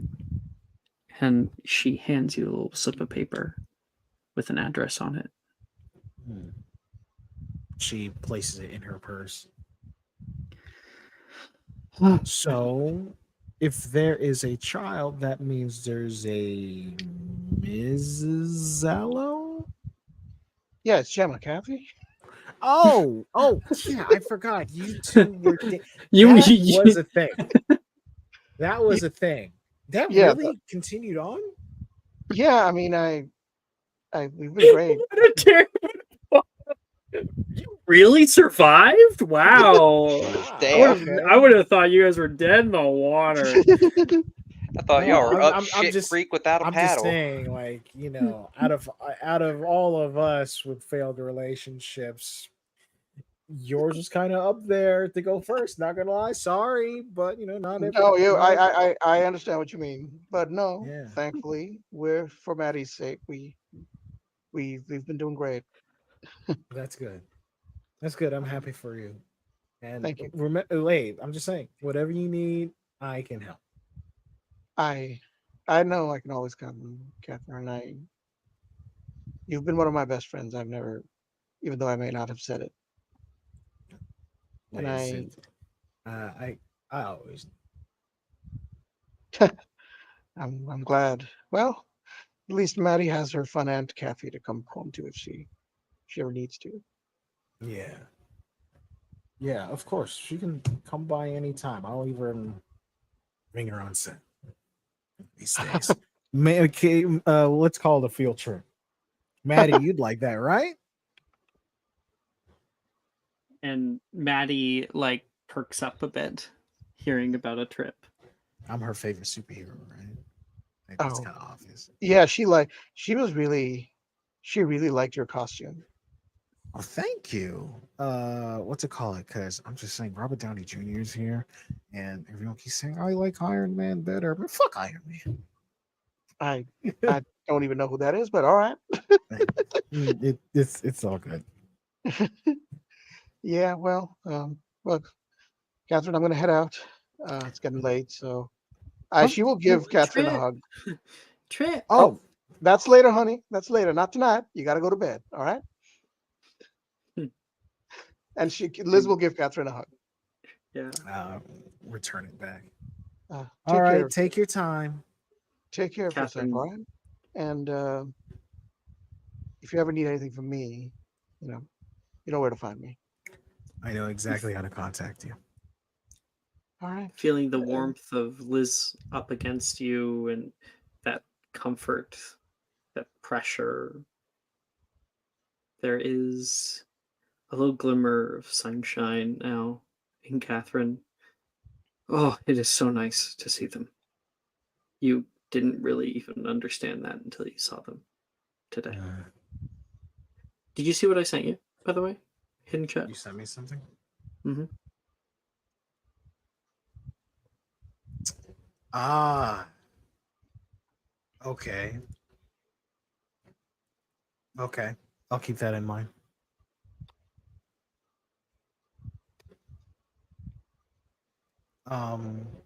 Actually, hey, Liz. Yeah. Tiny update. You remember Nolan, right? Yeah, of course.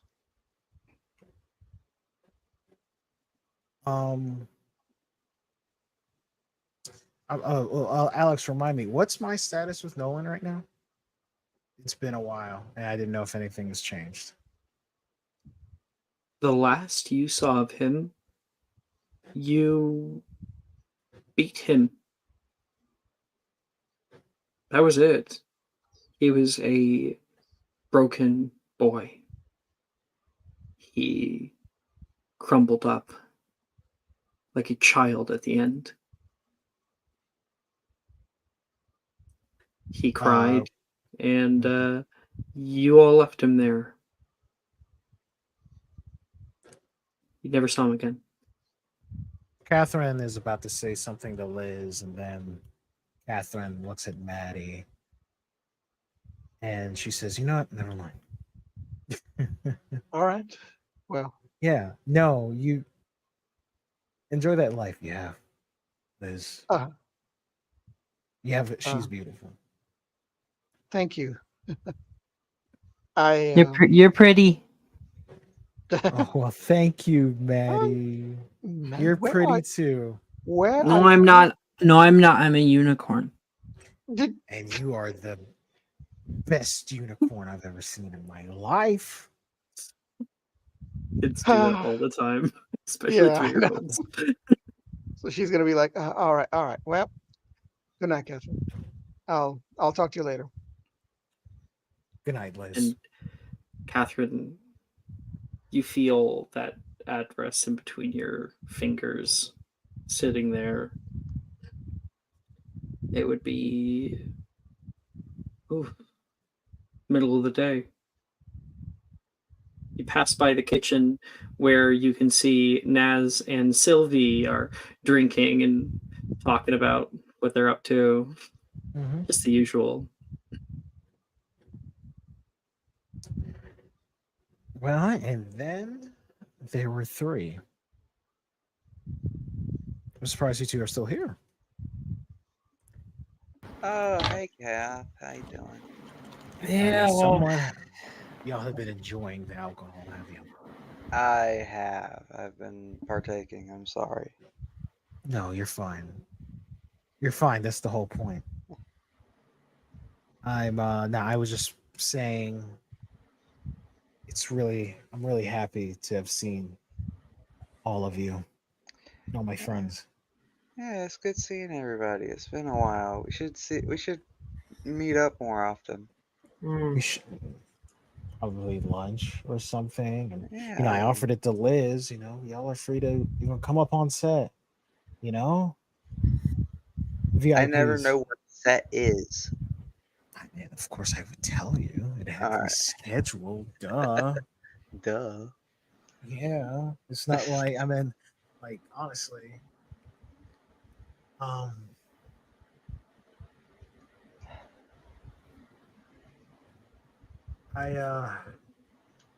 Yeah. But Catherine suddenly looks like she's distracted. There's something on her mind. You good, Kath? you got that look.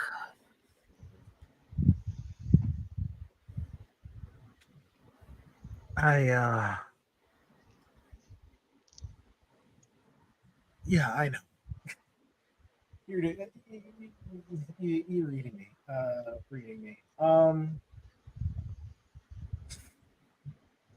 This has been pretty stressful.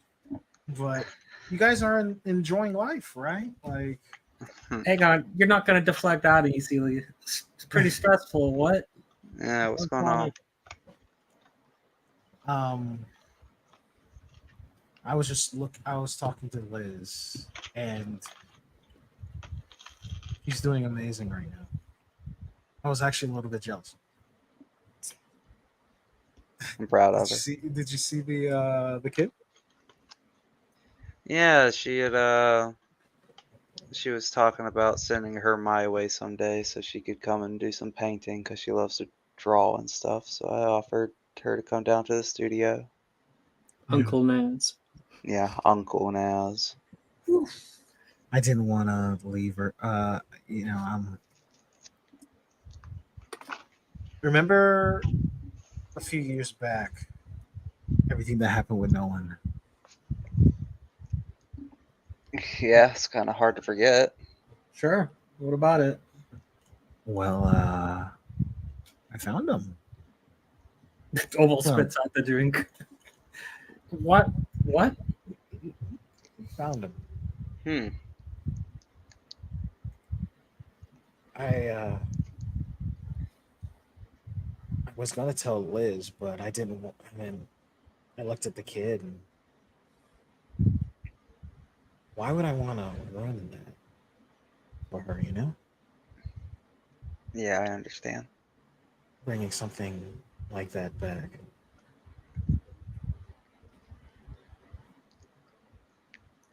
Sorry, Ash. If you want to be a part of this, you're free to come back. Yeah, I can. I'll just say she forgot how to.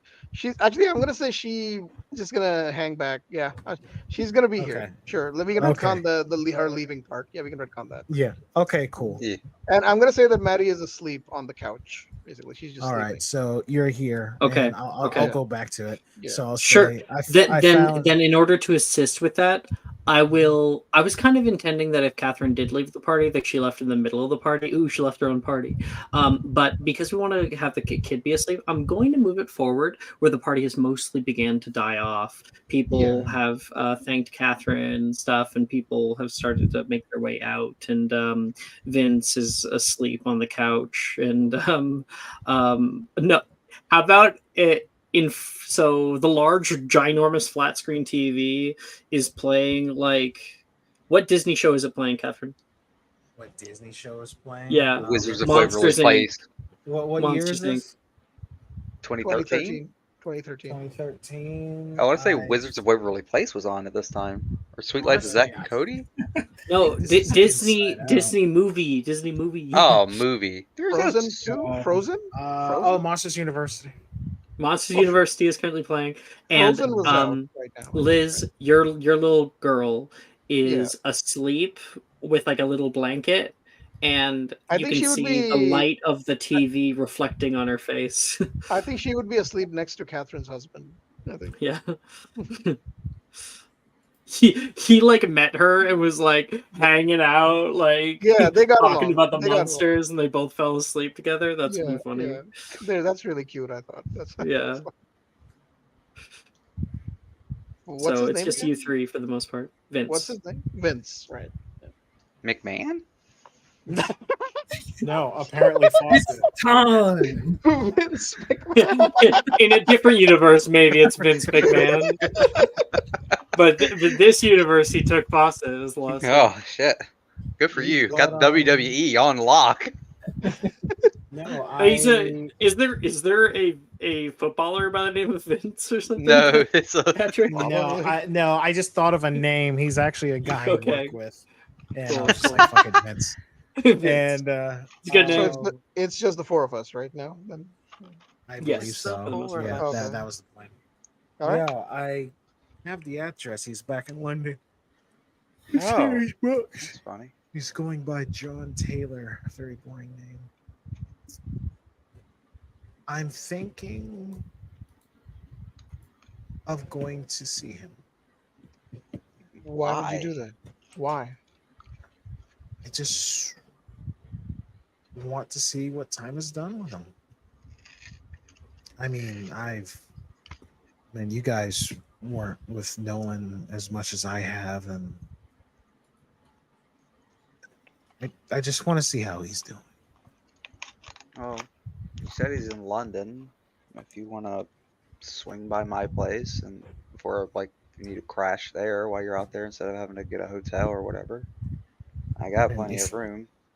Well, you guys can apparate. You guys could be there in a matter of moments. Yeah. True. Come on, let's go. What now? Yeah, why the hell not? Your kid's asleep. Vinny's knocked the hell out, drunk as hell, watching freaking Disney right now. We'll be in and out. All right. Sure, I'll take us only a few minutes. Okay. Let me put a more comfortable outfit. It's on my way home anyways. Catherine swaps outfits, comes in. Is it And legal she's to like- apparate and drink at the same time? Probably. I know they say It- don't it- drink and it- fly. I don't It's like- know what they say the thing about is, yeah, apparition. it's probably legal, but it's incredibly stupid. So. Oh, I don't think it's legal. I No, think definitely it because would be illegal. here's the There's thing, no it- way. If you fuck up your apparition, you only hurt yourself. You don't really hurt other people. If So, if side-along apparition, well, side along, yeah, of course. I'm saying Yeah. if you're just operating by yourself, then yeah. so it's illegal to apparate with another person if you're drunk. I guess probably.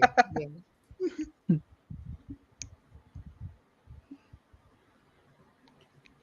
And I say don't drink and fly and all that. Okay. So we are going out, into like the elevator, closing the doors, and then that elevator reaches the ground floor empty. Yep. Yeah. Ding! There's no camera in this elevator, Wait, is there? did we apparate across the Atlantic?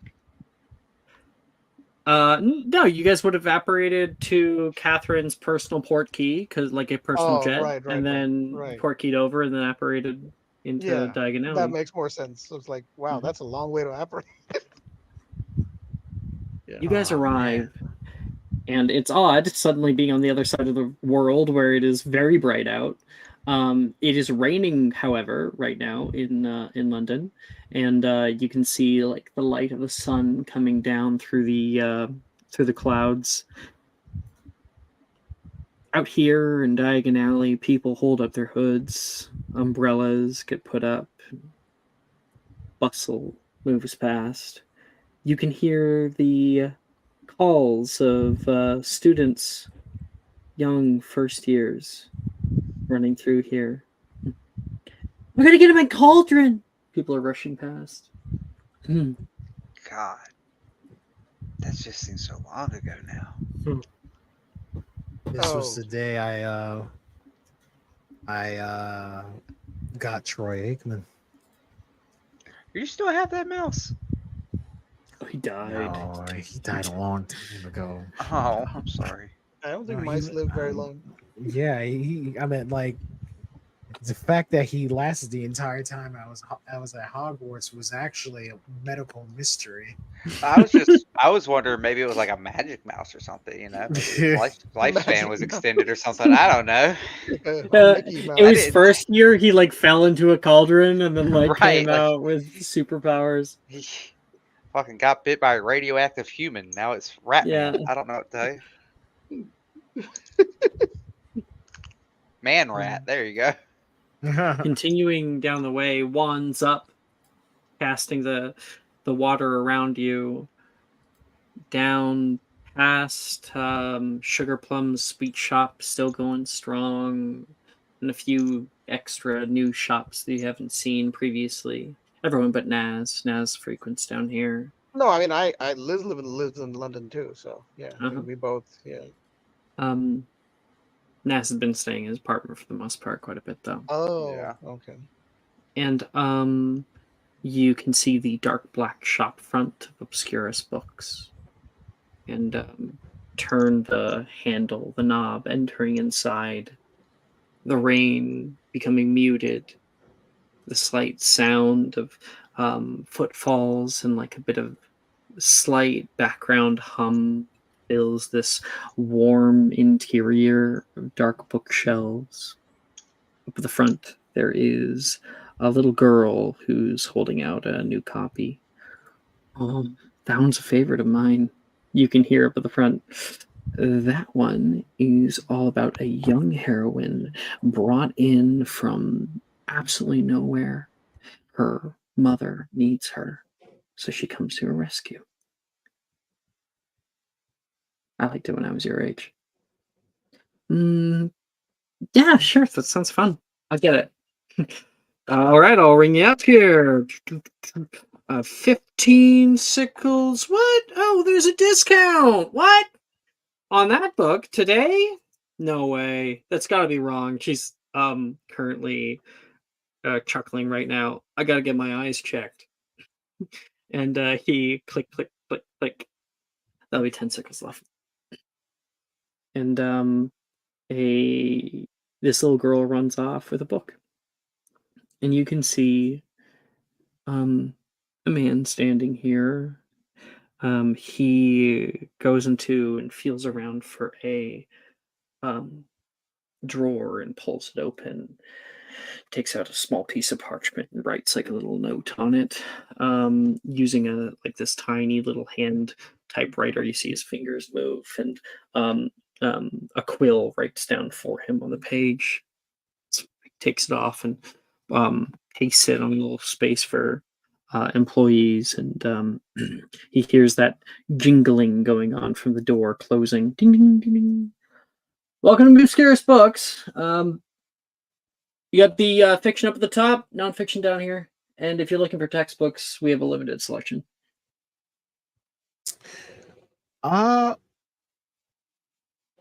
That is super interesting.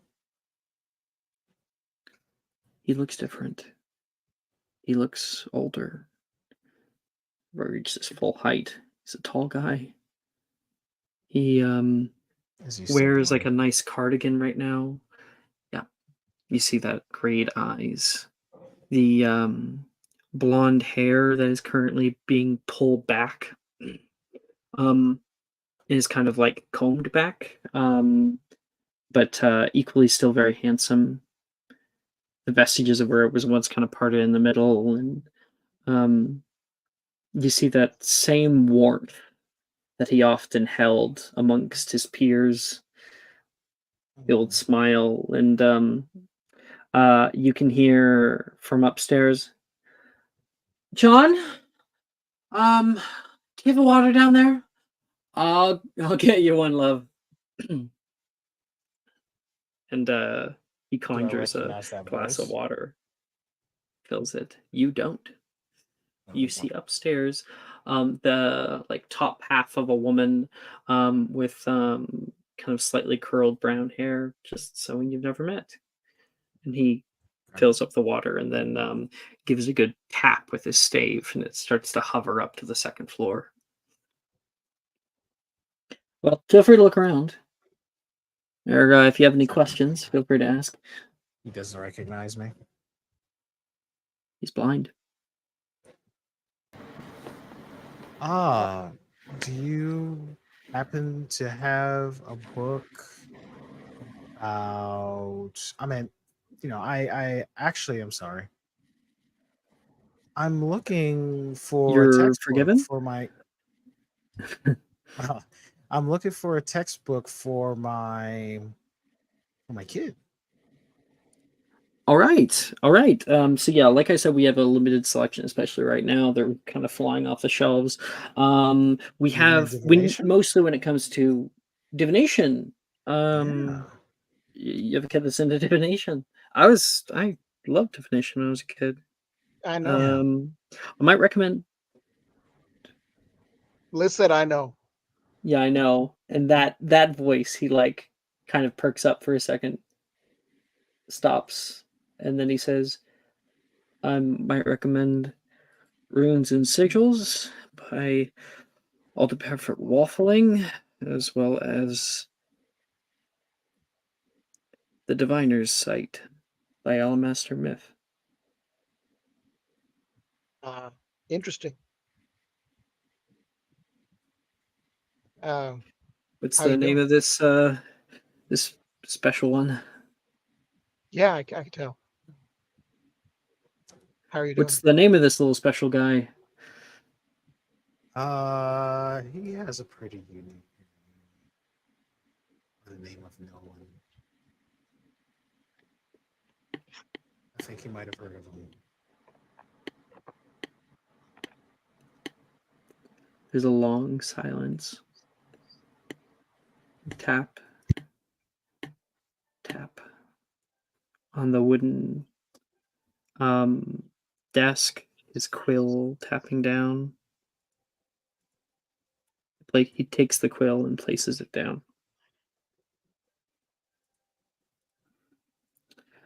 Hi.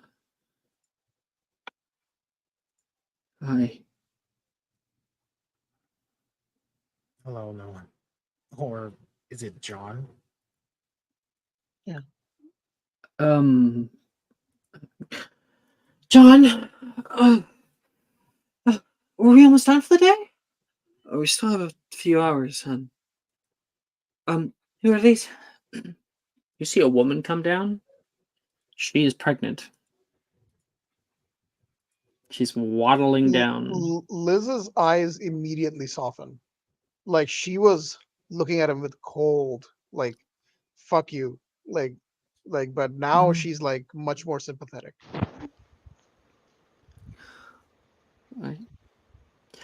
These are some old friends. I've told you about Catherine. Oh, hi. Very nice to meet you. Always good to meet friends of John's. Oh, sorry. Kick. Oh, it's fine. Well, what's the little one's name? She doesn't have one yet. He doesn't have one yet. No one says. We're waiting. Think we'll know it in a moment. I'm with you too, sister. I hope it's a girl. Girls go to Hey, Jupiter. Not girls go to Jupiter. Girls go to what was it? What was it? Hey, Marilyn, why don't you take a seat or something? You shouldn't be up for so long. Okay? She looks at him for a second. So Liz is going to look at the floor and then look at Nolan and say, congrats. I'm very happy for you. I honestly never thought I'd see the day. You're telling me. As much as I don't like taking orders from you, I am a little tired. Can you order something in? Yeah, sure. Just the usual? I want pickles. Why? I don't know. I just want pickles. Okay, I'll add that to the order. She walks off. You, Don't worry, Sam was the same way. Any other people that you all come here to ambush me? He taps his stave once, and his eyes glow golden again. It was kind of easy to find you, to be honest. You know, when you have lots and lots of money and lots of connections, it's not that difficult. I heard you were doing movies. Yeah. Wow. It's even made it to the Wizarding world? That's great. Well, I'm not as just suffused in the Wizarding world as I was before. I do actually get out sometimes. So Liz will look at him, look at the floor for a bit, and then look at him and say, congratulations. I'm happy for you. Your wife's very pretty. Thank you. He seems shaking right now. Sylvie? Nolan? John. It's John. Some people just call me Taylor.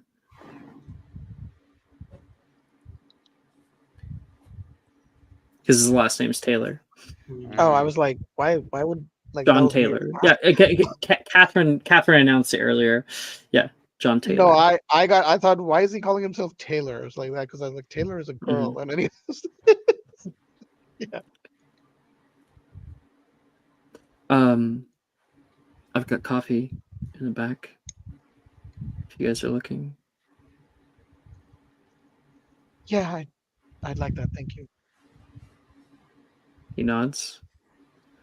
And he takes a few walks. You can see he has a slight limp as he walks over, and he uses his stave and conjures up some coffee that will pour for itself. And tea, for those of you who want it. He comes back and takes a tea, and you guys do too. I hope. Whatever you guys are going to do, you can just do it quick, okay? Right. We're not, John. No, John. We're not here to do anything. We just wanted to see you.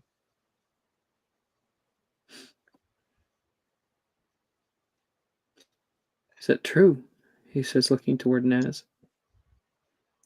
I'll be honest with you, John.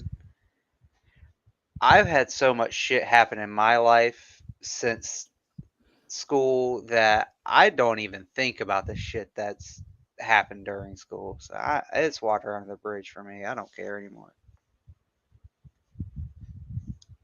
Okay. We just want to see you, and glad that you're doing well.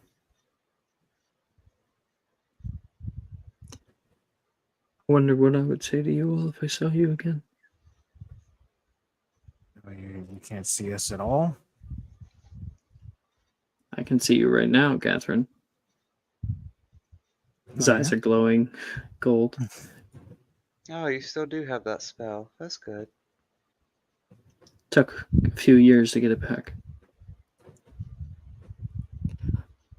I always wonder what I'd say. I'd tell you all, you can go rot in hell. But more than anything, I want to say sorry. I'm really sorry. I needed I needed therapy, and I made everyone's lives so much more complicated. My mom tried to explain it to me. I didn't understand it the first time I saw it when we were 12, and I get it now. I will hold And his hand. I shouldn't have ever done what I did. Nolan.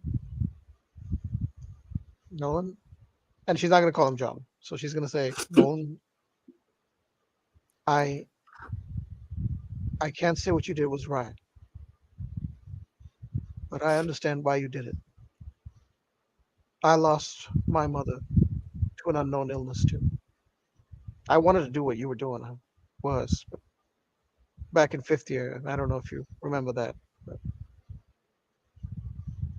I know the feeling. I understand. I always did. I mean, you had just, if you had only come to me for help, I would have helped you.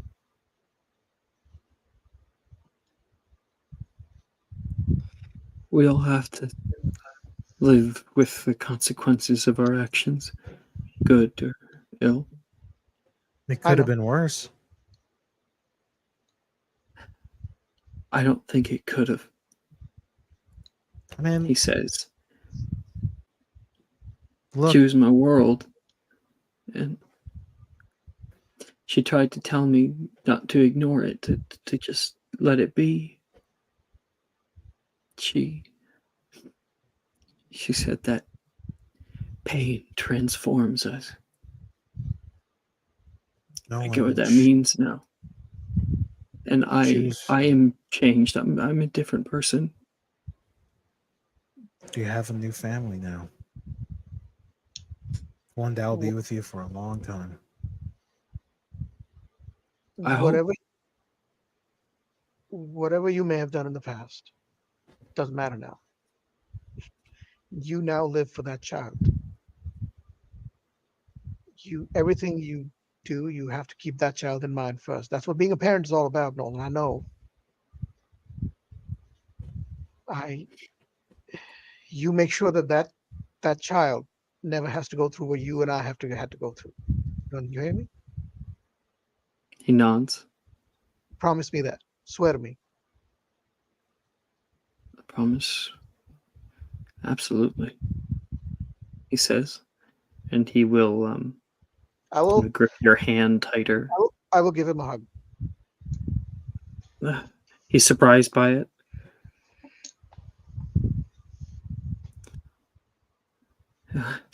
He wipes a tear. You guys should come over. We're having lasagna tonight. I think I might pass on that myself there, John. But Yeah. if Yeah. you would if you'd like, because I know it's been a real lifesaver for me on a lot of things. If you would like, one day I don't live far. I could come over and help enchant a few of your more mundane items to kind of give them a sentience to help you around the shop a little bit more. Yeah, that would be wonderful. Yeah, I have a lot of free time right now, so I just whenever it's a good time for you, I can come by and do that. Catherine?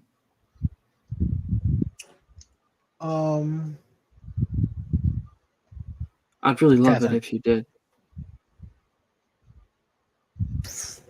Yeah, I think I can make some time. Sure. I think Hey, it'll be Matt. just me. That's fine. Yeah. Yeah, Liz has to go back and grab her little girl, and Yeah. Sylvie, I guess you're probably off, right? I got my own date to catch tonight, but I'm happy to see you doing well.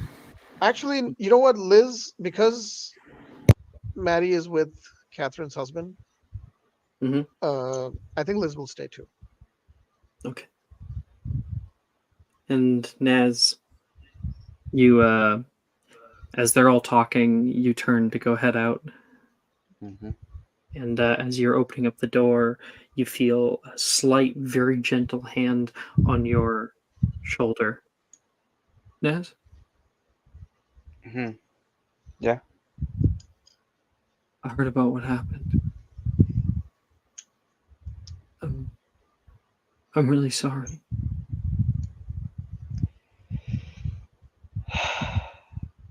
Just you'll learn to appreciate every moment, Yeah. even the Yeah. ones that it frustrates you, and the moment you'll be angry about it, you'll appreciate it. There was something my mom told me. She said that if there's one thing that the world had proven to her, it's that love never really dies. But I didn't get it. I understood the kind of inexpressible pain. And I asked her, how do you handle the heartache? And I didn't get an answer. But I think I know the answer now. And I may not be a diviner much anymore, but I think you could use it.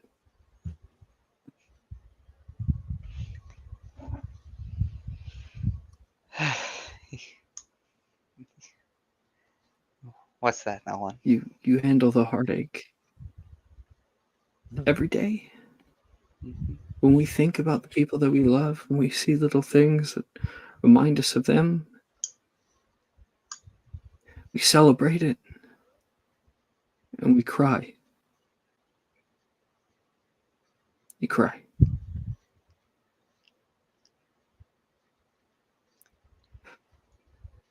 The invitation still stands. Anytime. And he lets you go. I'll keep that in mind. Thank you, Nolan. And Naz kind of wipes away at his face a little bit before he doesn't turn around or anything. He just kind of goes. Mm-hmm. You guys have dinner together. And things are almost as if you've returned home for a moment, for a minute, for an evening.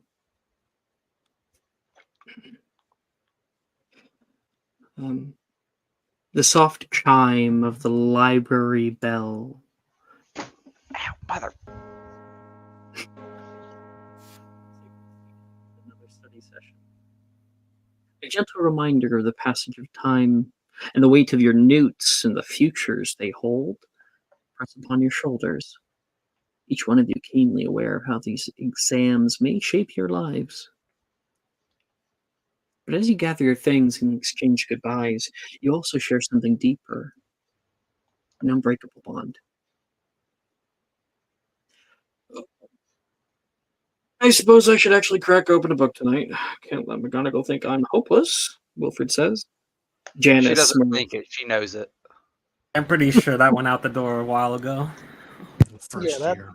that ship has Over sailed a a long decade time ago. ago, Will. That ship has sailed a long Thank time you, ago. everybody. I really appreciate the confidence boost. You're welcome, bud. You got this. Hey, think of this, right? At least you didn't get called the Bane of Hufflepuff in your second year. Yay! I I haven't heard showed that in his a ass. while. I showed his ass. Remember if anyone needs help with potions, I'll be in the common room later. We got this, guys, Sadie says. Darcy says, thanks, Sadie. And don't stress too much, okay? We're on this boat together. These moments of camaraderie, of shared laughter, support, and chiding, weave your futures together. The paths we've glimpsed, filled with triumphs and tribulations, are mere possibilities, only shadows of what might actually be. Hey, next time, I promise the drinks will be better. Maybe I actually will start a business if this whole Newt things work out. Who knows? Macy says. You really should. Anyway, Macy. But seriously, get some good sleep, and we'll see what happens.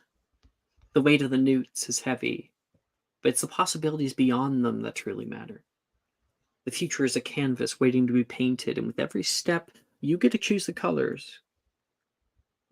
Don't forget, we've still got a few more study sessions before the exams. So let's make them count. I want to see everyone here on Wednesday, Friday, and Saturday. No slacking, Janice says. Fridays? Oh, come on. I got dueling practice on Fridays. Well, you heard the mistress. Come on. Mistress? Whoa. I did not mean it. Oh, you filthy degenerates! Fuck. Only with Alex. Like that. Wilfred says, "I don't know about Saturday, but agreed. And maybe, just maybe, I'll finally understand arithmetic." No, we won't. Well, what is 2 and 2, Wilfred? Oh, come on! I know this one. What is X equal? 2 times 2 is 4. Good job. That's an O. That's an O right there. See, he's arithmetic ready. Exactly. Sylvie, Ernesia puts her hand in yours. Hey, you want to wind down together? Sounds like a good time. Yeah. You two have fun. I get it tomorrow. No, I think I'll just steal it for the rest of the time, she says. Catch y'all later. Kind of hike up Sam because she's done passed the fuck out. Come on, Sam. You pick her up. Come on. I'm going to carry her back up to Gryffindor, and then I'm going to head back to common rooms. I'll see y'all later. Gemma looks at Liz. Nightcap? So what was that? I didn't catch that. Nightcap? What does that mean? Sorry, I am completely That blanking means on what- late night drink. Oh, okay. I was like, what the fuck was that mean? It's like, yeah, I'd like that. And Catherine, you look back at these long halls, the shadows of the lights turning off, and as you leave the warmth of the library, stepping back into the worried life of Hogwarts, you carry with you the promise of tomorrow. No matter what comes, you will face it together, with the strength drawn from your shared past and the hope for a brighter future. Lastly, it is with great reverence that those library doors close behind you for the very last time. These futures are not set in stone. They are but possibility. They are the things that the cosmos glean, the stories that they tell, and there may still be hope yet. That is where we're going to end tonight's episode. We fucking hope that's not the set in stone one. Jesus Christ. Naz's life took a fucking hard left. I'm over here super famous and shit and still depressed. What the fuck? I went through 3 divorces. What the hell is this? You're a celebrity, it's how it works. Brother. Yeah. Naz lost a kid, dude. I was like, what the fuck? I told you I was in Jesus. Naz's hidden back there, and I was like, Painful or poor? And I You went were like painful. painful, and And I I was didn't like, think fucking good answer. fucking dead kid was coming. I was like, When Jesus, you okay. your kid Fuck died? yeah. Really? Yeah. Oh, Yeah. I At didn't a realize very that. young I thought you guys separated and then I thought your kid went with No, Sam. it was No. Oh, I wait. didn't. Our I didn't. child I didn't had, hear that. Sick yeah, I monster. didn't know that. That's because it was only ever alluded to. yeah. No, And that's Nolan, something. with his Yeah. whole thing, talking about how you handle grief and death, and how you handle knowing that the future is going to be painful. Yeah. You cry. Okay. So I'm Oh, guessing like dude. Liz sensed He that was something telling like that was up. Naz to That's why she cry. offered. I think that's why she offered to have her kid with Naz, go with Naz. Like, is That's like why she's like, you know what? That's Yeah. why Naz Sam was said- so weird around your kid. That's Nope. why Naz was mildly weird around your kid. That's why also Naz, Yeah. I don't know if it got caught. He said, "Oh, it would be nice to have little pitter patters around the house again." No, I caught that. I just Uh-huh. thought that your daughter was like with Sam and because you guys Nah. got divorced or something. That's what I She- thought. Nah, she had she No. passed from an illness at young age, and me and Sam parted ways over it. Couldn't handle Oh it. Jesus! I Christ. stopped dueling it almost entirely because of it. Jesus, that's But dark, still man. kept up with your With my art, with your art, yeah.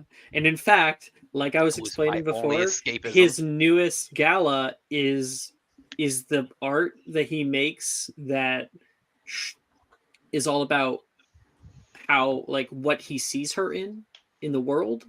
And the last portrait, which could have been finished or not finished depending on Mark's thing, was the black canvas. I think he would finish it. I think it'd take him a little bit, but he would finish it. Ooh, what would Nice. you That's- put on it? It would probably be like a culmination of like, since it's a black canvas, he would then go back through and then over top of it do a landscape where it's like the horizon is just meeting like night sky with all the stars, horizon, and then the ground. It being like a 3-tier thing. Mm-hmm. Yeah. I love that. Thank you, everyone, for playing. Thank you, anyone who decided to show up for watching. I Jesus Christ.